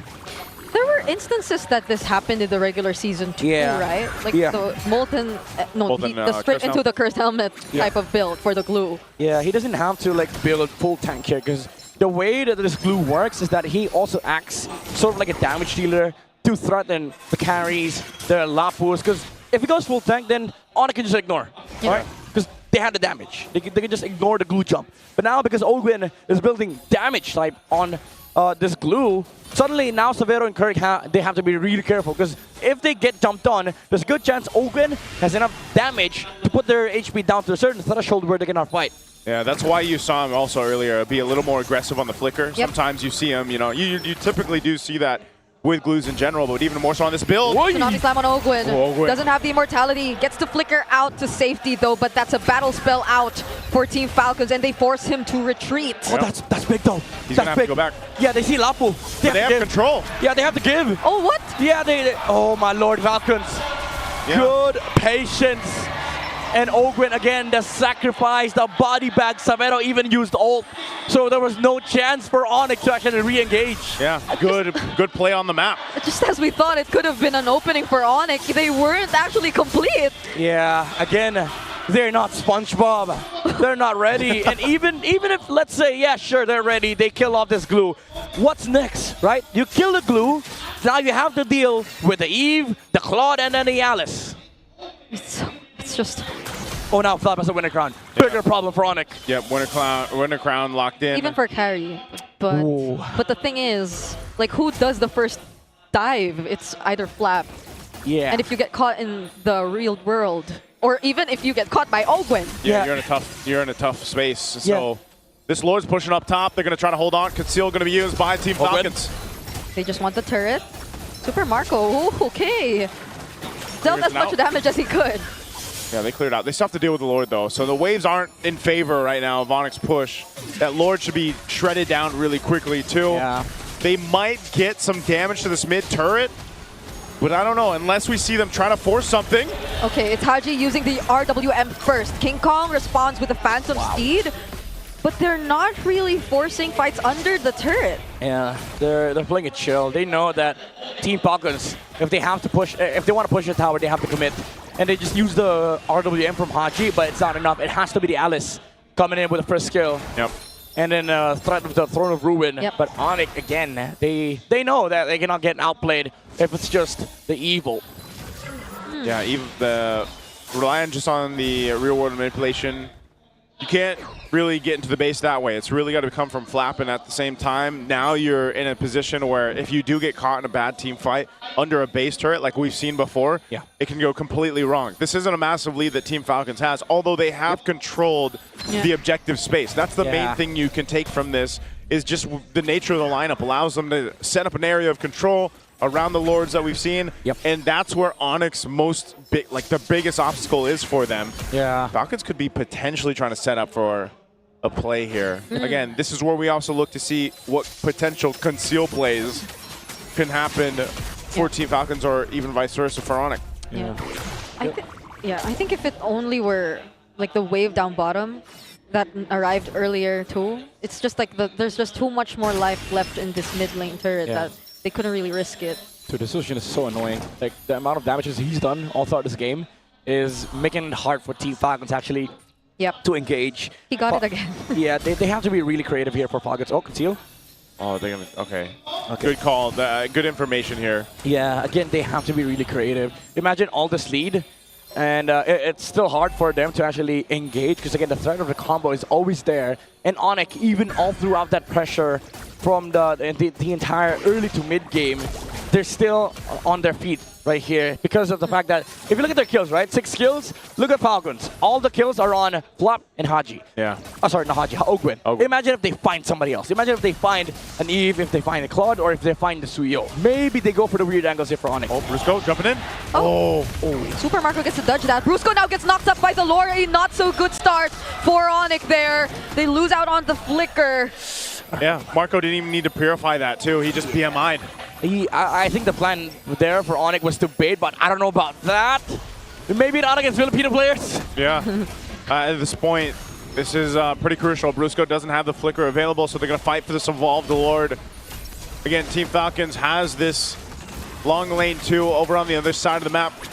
Kirk's going to make his way. Ogwin starts it. He fights Super Friend. Oh my lord. Okay. He lands the grab, but then there's a flicker. So now they might go for the punish. But King Kong too. King Kong too. He gets trapped in the back line. Fortunately gets to escape though. Ogwin using the conceal also runs away. But Super Marco blazing do it in. Popping the immortality for Brusco. And Haji with the real world. Kyle finds Super Prince. And Brusco goes down next. It's a double for Haji. And they have a wave coming in. Savero's doing his best. But he gets only pushed out of this turret. Team Falcons are going to match point. What a way to soar through the Super family. The jumps were eloquent. The precision from the Falcons. The macro gameplay against Super family. takes them one game away from the grand finals. Woo, they are on their way, one game away to breaking that lower bracket curse they've been through, man, for Team Falcons. They're past 2-game wins now. Whew. They're no longer stuck at 2. They're no longer stuck there. Curses aren't real. Team Falcons looking to soar into the grand final. Yeah, again, this last big clue, man. I seriously think that after the series against ONIC, they realized that, okay, this team is risky as hell. They do a lot of risky things. Even that bait on the Purify, on the Claude, was risky from ONIC, but they didn't take the bait for Falcons. They just wanted to play Blueprint. Yeah. Even in the previous game, right? With the Kufra, it's a risky pick, but it makes sense because it plays into the macro so well. Whoa! And man, Haji, he started this, by the way. He started his tempo for Team Falcons. That dodge onto the Tsunami Slam, the KDA machine, staying alive all throughout the game, allowed Team Falcons to play how this composition is meant to be played. Dude, those RWM were so good. They were so good. He was manipulating my world at that point. I mean, I'll tell you what, Haji, wow, play Eve again. That felt like the equivalent of an athletic flicker. Yes. It's like you'll listen to some of my sayings. It's like I hear it a bit too much. Athletic flicker. Athletic, you know? So athletic. These are athletes, by the way. Are esports players? They're athletes. Formally, yeah. Yeah. So Formally when you flicker like he did, yes, that is what I like to call an athletic flicker. Yes, sir. And wow, I am speechless, honestly. Like this team fighting from Team Falcons has been on point since game number 3. And I think they've gotten their warm up. Yeah, the panelists themselves.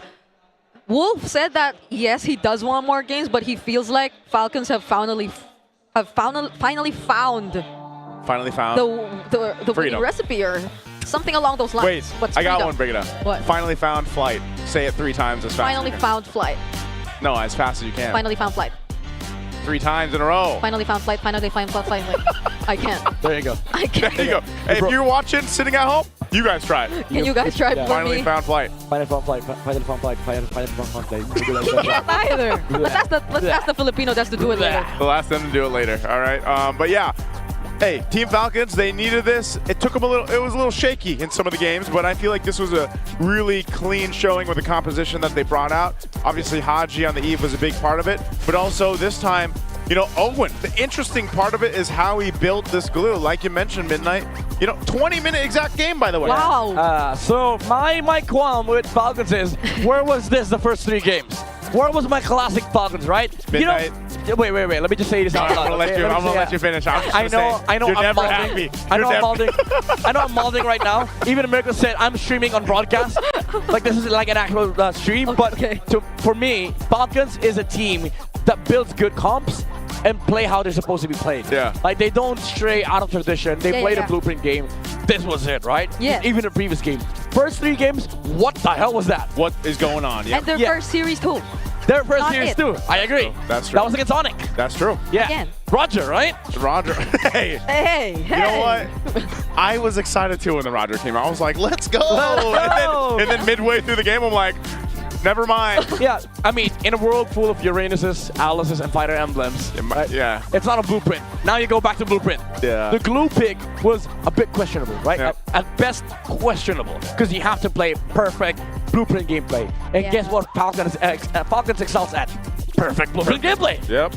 Build good comps. They are still the master, like they're one of the masters of the objective control. Yes. Like that is something why, you know, they went off to win their world championship that they did, why they won so many championships around the world. Yeah. Because they have mastered that. Yeah. Haji, he fit into the piece of the puzzle perfectly. Yes. You know, because he's got experience doing that too. Well, hell, you put them into this mode, which is sometimes, it's like you're looking for the Falcons to be a falcon and not a bird. Like that's how it feels sometimes, But man. a falcon is a bird. No, but like a different bird, not a falcon. Yeah. Like a I get your like point. a crow or Yeah. Okay. You're not a normal bird. You're not a normal. Yeah, you have to wait to be a falcon. Yes. Aw. I don't know how nature works, but I feel like it doesn't work that way. Evolution.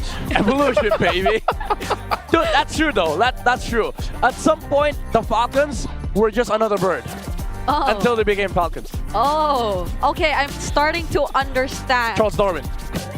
But wasn't that like monkey? Who's Remar? I'm just. Oh, wait. For context, that's our director, dude. Yeah, that's our director. All right, sorry, that threw me off. No, big shout out to our director. Hey, we love you. Okay. Yeah, but I get what you're saying here, right? Team Falcons. Yes, Charles Darwin was the last. Charles Darwin. Hey, that's actually. He said evolution. Wait. That's actually a beautiful way of putting it, Charles Darwin, because this series evolved into push and pull. Okay. Game 1, Game 2, it was just all about brawling, fighting. That's so true. Now it became okay. Kufra into Lancelot, you bait. This game, you bait. So, and Team Falcons understands how team fight works perfectly. Yeah. To the point where it becomes easier for them to just bait Kalea and then just go for it. Because you're winning. I'm listening to the philosophy that Midnight's spitting right now. Yeah. And Bait, you're bait, learning. bait. Yeah, that's how you win games. I'm Aristotle. You what? Aristotle, okay. Total. Aristotle, you know what? I believe this is Remar. Let's head on over to the MPL Festival. What you got for us, Remar?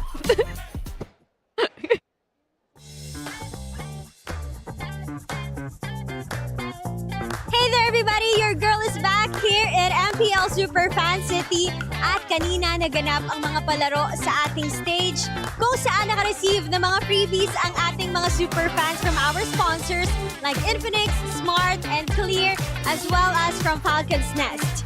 Kanina rin ay ginanap ang Infinix Fancy Cluban semifinal sa pagitan ng The Beast of AB Brand and Sonics of ONIC Philippines kung saan naka 2-0 sweep ang Sonics. Kaya naman bukas ay kahaharapin nila ang Auroras para sa Grand Finals ng Infinix Fancy Cluban. Para sa ating 3rd at 4th placers ng Infinix Fancy Cluban, they will receive 10,000 MLBB Diamonds. Para naman sa 2nd place, they will receive 15,000 MLBB Diamonds. At para naman sa tatanghaling kampyon ng Infinix Fancy Cluban, they will receive Fancy Cluban Trophy, medals, 25,000 MLBB Diamonds, and GT Watch 5 Pro. Maraming mga kaganapan dito sa Super Fan City, kaya naman tanungin natin ating mga super fans kung kumusta ba ang kanilang mga nag-i-experience. Let's go! So, kumusta experience mo dito? Ano bang favorite mo na nalibot dito sa Super Fan City? Yung Clear po kasi may free. Ay, may free! Sobrang fun kasi sobrang daming booth dito. Pumunta na kayo dito sa MPL Festival Super Fan City dahil meron pa rin tayo bukas hanggang Grand Finals. Dito na kayo makakita ng mga cosplayers at ML heroes na nagtatagalog. Kaya halina kayo dito!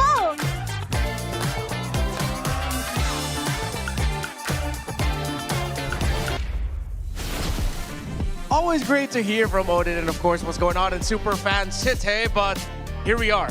Match point. It's still Wolf and Renmar here, and we were talking about a very specific pick. It was in the EXP lane. I feel like there were moments that a Sora or a presence of a Sora was missed, especially since it was the eve of Haji that ended up becoming the MVP turnaround winner. There was a time na masasabi natin si Kirk was instrumental. In the first few minutes of the game, napakalakas ng pagkakapiloto niya dito sa isang lapu-lapu. But in the end, ang daming mga teammates that could have won with a big box that they can utilize. Unfortunately, yun yung isang bagay naman na na-abuse dito ng Team Falcons.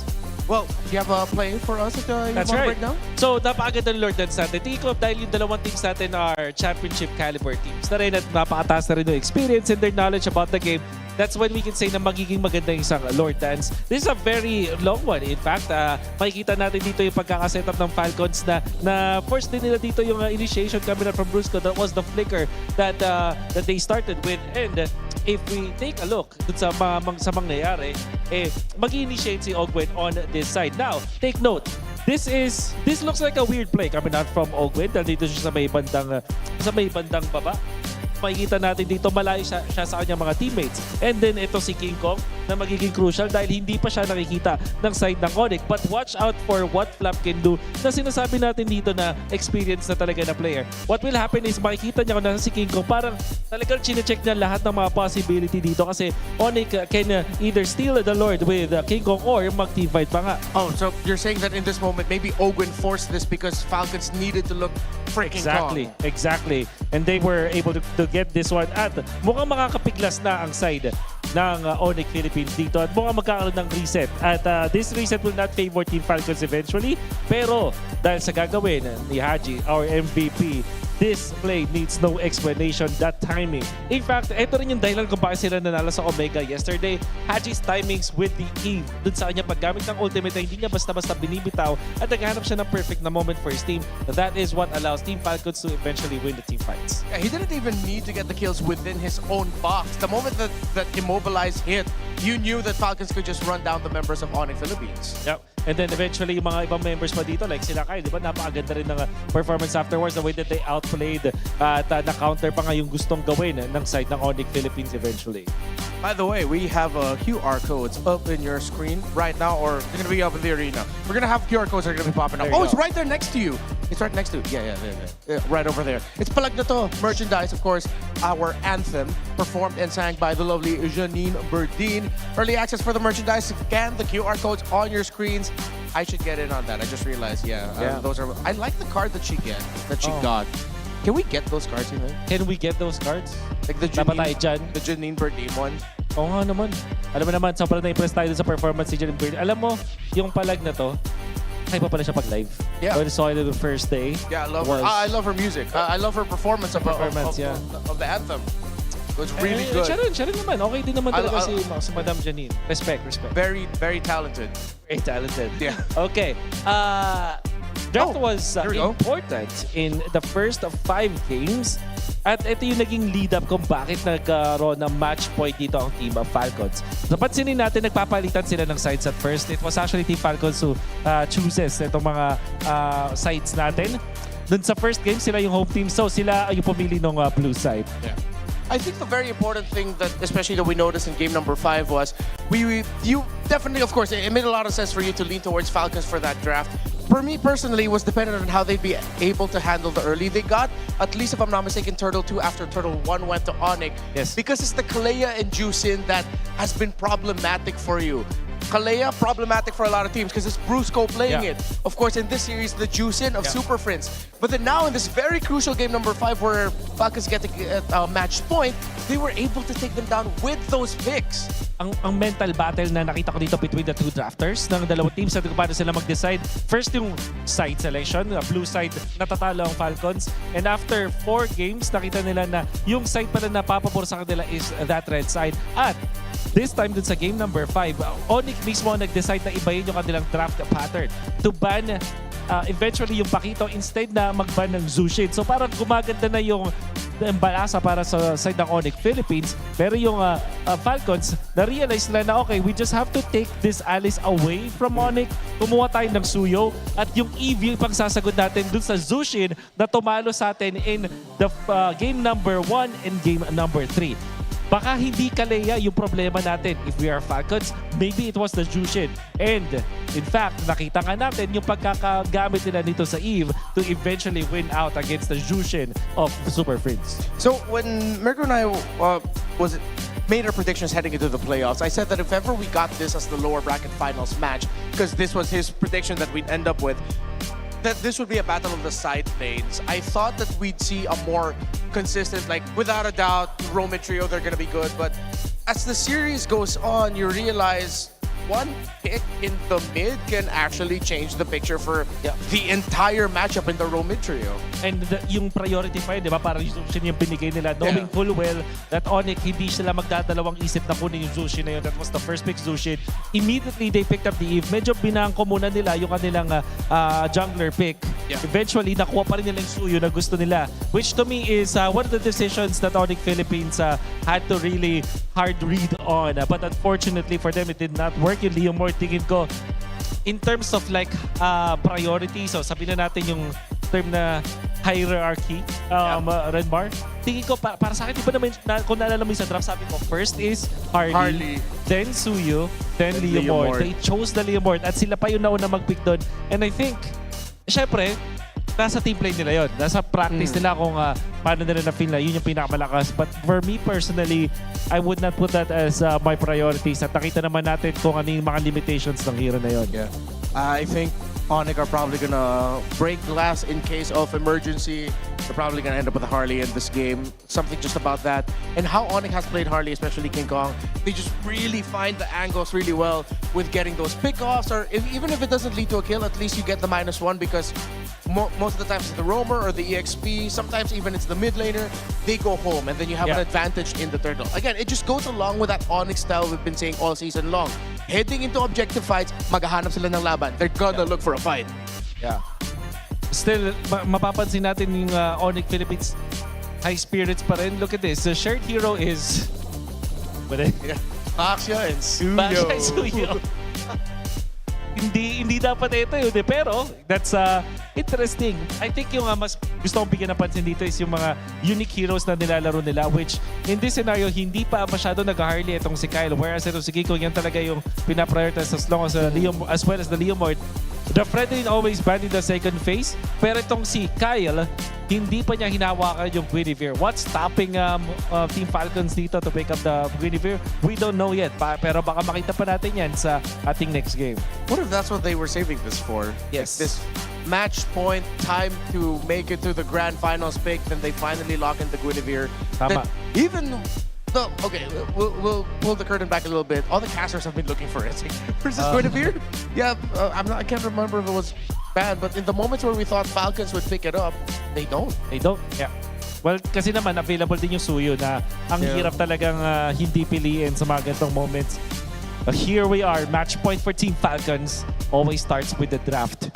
Ang mga games natin, isang beses para tayo umabot sa 20 minutes.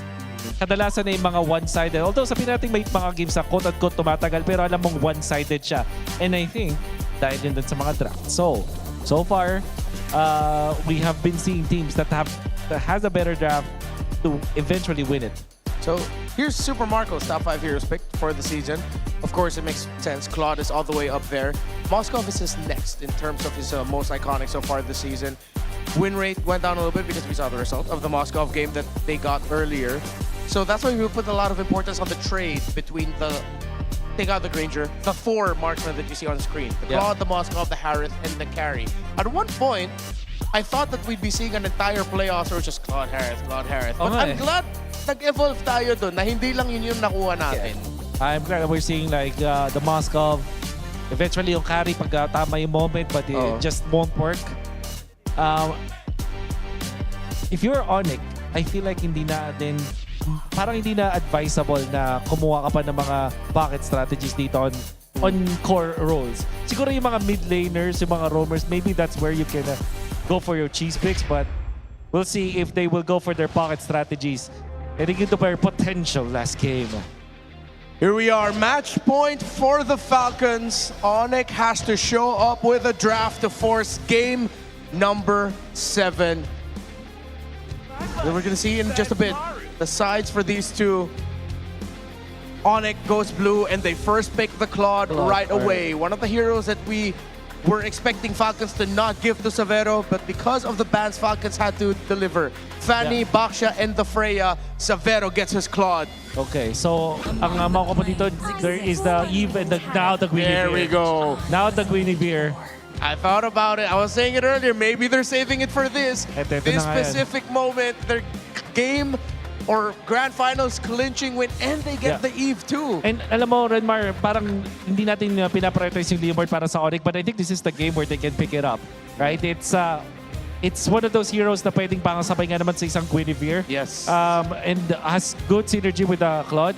Siguro yung Eve will always be a problem, but they can always go for the Valentina here if you're ONIC and the Zushin. So Zushin muna kanilang unahin. Yeah. Probably the Leomord is their next pick. Or maybe Alice, kung gusto nilang nakawin, di ba? Yeah, you don't have to worry about the Valentina, and it seems like ONIC want to go for full dive. But there's the Leomord. Okay. Ogwen. There's the Kalea. Kalea, play it safe, either high loss Gatot. I think the Gatot would be good because there's a lot of dives. You get that taunt and the Revitalize as well. Revitalize. Alright, so Harith yun, yung ibang sometimes ginagamit siya, pero kasi magic-based yun. So pwedeng ipiliin yung iba. But I would have said that the Moskov is the better option kung sakali para may late game options din sila dito for Falcons. So well-rounded draft for both teams at yung Tricore ang pinakita ng parehas nating teams dito. Well, they're not technically Tricore pero gold, tapos mid lane and then the jungler. Roam EXP for both to show their last picks. It's gonna be brutal in the second phase of the draft. You remove Gato at high loss, Kalea, all of those heroes that have our holy trinity of Revitalize / healing. And then you're left with either the damaged ones, the Kali, the Hilda, and then the Cho. Yeah. Okay, so that's 2 picks for both teams. So we're gonna be starting with the bans. That is Yuzhong. Alright, so that's Yuzhong from Falcons, the respect from their team. Para din mapalakas nila yung kanilang turtle fight. Para sa ONIC, ang kanilang tingnan din dito is the possible roam options din. Like the Gatot Kacha na magiging problema para sa isang Claude. There's also that Sora factor for both teams. At dahil mauuna yung Team Falcons, baka yung ONIC ay magban ng Sora eventually. I think ONIC will probably look at the roamers and Falcons might look at the EXP laners here. Because even if they get the Sora... No, it'll be really good.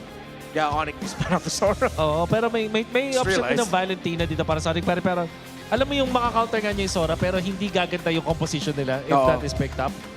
It does make sense on the counter perspective. But we'll see. Kawa yung Leomord dun eh. That's right. So Falcons, I'm still seeing the Sora 4th pick para sa kanila pero meron din namang option ng Alice on their side.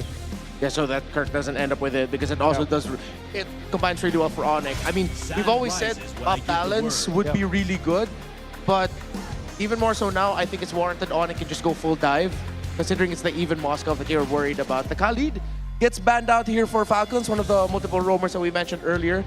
So if Falcons ends up, or excuse me, ONIC ends up banning either the Gatot or High Loss, and then that's going to be bad for them. So I think they want to float those two open, so that just becomes a trade in the roam. Yeah. So, speaking of roamers, mayroon bang chance na ang Guinevere dito will be the roam? Yes. That happened before? Yeah, that happened before, but okay. Sorry, Twisted Minds, but I just wasn't a fan of it. Yeah, it was. Not for me, not for me. Let's just say that. I'm not going to yuck their yum, it wasn't for me. Okay, so that will be the Atlas, the ban here for ONIC. 4th pick para sa Team Falcons. Sora looks really good here para sa Falcons. Okay, would you rather get the Sora or get the Alice so that ONIC doesn't get it? I'd rather go to Sora kasi madami siya na-achieve dito pag dive na rin everything. If they want a neutral pick, yung Hilda nandyan pa rin available para sa kanila. Okay siya laban sa isang Leomord, okay siya versus the Claude. Yep. Another option is Glue, another flex pick yun. Pwedeng maging EXP, pwedeng maging Roam. At nakita naman natin kung gaano ka-impactful si Ogwin sa pag-control ng River with that Glue. Oh yeah, what if they just pick it up as the red 4 pick and then it's a flex if ever? Then you can just adjust it. So that will mean Alice para sa team, sa ONIC Philippines, I mean. Yeah. What do you pick for Brusco? Fight for the So ultimate. it's indeed the Hilda. Still flex. Still flex. What a pick. Okay. It makes it so much harder for ONIC to read. Yeah. But they can go Sora if they want to. At the same time, may Lapu-Lapu pa na hindi naman din magkakaroon ng problema dito sa Hilda. I think the Lapu-Lapu is a great addition para sa ONIC. It has the dive that they need. Yung Alice, tingin ko magkakaroon na ng konting problema dito because of the presence of the Hilda in the Moskov. Yep. And the knockups coming out from the control coming out from both Eve and Hilda. Even Guinevere. So tingin ko, Lapu-Lapu na pipili ng ONIC Philippines. And the Gatot Kacha probably. And there it is. That's the Gatot para sa side ng ONIC Philippines. And then they showed the revitalized roamer here. Ogwin can just wrap it up with a high loss. Yeah. Wrap it up in a neat little package. Still go for the Alice. Ooh.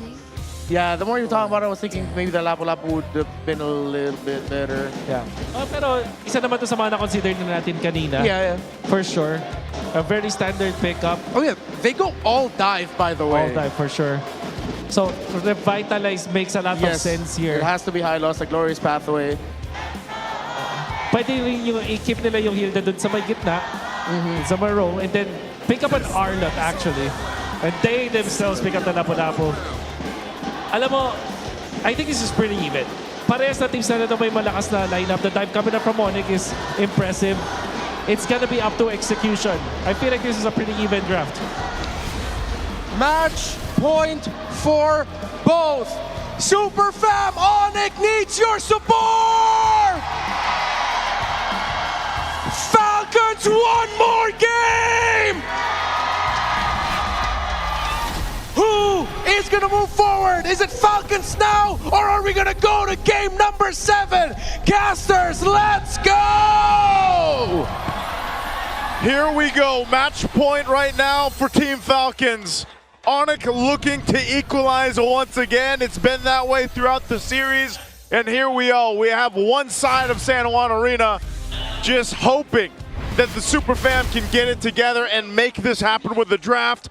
And Team Falcons on the other side, man, they are loud and ready to see their Team Falcons make it to that grand final. Yeah, it's quite scary for the Sonics because every single game, the red side has won. And it's always been the Claude, but the Claude is on the blue side now for ONIC. Oh, even despite us finally seeing the Guinevere in the hands of Falcons. Finally. It's a not so same combo as well from what we were asking to see from them, because you don't really see the Kalea, you don't even see the Arlot, not either. Yeah, where was it? Where was my Kalea? Where's my good comps? I don't know, man. You know, it's one of those things where it's like, if this was a Kalea instead, would that end up being better here? But I think, you know, ONIC knew what they wanted to play around with, and they decided to go that way. I think this is comfort, at least for the most part, against Super Prince on that Jushin especially. Whoa, that's a lot of early damage, though, from Ogwin. This is what we usually see with a Hilda. Mind you as well, throughout this map, the way this is going to go is that early aggression and rotation that Team Falcons can bring, but also expanding rivers comes into play with having this Hilda on your side too. Which is amplified by the fact that almost all heroes on the side of Team Falcons wins the roll-to-roll matchup. Like you have the Lapu against the Alice, you have the Eve against the Zushin, and then the Claude, the Moskov versus the Claude.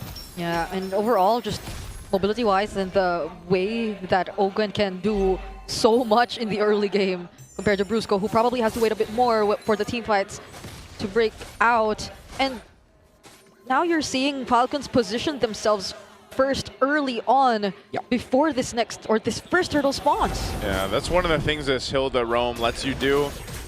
You're so aggressive, you can poke down even the opposing roamer, and you have control around this first objective. King Kong's got to try to make this happen, but look at the wall he's got to go through. Yep, it's Flap blocking the way alongside Ogwen. They find first blood on Brusco, and Kirk, he has no way to run, had to burn that flicker just to survive. Yeah, ONIC tried forcing their way in to the turtle pit, but again, there's a Hilda. You know, this guy's a walking prior. Kyle! Oh, the Purify was burned, but not the knockup or the spatial migrations. What's that? This is why you wanted to see. This is why you wanted to see the Guinevere. Was that the Spear of Misery?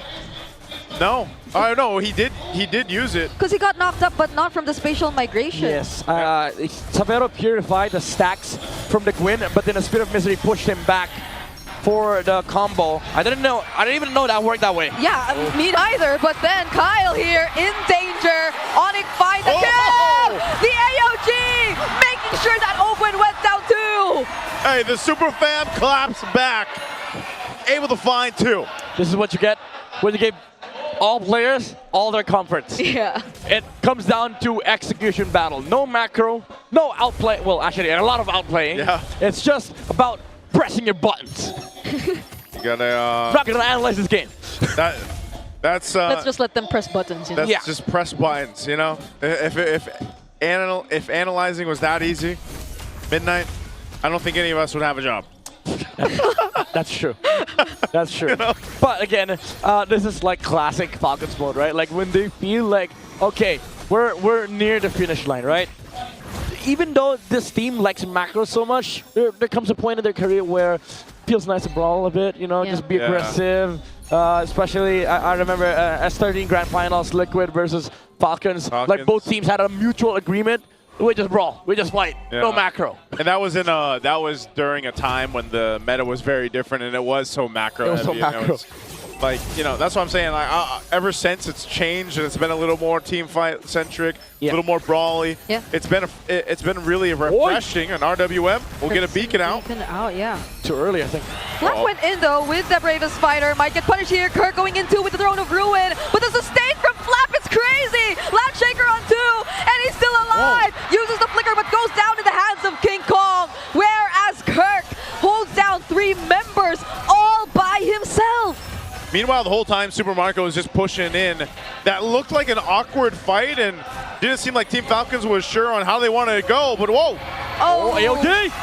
Kyle might have just wanted to look for a trade there, but those are tanky members of ONIC that he found. Yeah, this is the same thing as the one earlier. The Alice and the Got combo. Now Ogwen has to move out.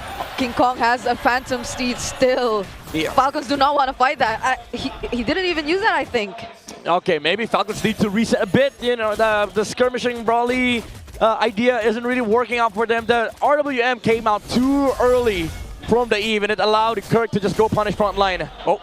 Yeah, there was no guaranteed follow-up whatsoever from that. And even if they did flush them out of the turtle pit, okay, hold on, Severo gets knocked back again. Oh, he goes back. The BMI, and a bit of help from King Kong now.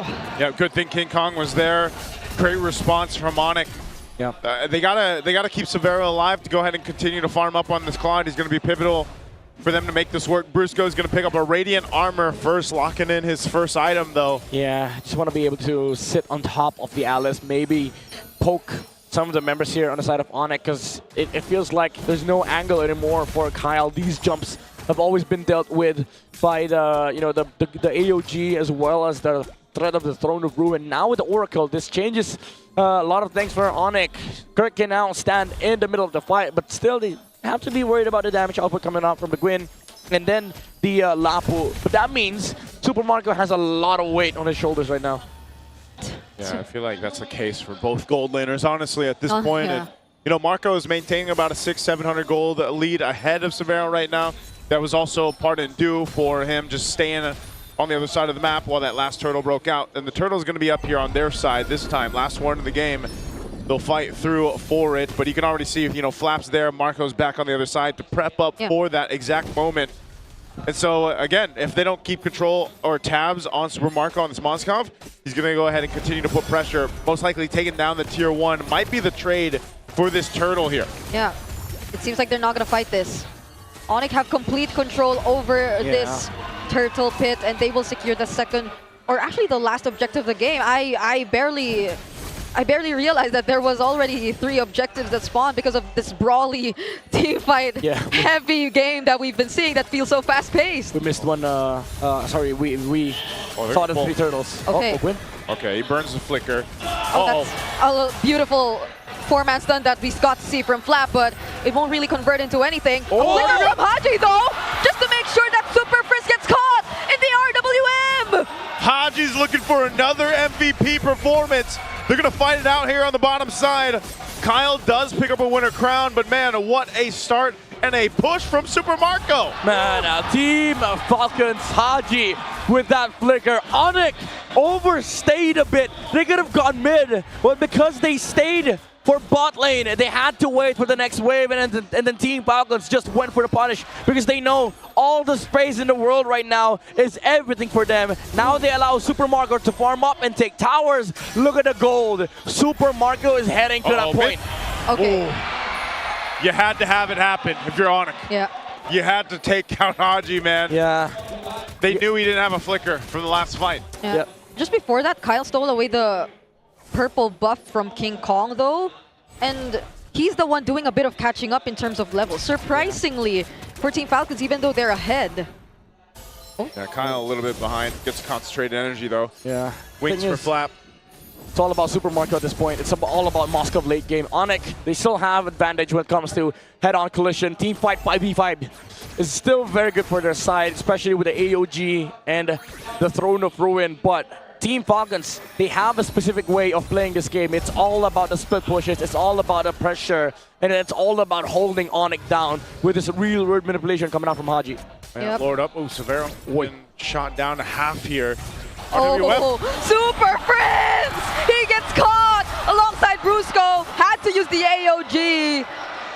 Falcons are just so decisive whenever they see a target. It's always Haji laying down these perfectly timed RWMs. Yeah, again, ONIC getting distracted, losing the important sites. Sticking together is what makes them a super family. And because Team Falcons is able to split them up with the pressure on the top side, they get to find pickoffs. Oh, Flap jumping in.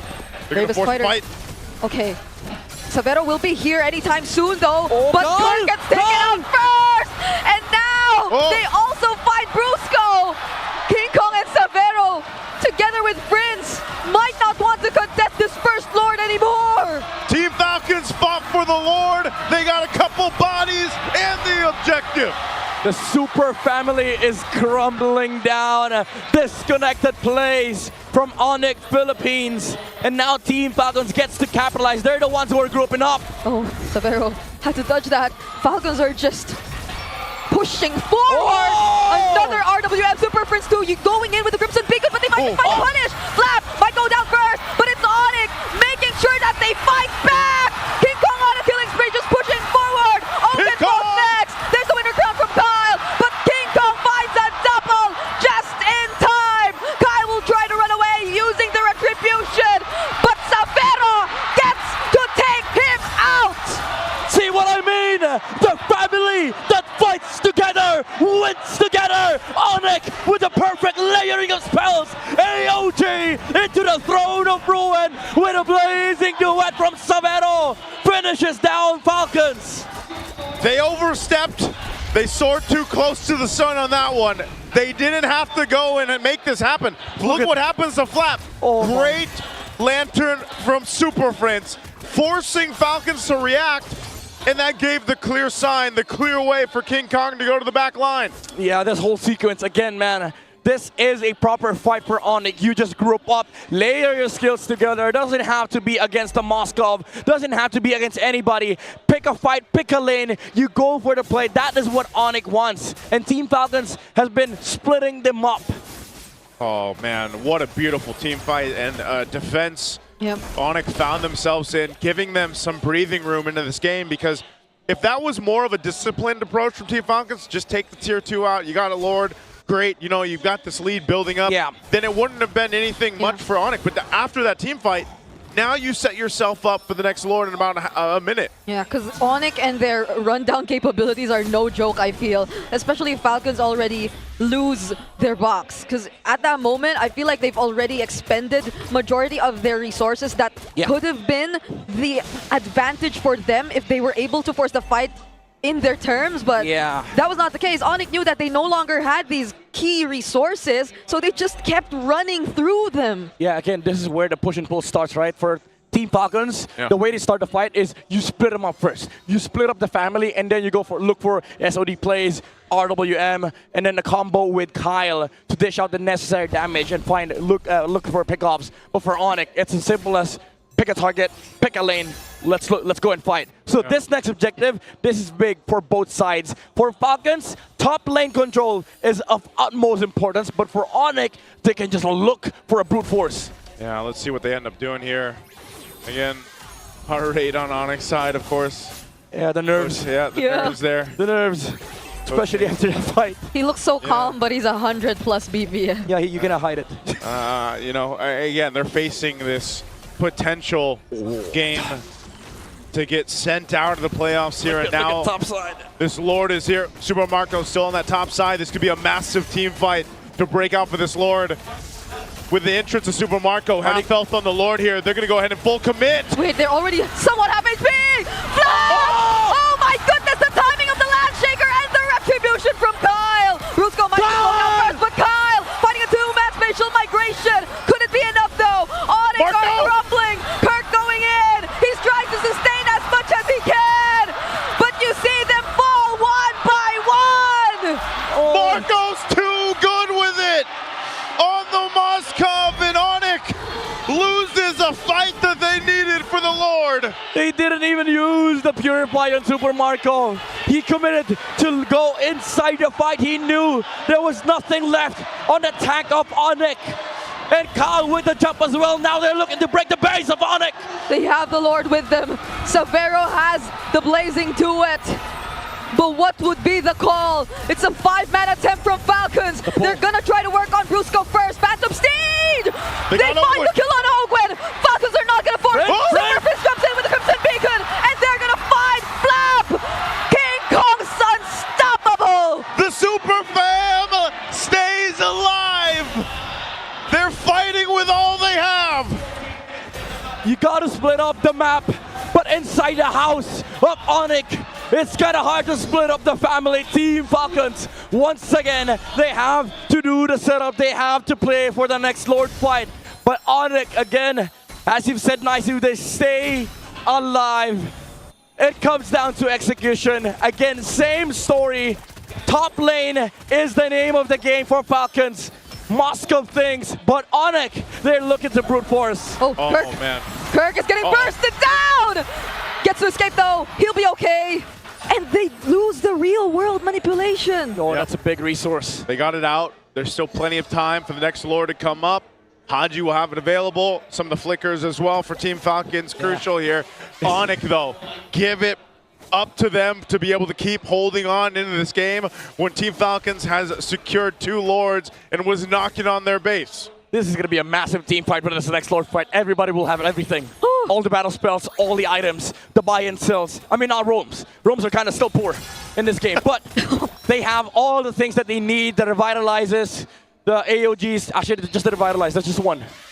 Yeah, man, it's one of those games where despite all of it, again, what's on the line here? Team Falcons, I think they're playing a little messy trying to approach the base because they see what's in front of them, man. Yeah. The grand finals and a trip to Paris for EWC 2026. They have to stay calm and collected. Yep.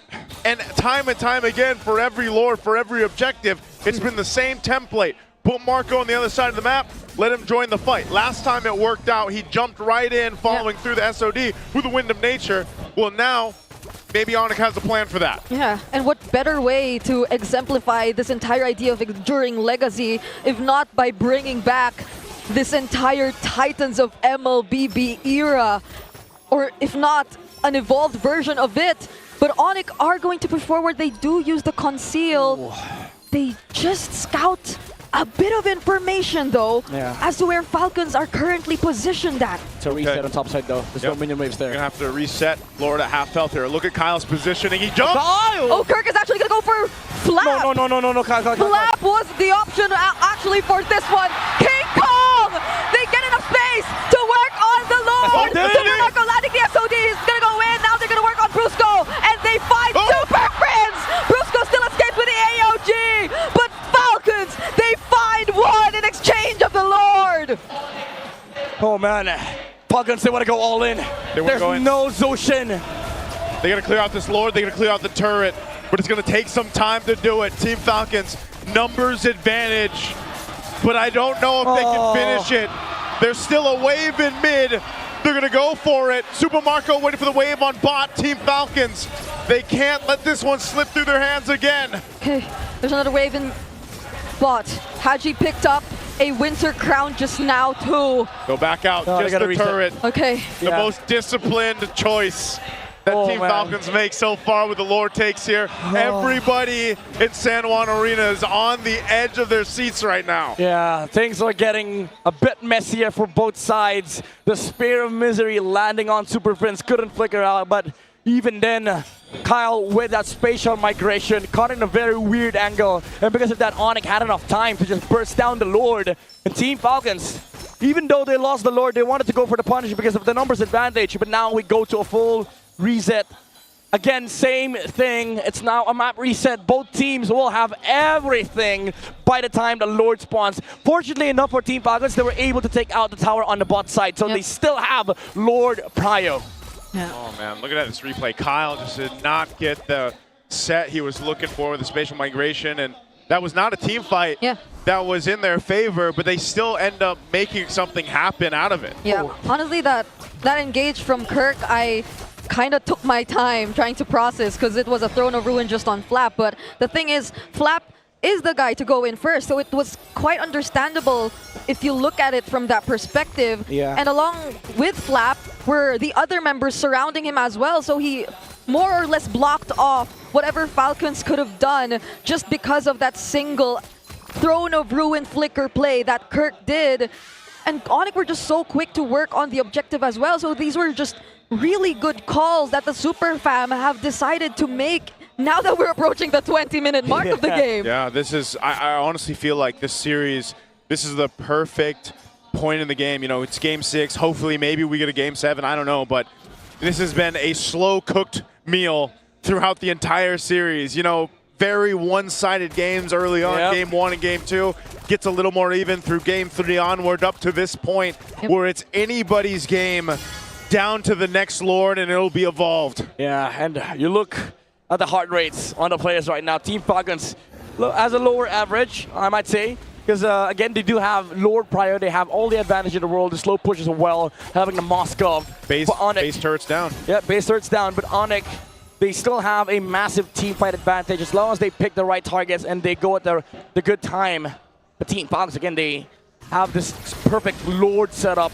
Nobody from the side of ONIC can actually just brute force their way in. Oh, never mind. Super Prince and Kirk, they find an angle. They force the Lapo ulti. Wait, yeah. He used the Bravest Fighter They see Severo down bot. backwards, but Falcons, knowing that, are still going to try and exchange blows with ONIC. Okay, okay, they've done this against Aurora.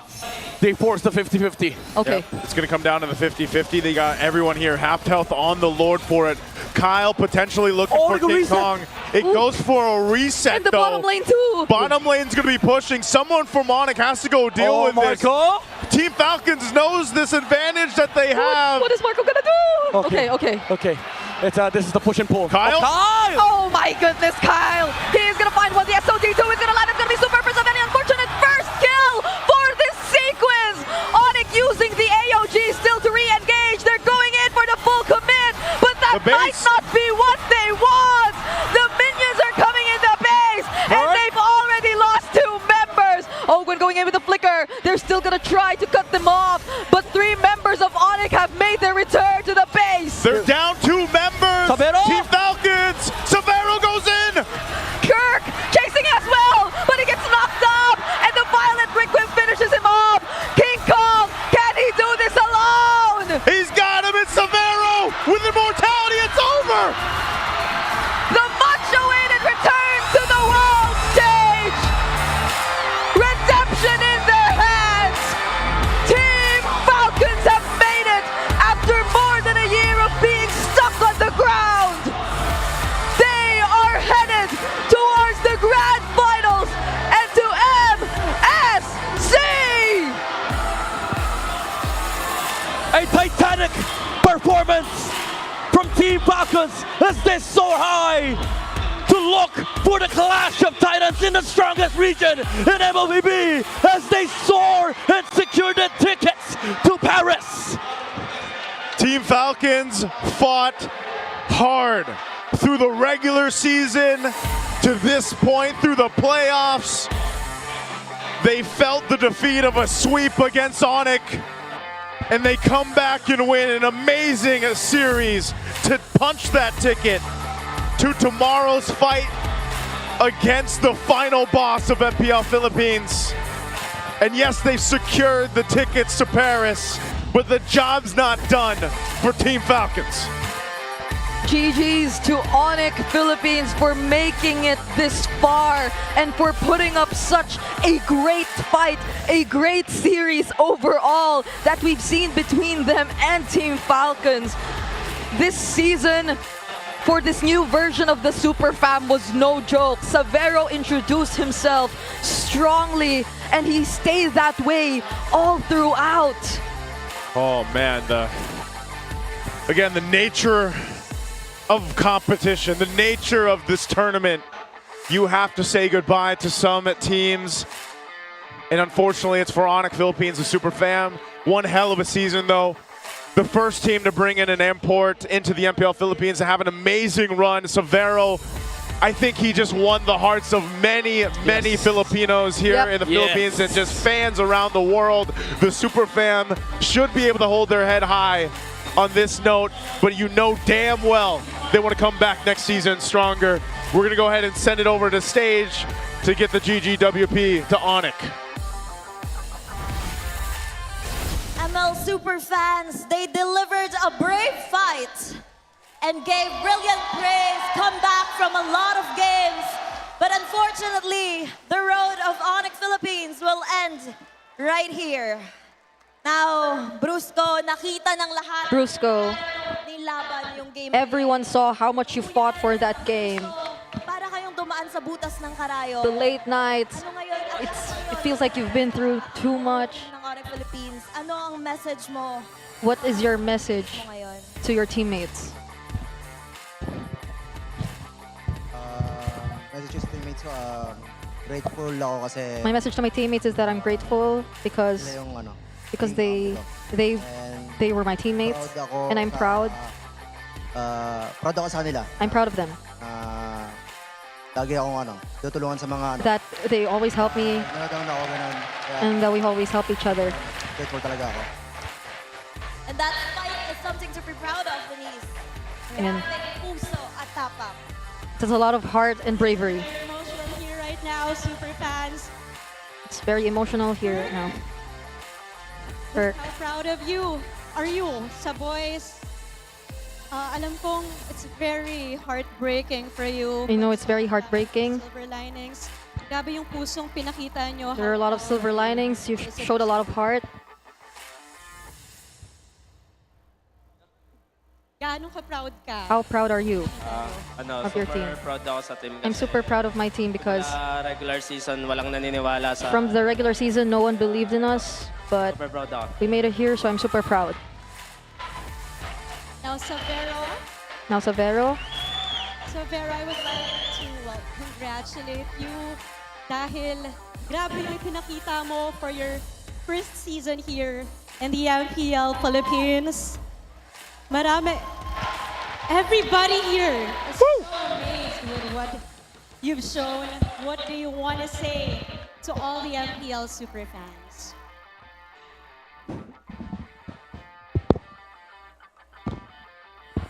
Makasih buat yang udah dukung, makasih buat yang kalian MPL PH sama ONIC PH juga welcome gue, support gue. Sorry buat Sonic semua karena hasilnya nggak sesuai ekspektasi. Makasih buat semua yang udah dukung. Maraming salamat po daw sa mga sumuporta at dumating. thank you so much to all the supporters. Salamat rin sa And MPL PH. thank you so much to MPL PH. Salamat rin po sa And thank you so much to the ONIC PH who continue to believe in me. And for one more time, Sonic, let's give them a big round of applause. You may now take your final bow. Maraming salamat, ONIC Philippines. As much as it is very heavy, Thea, in every game, one has to bow, one conquers. And MPL Superfans, after 3 seasons, babalik ang Team Falcons sa Grand Finals!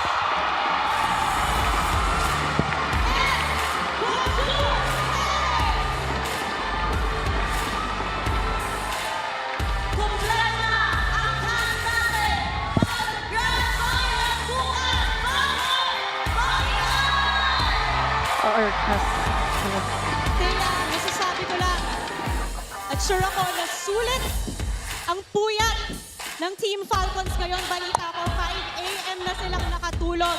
Kagabi na, uunahin na kita. They slept at 5 a.m. last night. Yung base, anong unang pumasok sa utak? When you took down the base, what was the first thing that came into your mind? Base, for that last game, anong unang pumasok sa utak mo? Unang pumasok sa Nothing entered my mind. Yes, Paris. Yes, Paris. But at the same time, Parang sakto lang yung tuwa ko. Finals mabuhay. I'm not that fulfilled as much just yet because we still know that there's finals tomorrow. Very new Team Falcons that we're seeing. A very, very composed and disciplined Falcons. I can't wait to see. And new na Haji. Haji. New member, There's a lot of people shouting. You've been through so much. You've been through push and pull games. Now, could you summarize for us how difficult the matches you've been through were? Ano po sobrang hirap po talaga kasi Very difficult. for sa kanila,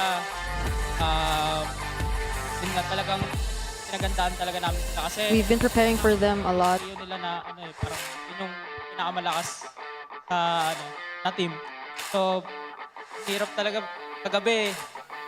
We really consider them as the strongest team. So even last night, Yung kanina rin nung pagkagising. our discussion took a while, and even earlier when I woke up, Nag-overthink ako.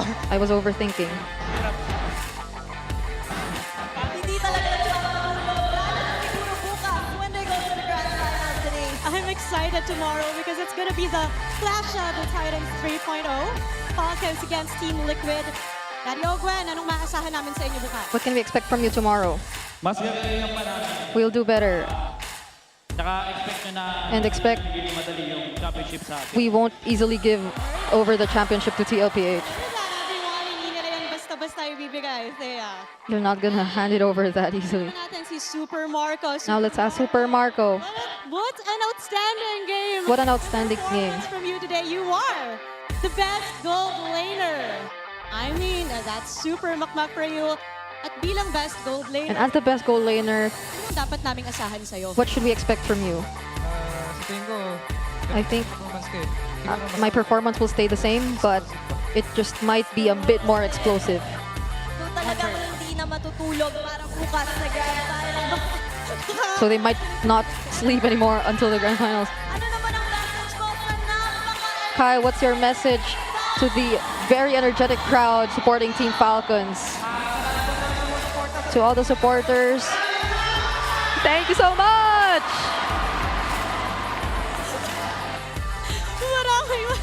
Maraming salamat! At maraming salamat, Team Falcons. You may now take your bow. And you may now take your walk of victory to the grand finals and to Paris!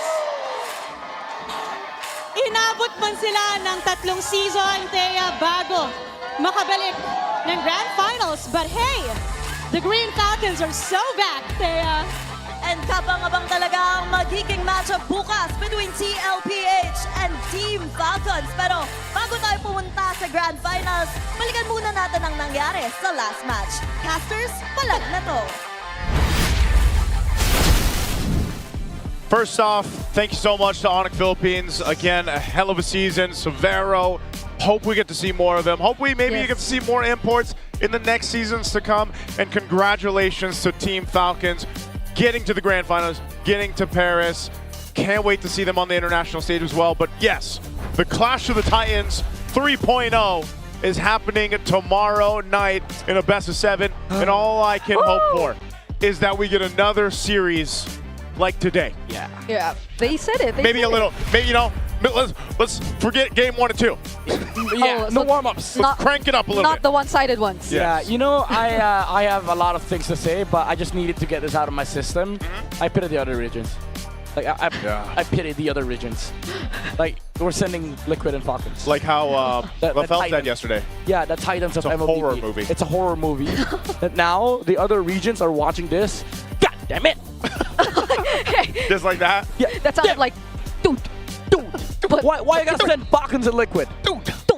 Right? Why you gotta send the Titans? Because the last time this happened, these two teams took the world by storm. Yeah. Oh man.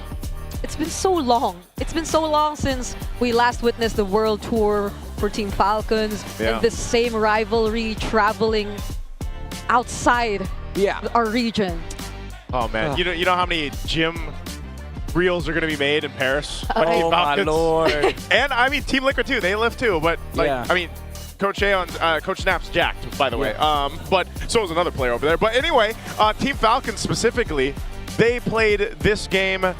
I don't want to say perfectly either. It wasn't a perfect game. It was actually rather messy towards the end. Yeah. The way they approached some of the base pushes with the Lords, it didn't go in their favor. They made some mistakes, and they're going to have to fix those mistakes by the time they get to the matchup against tomorrow. Although it's sort of expected, that usually just happens when the enemy can actually match your gameplay. Even if you play the most perfect macro in the world, you're bound to be matched by your opponents, and ONIC did just that. It's just that for Team Falcons, they sort of have a lot of advantages in the drafting stage. Like we mentioned this earlier, the split push on the Moscow, everything was going to be on Super Marco, and Super Marco delivered, which is why he's the MVP of this game, aside from the fact that he was able to pressure the pressure on ONIC. Yeah. Again, this bulletproof guy didn't die at all in this game. 0 deaths on this Moscow. He was like, Savero, I know you're good, but I'm better. Yeah. Oh.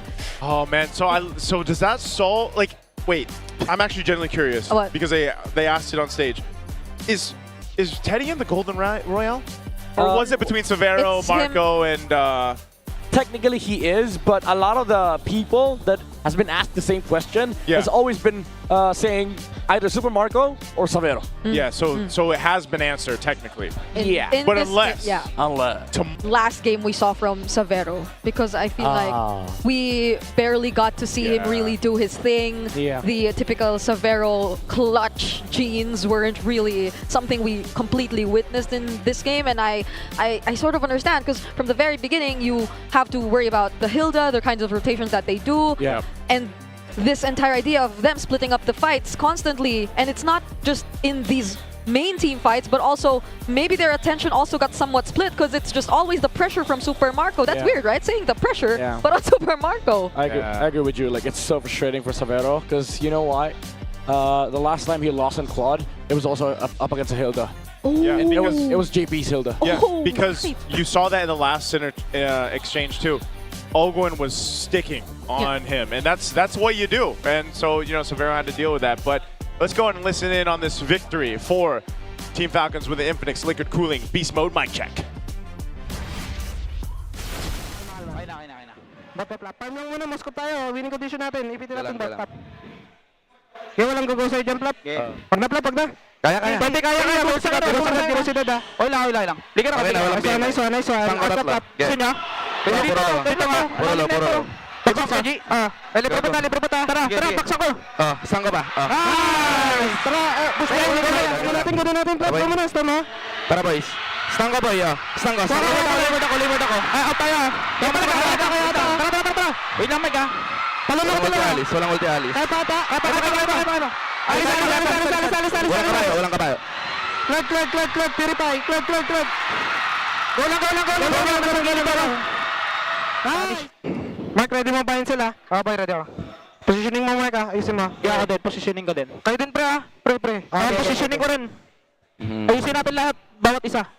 Angat tayo isa rin. Ang Lord. Pre, magugupatak, pre. Balong alert. Alis, pre, alis. Pre, siya. Balulog. Susin sa mukha ka. Abay, alis muna. Boy ako, boy. Stang ko, dalawa. Harapan lang. Brusko lang. Alis.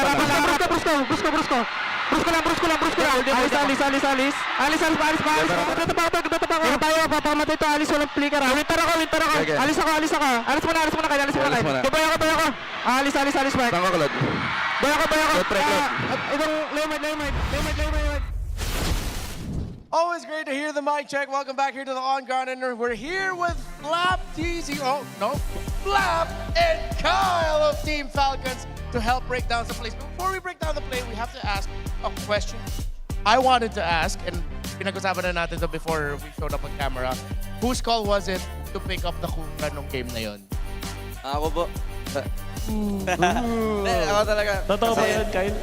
Totoo. Siya talaga nag-suggest nakita kong lahat yung composition ng ONIC, lahat nagdadash eh. Kaya parang pasok na pasok yung Kufra kahit never namin nagamit. Yeah, and to add to that, kasi may Esmeralda din kayo, di ba? So, nahirapan talaga si Kurt para magawa yung trabaho niya. Flap and Kyle, sinimulan natin ng season nung na-interview ko kayo sa pagtanggal ninyo ng TZ na pangalan sa IGN ninyo. At ngayon, kaharap nyo muli itong si Carl TZ doon sa finals at kayong dalawa pa yung nag-step up. Gaano ka-importante ito na nakaabot kayo ng finals na ngayon gumagawa kayo ng sarili nyong marka na sa liga? Siguro sobrang importante sa amin to ni Flap kasi dito na kami sa finals. So if ever man namin matalo sila, dito na kami mag-start yung legacy namin dalawa. The new branch of the legacy for Flap and Kyle. All right, I think we have a play that Wolf wants to break down with the boys here. So, ang naging comment ko dito, parang binalik nyo yung classic na macro nyo, yung Lord Dance nyo. So, Talk to us, sino ba yung mga nagsha-shot call dito? Ano ba yung mga usapan at gano'n ka-intense doon sa usapan nyo dito sa comms ninyo? Yung nagsha-shot call talaga dyan si Super Marco eh. Parang win-wait lang namin yung long lane namin para push, tapos pag may nagpakita, doon na kami go-go. And there's an important play here, Kyle. Ikaw din yung makakahuli kay Super Prince. Yung Zushin niya ay nakakatakot at alam natin malupit siya. Pero in this last play, napigilan nyo yung isa sa mga key players dito sa ONIC. Talk to me how you were able to pull this off. Nag-aantay lang po talaga ako mahuhuli dyan. Tapos nung na-check ni Super Prince yung try-bush, yun po yung nahuli ko. How about you, Flap? Paano naman ang comms mo dito, lalo na crucial din sa mga Lord Dance ang role mo as the XP laner? Nung nakita kong natalunan ni Kyle yung Shushin, alam kong patay na yung Shushin and at the same time, lalamang na kami. Kaya naging kalmado lang ako dyan. Noong time na yun. Whose call was it na tapusin na yung laro na to? Meron pang tatlong hero na natitira tapos may Lord. Pero mas pinili nyo mag-push. Kanino yun nanggaling? Sa amin po lahat kasi nung 5v3 na po yan, tapos wala na rin po silang skill, nagkasundo po kami lahat na tapusin na yung laro kasi i-detect po nila tapos papamatay po sila lahat para matay. So instead of dragging the time pa, they made sure that they just ended there. Now, of course, going up against ONIC, sinabi niyo naman kanina na mahirap talaga kalabanan yung ONIC, of course, with a 4-2 score. For each of you guys personally, what specific aspect of ONIC na nahirapan kayo the most? Siguro po nahirapan kami sa ONIC yung sa early game nila. Parang sobrang lakas nila sa early game. Sobrang dominating nila kaya ayun. Doon kami hirap na hirap talaga sa mid nila. Same rin sa'yo, Kyle. Same lang. All right, ONIC early game crazy. Of course, hoping to see ONIC bounce back, but this is the moment for the Falcons.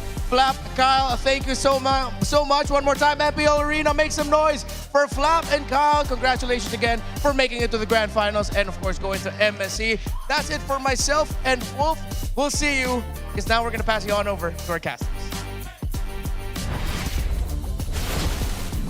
Thank you so much, guys, on the on-ground panel. And again, congratulations there to Team Falcons going to the grand finals in Paris.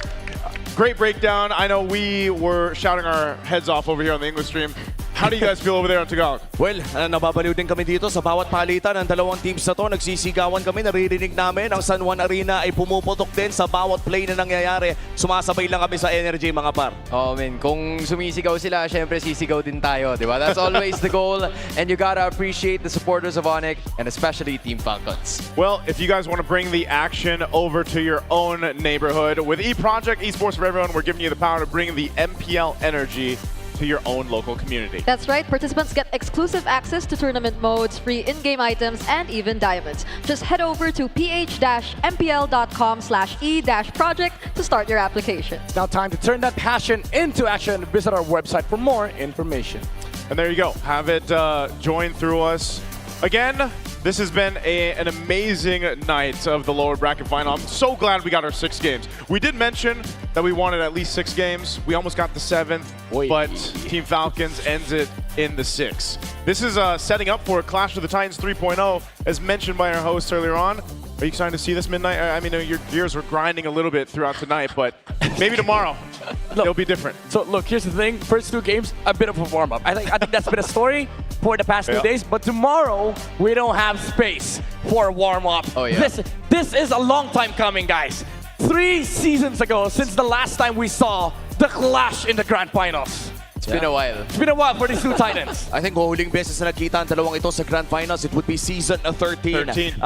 Kung saan Falcons AP Bren pa ang team ng Falcons noon. And for Team Liquid Philippines, ito na yun eh. Kumbaga, sila ang nanaig nung time na yun. Yep, and here we go. We got an updated look at our Infinix Fancy Club as well. Through this, they have their own grand final tomorrow as well. The Auroras are going to be facing off against the Sonics. So a little bit of a different fate. Yeah. Through the Infinix Fancy Lab. When was this? Was this season 17, 16, 15? 15. In the MPL PH, like the counterpart for MPL PH. That's true.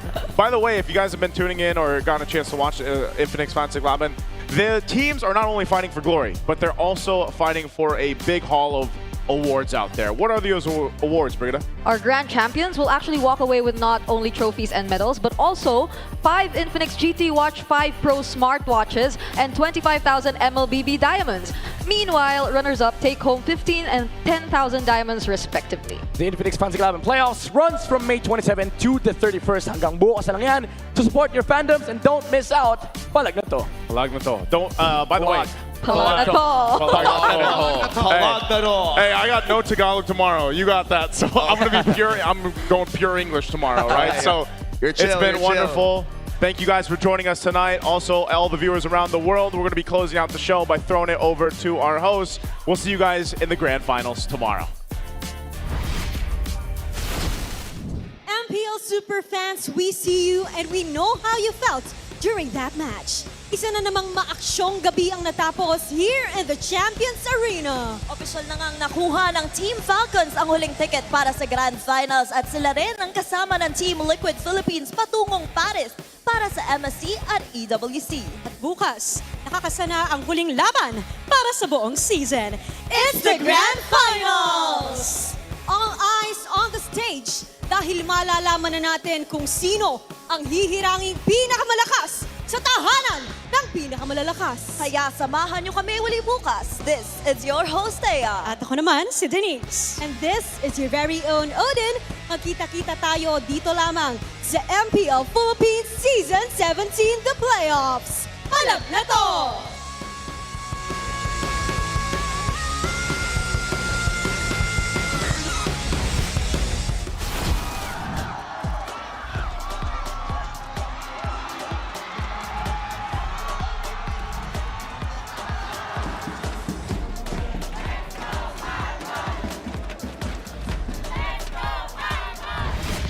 The 17th season of MPL Philippines is brought to you by the following sponsors.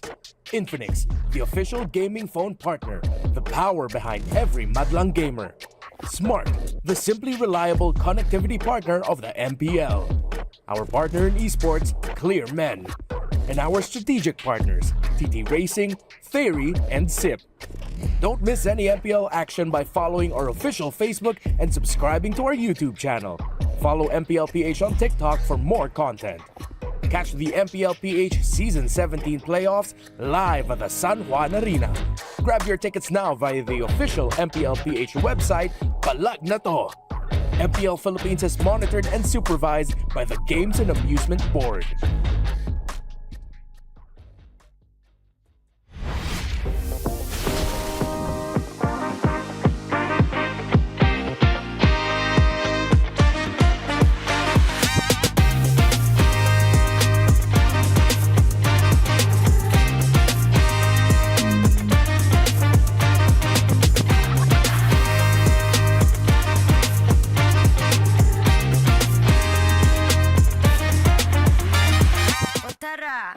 Palag ka ba?